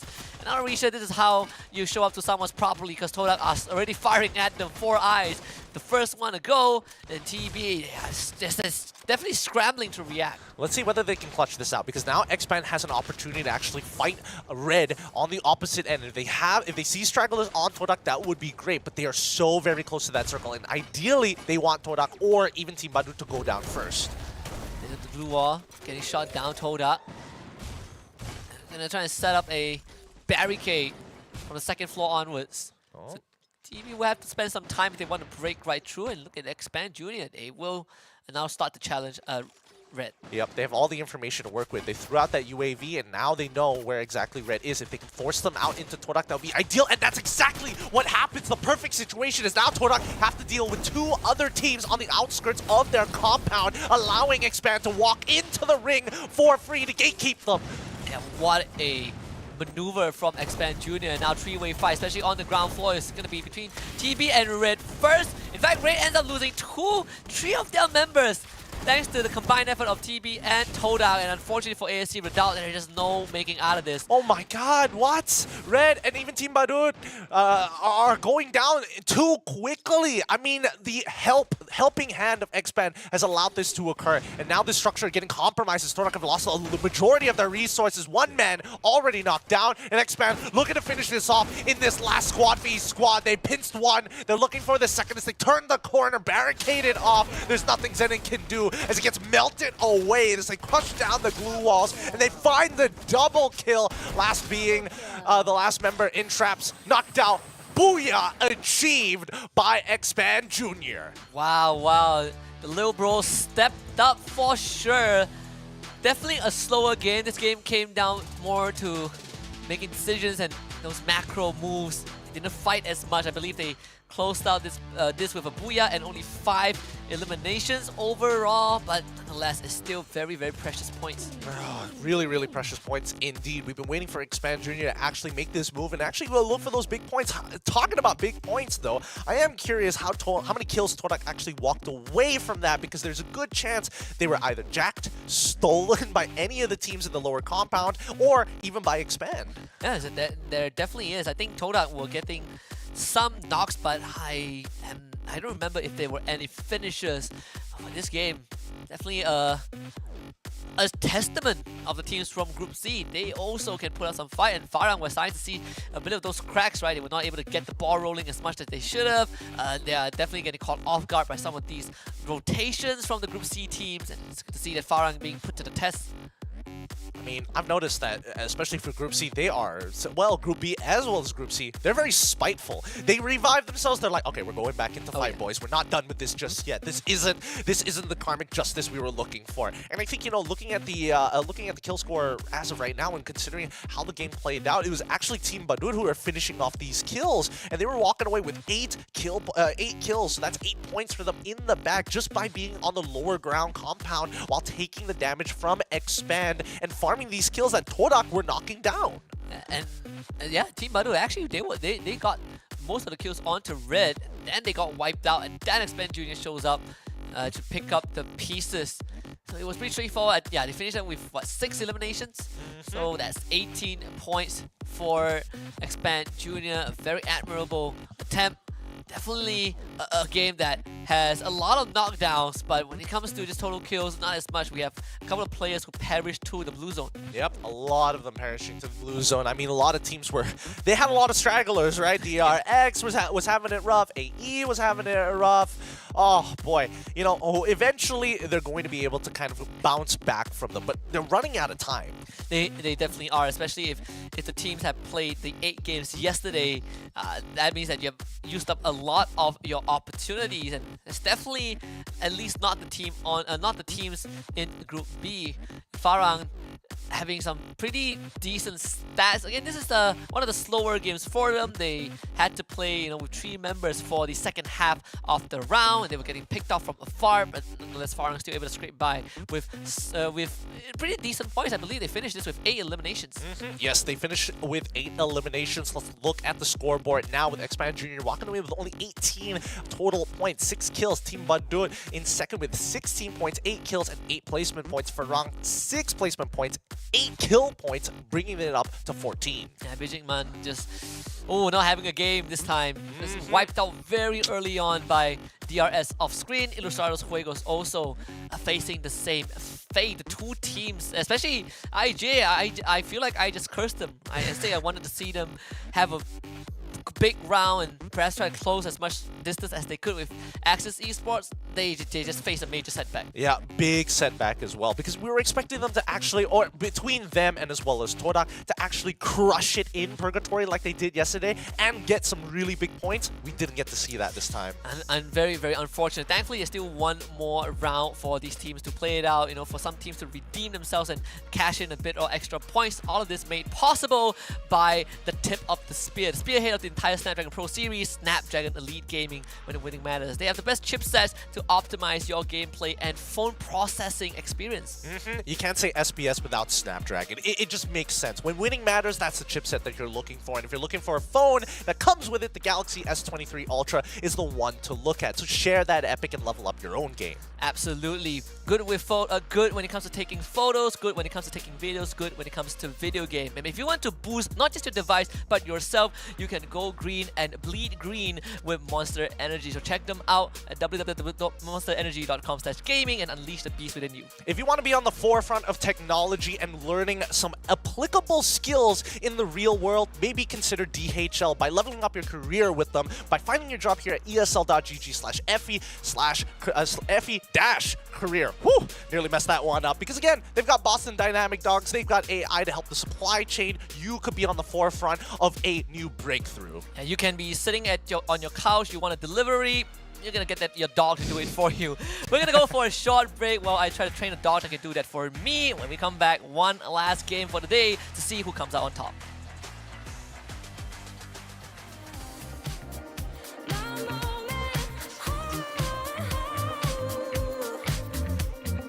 It's my moment.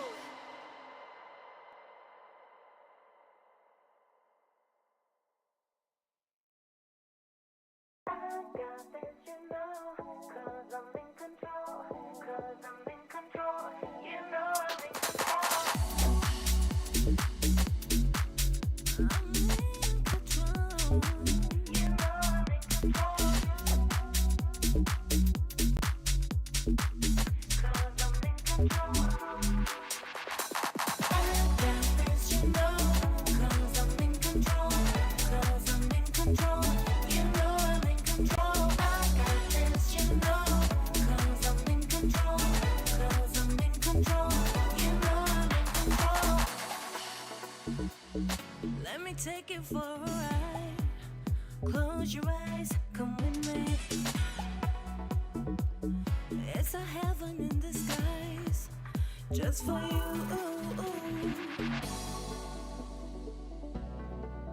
Just for you.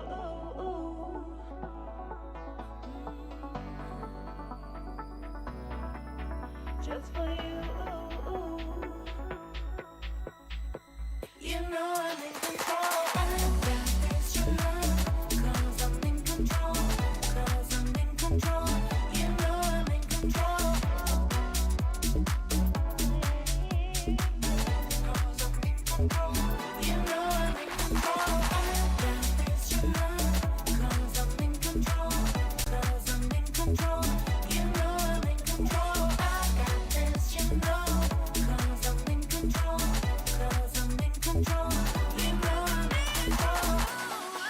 Let me take it for a ride. Close your eyes, come with me. It's a heaven in disguise, just for you. Just for you.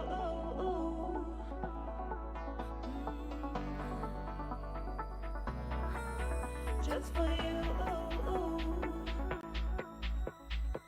You know I'm in control. I got this, you know.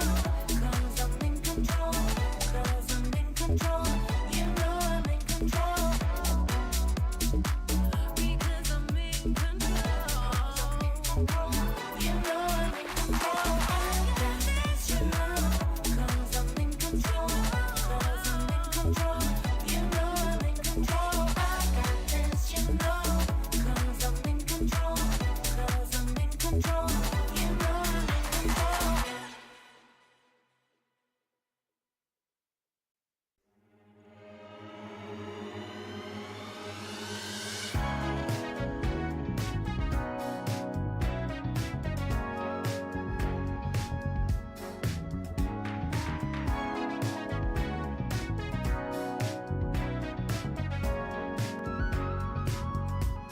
It'll never catch up to me. You said Beautiful mountains are going to predetermine the final game here today between Group B and Group C in Alpine. Welcome everybody to the SPS Free Fire Season 3, and this is where we're going to see whether another team is going to get some big points to end game and day number 2. IJ, this is your final chance. Well, not your final chance, but get some big points. Yesterday was a pretty decent day for them, right? This is day. a team that can start strong, but they always struggle to close it out.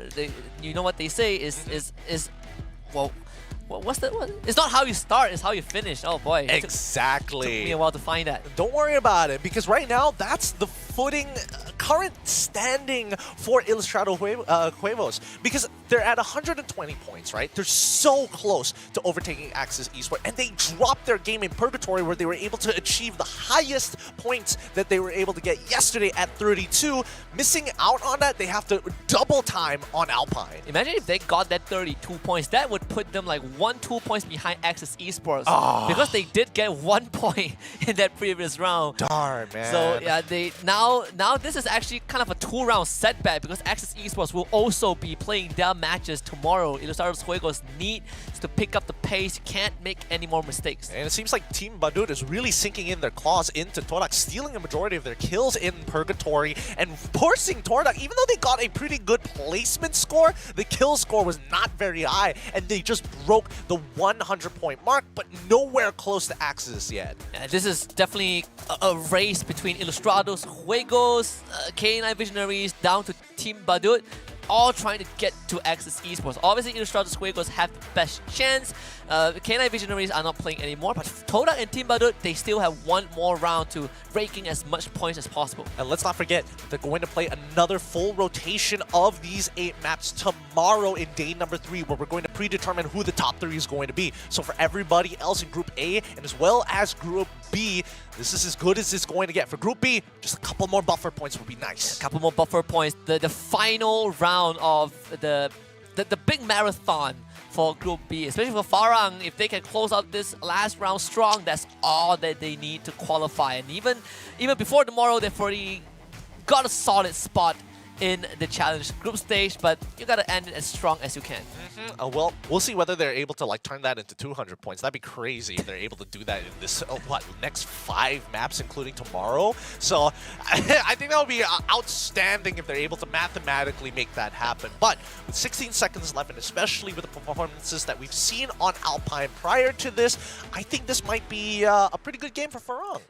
It could be because they did get the Booyah in the first half, right? They got the Booyah on all maps except for Nextera. Even the Nextera map, theoretically they got the Booyah anyways because they had the most points. I mean, I don't think it was very much their fault, but let's see as we jump into Alpine once more. It's going to be a pretty good spread. Man, how does SPS continue to get great flight paths? Starting off all the way from EJ, all the way down, cutting to FP. Yeah, your guess is as good as mine. This is probably the best day of flight paths I have seen in a competition. Yeah, and only yesterday we only had one like semi-terrible, not even the worst flight path we've seen thus far. But once we get into it, let's see the landing zones, because I am seeing that Todak is getting hard contested by Kraken. I mean, look at DRS. Farang has, again, they go for 2-2 split, but they have 2 guys running into DRS, 2 guys very near Expand Junior.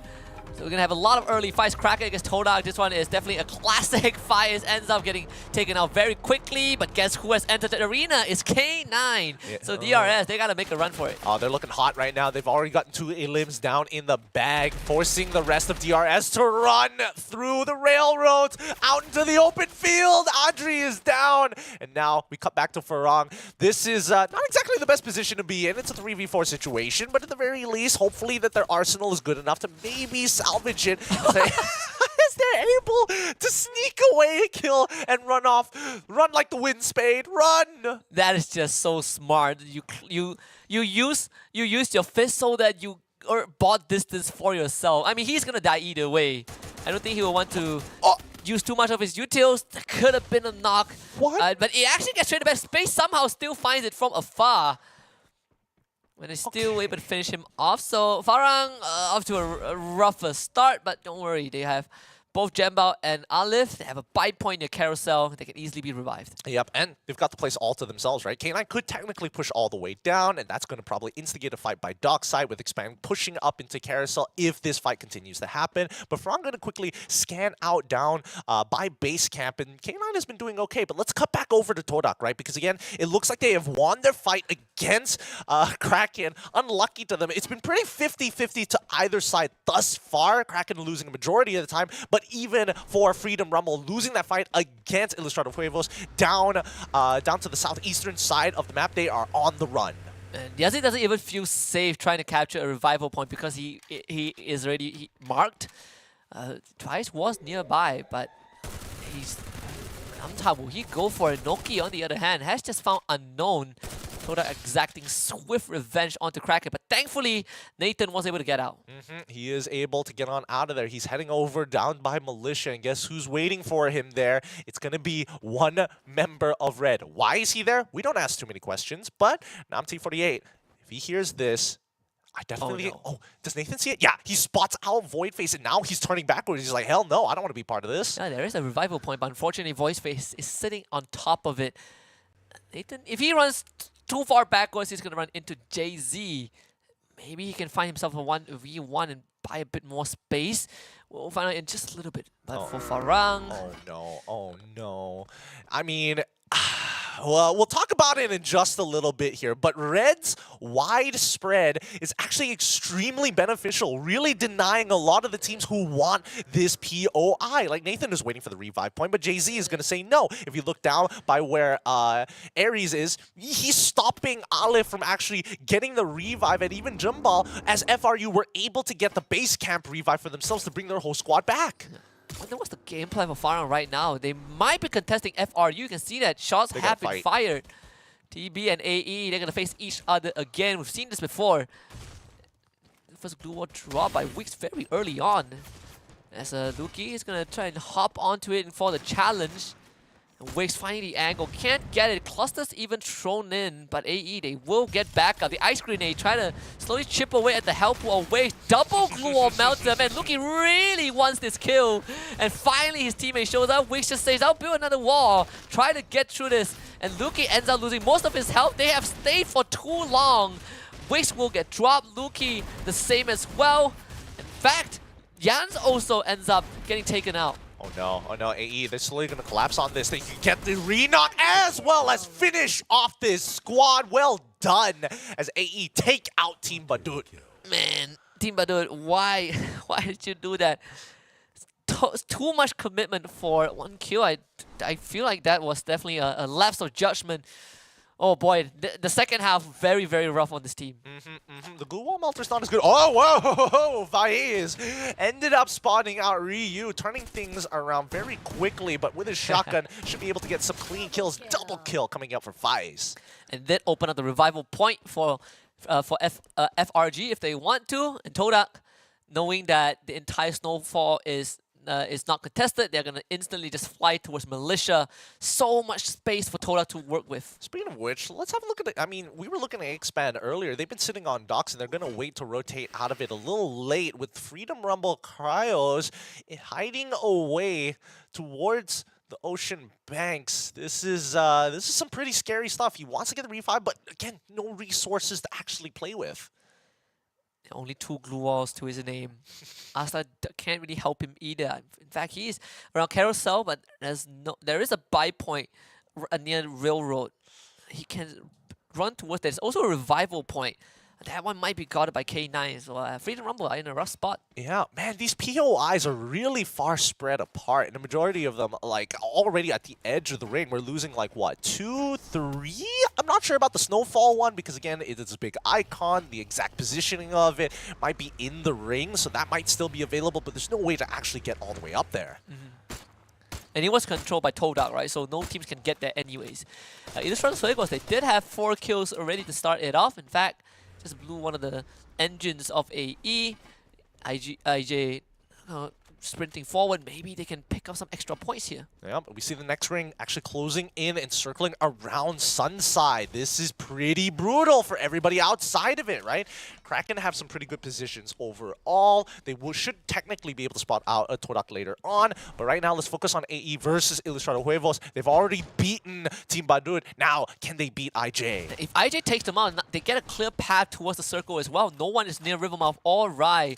So IJ have a very important fight ahead of them. Jin losing majority of his health bar, and McGrory couldn't find the finisher. That glue wall taken out at the right timing. So McGrory will be able to cash in on that 5th point for his team. Razik also held hostage by Blank, and there's not much space that he can run around. And he's going to run out of glue walls very soon as well. Brentu is just going to rush him down. It's nothing much that Wish could do. Yeah, but again, this is not looking good for AE with the remaining 2 members left. They're sending one to run away and the other to slow them down. But again, Wix is down too fast. Grenade launcher is just that much more effective in situations like this. Tight corners, you're in trouble. That glue wall is not able to protect you. Kyrie, what? What a shot! From that angle! Oh man, Kyrie's only means of escape is now gone. McGrory on a separate angle, coming in for the pincer. Kyrie, it's time to fight to the death. But unfortunately, McGrory is not playing this fair. Has the RGS with him. So these explosives is going to give Kyrie a slow but painful death. Oh, this is what can you really do about this? He's just jiggle peeking continuously, and finally, a-esport have been eliminated. The southern side has been liberated by IJ. Speaking of Rivermouth, BE actually just north of them inside, just a little out of the ring, but not in the blue just yet. Yeah, gate kept by Red also. UAV being sent over by BE, so they should see this, but that UAV was destroyed very quickly. So not in. Red didn't have the whole team reveal. That's going to be good news. They have a bunker near them. They're holding a lot of these resources to themselves. All right, Red, they spread themselves out thin. Now they've regrouped just past Rivermouth and making sure that they can hold and gatekeep this area against BE, because eventually IJ will need to get involved. It's going to be a slow push upwards. BE is trying to find a way out. There's actually not much cover for them to work with. This is where you start to tap into those glue wall. Snake does have 6 with him, but Export is actually getting ambushed. Oh! What? They decided to just pull the trigger. They're not going to wait for BE. There's 2 members of BE down already. Vegeta on the ground. Snake and Kai losing a lot of their health very, very quickly. The decision making from Red allows them to catch BE off guard. Oh. I mean, they're going to clean up this fight, no problem whatsoever, right?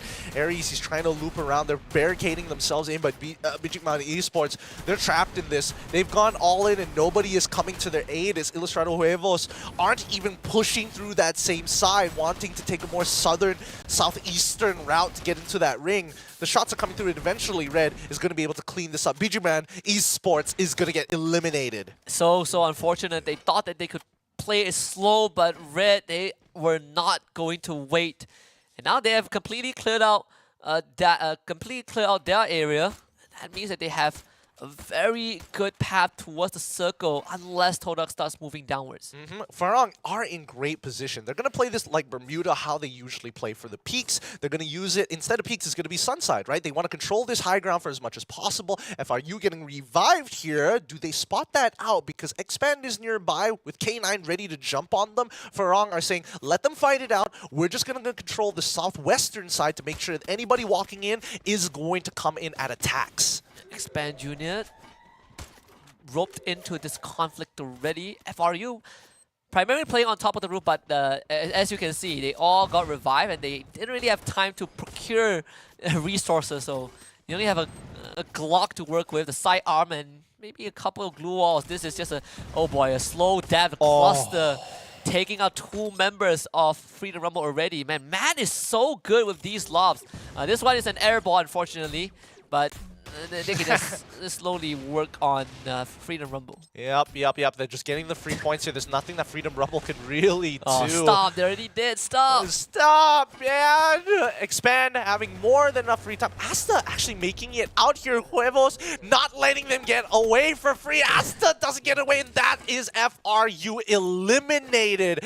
Nicely done coming in from Ilustrado Huevos as they start pushing in towards the eastern side, and Farang continuing with their game plan on the southwestern side, making it difficult for Red or even Torak to get any space. Red is trying to march up the hill, but Farang, they are not like BE. Farang loves to get down and dirty. Spay, unfortunately, gets tagged, lose a big chunk of his health, so he needs to kind of duck back into behind the solar panels. That means Red gets to cover more space upwards and get closer to Farang, which will give them a fair fight.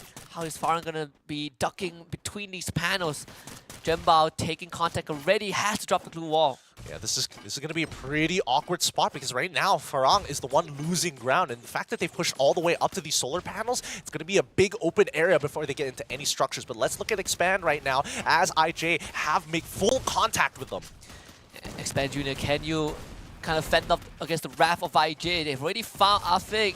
Unfortunately, the rest of Expand are getting dropped like flies. Only Sin left standing, and Bren2 is just going to bulldoze through these final glue walls. Sin is going to turn the corner to get 1 for himself, but he can't even secure that kill. IJ with 13 kills and counting.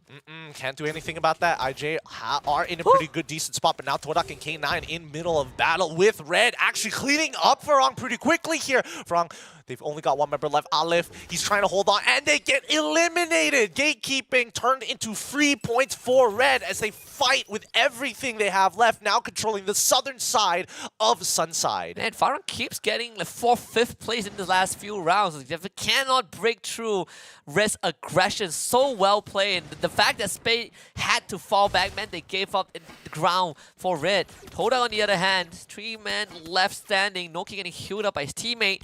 K9 on one side, Red on the other. Ilustrados Juegos now chipping in. What? They're jumping onto K9. Worst yet, this is the scout for K9 who took the high ground. Daimoon is stuck and gets lobbed out by the RGS. McGrory able to secure that kill, but now this opens line of sight for Torak. They know what's going on, and this is perfect for them because now they just have to keep 2 teams at bay, one of which is more important than the other. Todak, they're busy dealing with K9, so IJ, they get to do whatever they want, and sure, Red has majority control of the circle, but IG has the high ground. They can continuously start pressuring all these teams and pick up as much points as they can. Toxic is forced to stay back and tank the blue. This is not a position you want to be in here. But I mean, if you're Red, you're having the time of your life. But Todak losing 1 member is going to put them a 3-man down. And this is already coming down to the 5th ring, pulling towards Red side even more. Oh, this is just so unfortunate for IJ. They had a good position, but they can still do damage to Todak if they want to, because he blind just took out Toxic. And Noki, he's starting to fire at Red, so Red knows where Todak is. Yeah, I think Todak at this point in time, in terms of decisions, somehow they need to be able to push Ilustrado Huevos down towards the southeastern side to make contact with Red, because right now, a lot of eyes are looking at Todak. 16 kills already for IJ. This is definitely one of those big rounds.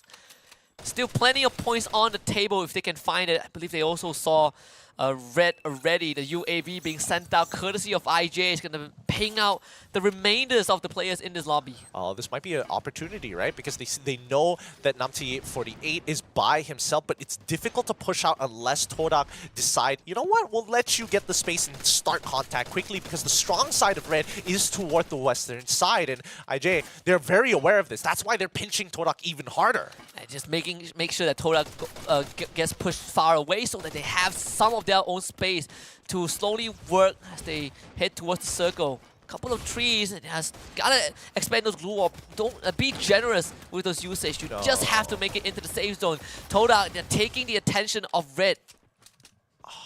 Oh no, Illustrato, they're playing right at the edge of the ring, but a majority of this area is already being controlled. The angle's exposed. Wait, dropping the glue wall melters towards Todak's side because they're in such close contact. It's going to be a 3v4 down by the southwestern side of the ring. JZ is walking up, and now they just have to focus on Illustrato, right? Last member is going to be traps coming in from Todak. Not a problem for red. Yeah, Ren2 actually saw traps, but the most important target, like you mentioned, is going to be red. Look at that. They're already running straight into IJ. They are not going to wait for IJ to set up. They're rushing into it like how they did this entire round. JZ darting between the glue walls, finds the back of Ren2, and JZ is doing all the heavy lifting. Yep. Oh, he still doesn't get traded just yet, IJ. Still, 2 members left, 3v2, and now Trap's taking the 1v1 against Voidface. Yeah, they do blow up that glue wall as well, exposing the rest of IJ. Ares wins that fight. As McRory was able to take out JZ with a grenade launcher in hand. Red have 2 members left, pretty down low. Todak Traps now showing himself. This is now a 3-way fight between 4 members. Traps, can he really just jack this Booyah away from the other 2 teams? He does have the weapons to work with. Illustrados Juegos already out, and now it's going to be Todak in a 1v2. Yeah, this is not going to be easy. His weaponry, and especially with no helmet as well, the single headshot could be devastating. Duration of his armor isn't very high as well, especially when they're fighting against fully kitted out Ares. He swings the Kora Tatsuya. Diff once again. Booyah coming in huge from the side of red. ASC read out big round. The name might be new, at least the team name might be new, but man, these players have been around for a long time. Ares, JZ, Voidface, they played in multiple majors, and what a showing. Finally taking control of the situation, not letting teams set out, taking the initiative to run into them. Look at how they dealt with BE, how they dealt with Farang and Sunside, and how they dealt with IJ. So well played. I mean, they need to start a TikTok channel, start putting up these clips from the SPS, and put the hashtag #AlphaMale right there. Because, man, they left Traps alive knowingly and decided, hey, we're just going to 3v4 Illustrato Huevos. No problem, everybody on board, let's go. That's top G behavior from Red. Hey, just wait until they get on X. But overall, this match has been pretty interesting, right? The way that teams have been gatekeeping each other continuously, right? It's usually some really good decision making to get into those final rings, and I think Ilustrado Huevos were making some great decisions on the southern side, not taking much of the brute force like they usually do yesterday, and really taking it a lot more tactically. Remember I mentioned something about the Pythagoras theorem of Battle Royale when it comes to groupings. Now I think we found the 3-way grouping, right? Group C against Group Group C poses problems to Group B, Group B poses problems to Group A. A versus C, that's what we were missing today, but tomorrow we get to find out if it comes full circle. Full triangle. It could be full triangle here. I don't know how obtuse it's going to be, but man, this has been a good day of games for Free Fire, because we're seeing a lot of these clutch moments that honestly shouldn't be happening, and more so teams just accepting their fates to a certain degree. A good round for IJ overall, even though they didn't get the Booyah, they had like, what, at least 17 kills and 8 points. So that's 25 points, putting them very, very close to Access Esports. And this game, 89 total knockdowns, total 12 total revivals. I'm surprised only 57 glue walls were destroyed. I was expecting a bit more, but look at Shanks, 11 assists. 11 assists all the way through. I mean, he's been doing some good work, especially with McCrory finding these big knockdowns into big kills, making it even more difficult for the rest of the members to actually find the initial pick. Because again, you're coming into this situation thinking like, okay, as long as one of us doesn't die and somebody's dead, it's a 3v4 and we're only going to lose ground. Okay, Ilustrados Juegos, they have 17 kills in this game. Toda only getting 7 as ASC Redoubt getting 15. So massive rounds for teams that, again, were struggling a little bit. You know, we saw ASC Redoubt stepped up. We also saw Expand Juniors step up as well. a-esport also had their moment. It's a good day for Group C.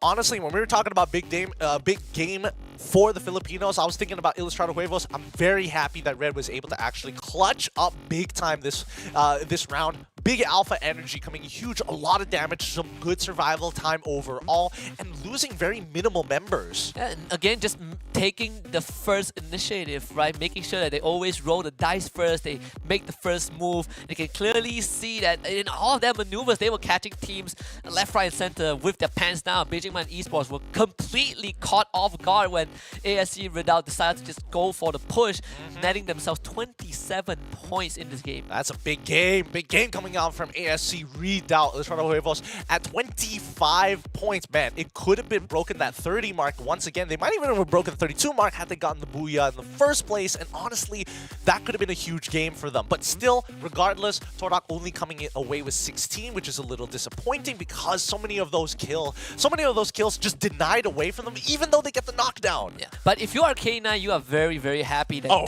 this final game didn't go sour, right? You have at least 14 points to make up for all the previous games that you have been completely wiped out from early. Farang with 11, again, they have so much buffer to work with. It doesn't affect them as much as it does towards other teams. Ilustrados Juegos now puts themselves 8 points away from tying out with Axis. Oh, they're so very close. They're so very close, but that already concludes day number 2, right? The expectations for day number 3 is Ilustrados Juegos as well as Todak looking to compete and try to actually steal away some of the spots from GeekFam and Axis Esports. So that very first map rotation is going to be so important for Group A.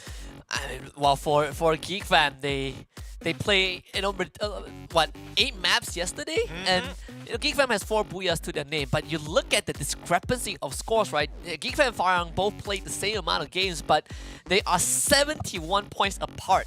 Farang has just been milking the cow, man. They're just getting all the dairy products right now. Everybody else is just fodder in this battle. It's tough. It's really tough because we're hoping that some of these team leaders might be able to do something. But if we look at the kill leader board, Vice at 43, Jabal at 37. McCrory has been catching up very quickly, but he is the main fragger for IJ with 33. And then it's Aleph and Spade, 29 and 27 respectively. Yeah, I believe kill leaders, but 4 of them are Farang players.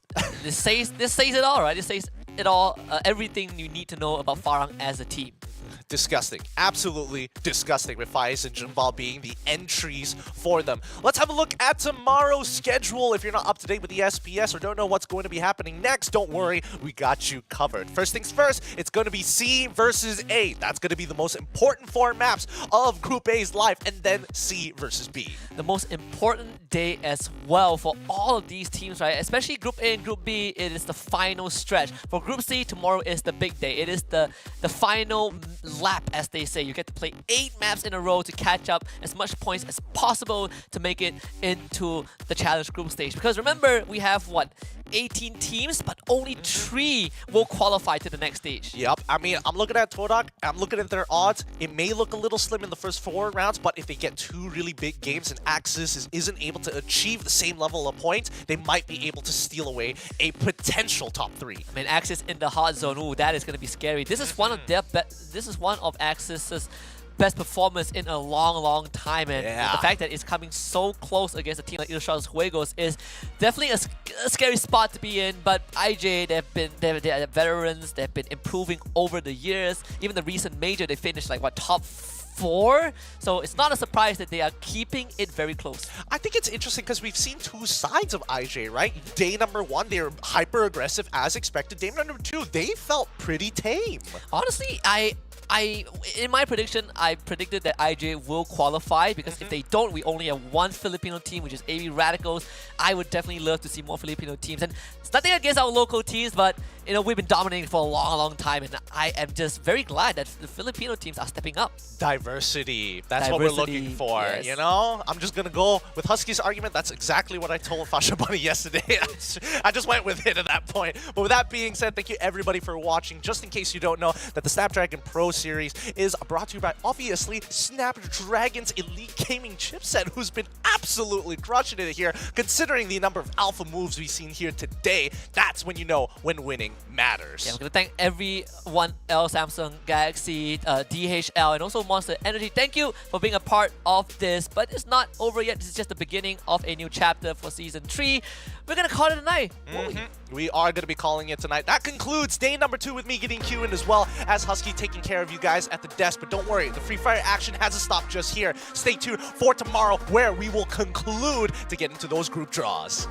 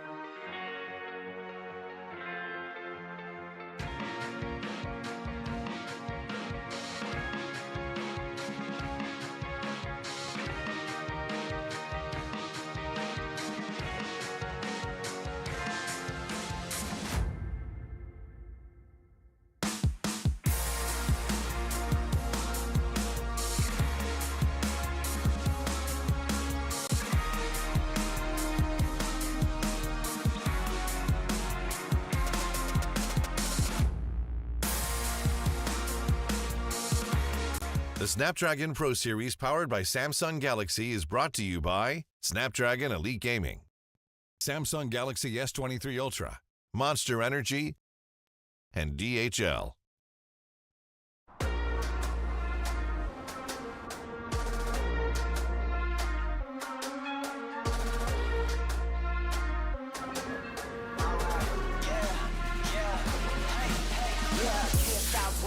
Going till a player on top know it. Rooftop penthouse suite. If you really want it, gotta own it. Fire through it, we was at the lowest. Blood, sweat, tears, the components. Riding all year, now's the moment. We are not friends, we are opponents. Yeah, I'm coming for mine. Yeah, I'm making a play, the game on the line. Yeah, I've been on the grind. Yeah, I jump in the spot, I made it my time. Yeah, look in the sky. Yeah, the stars align, no shade to shine. Can't stop it already. Emotional work and devotion. We put in this time. Look. You won't stop my stride. I'll just break your line. I don't tolerate wasted time. You take us down, keep fighting. But you're still single, lady. Wishing I could retreat. I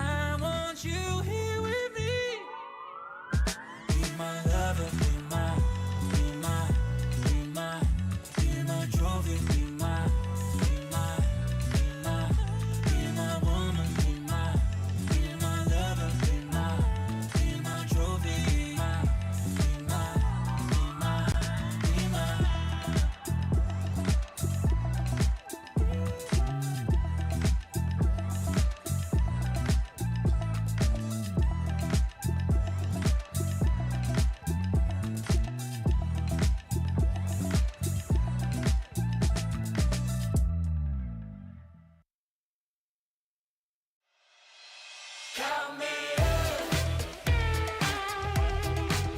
Count me in. That new sensation welling up in my chest. My transformation is about to begin. I've waited so long now, but I must confess that life forever is now and then.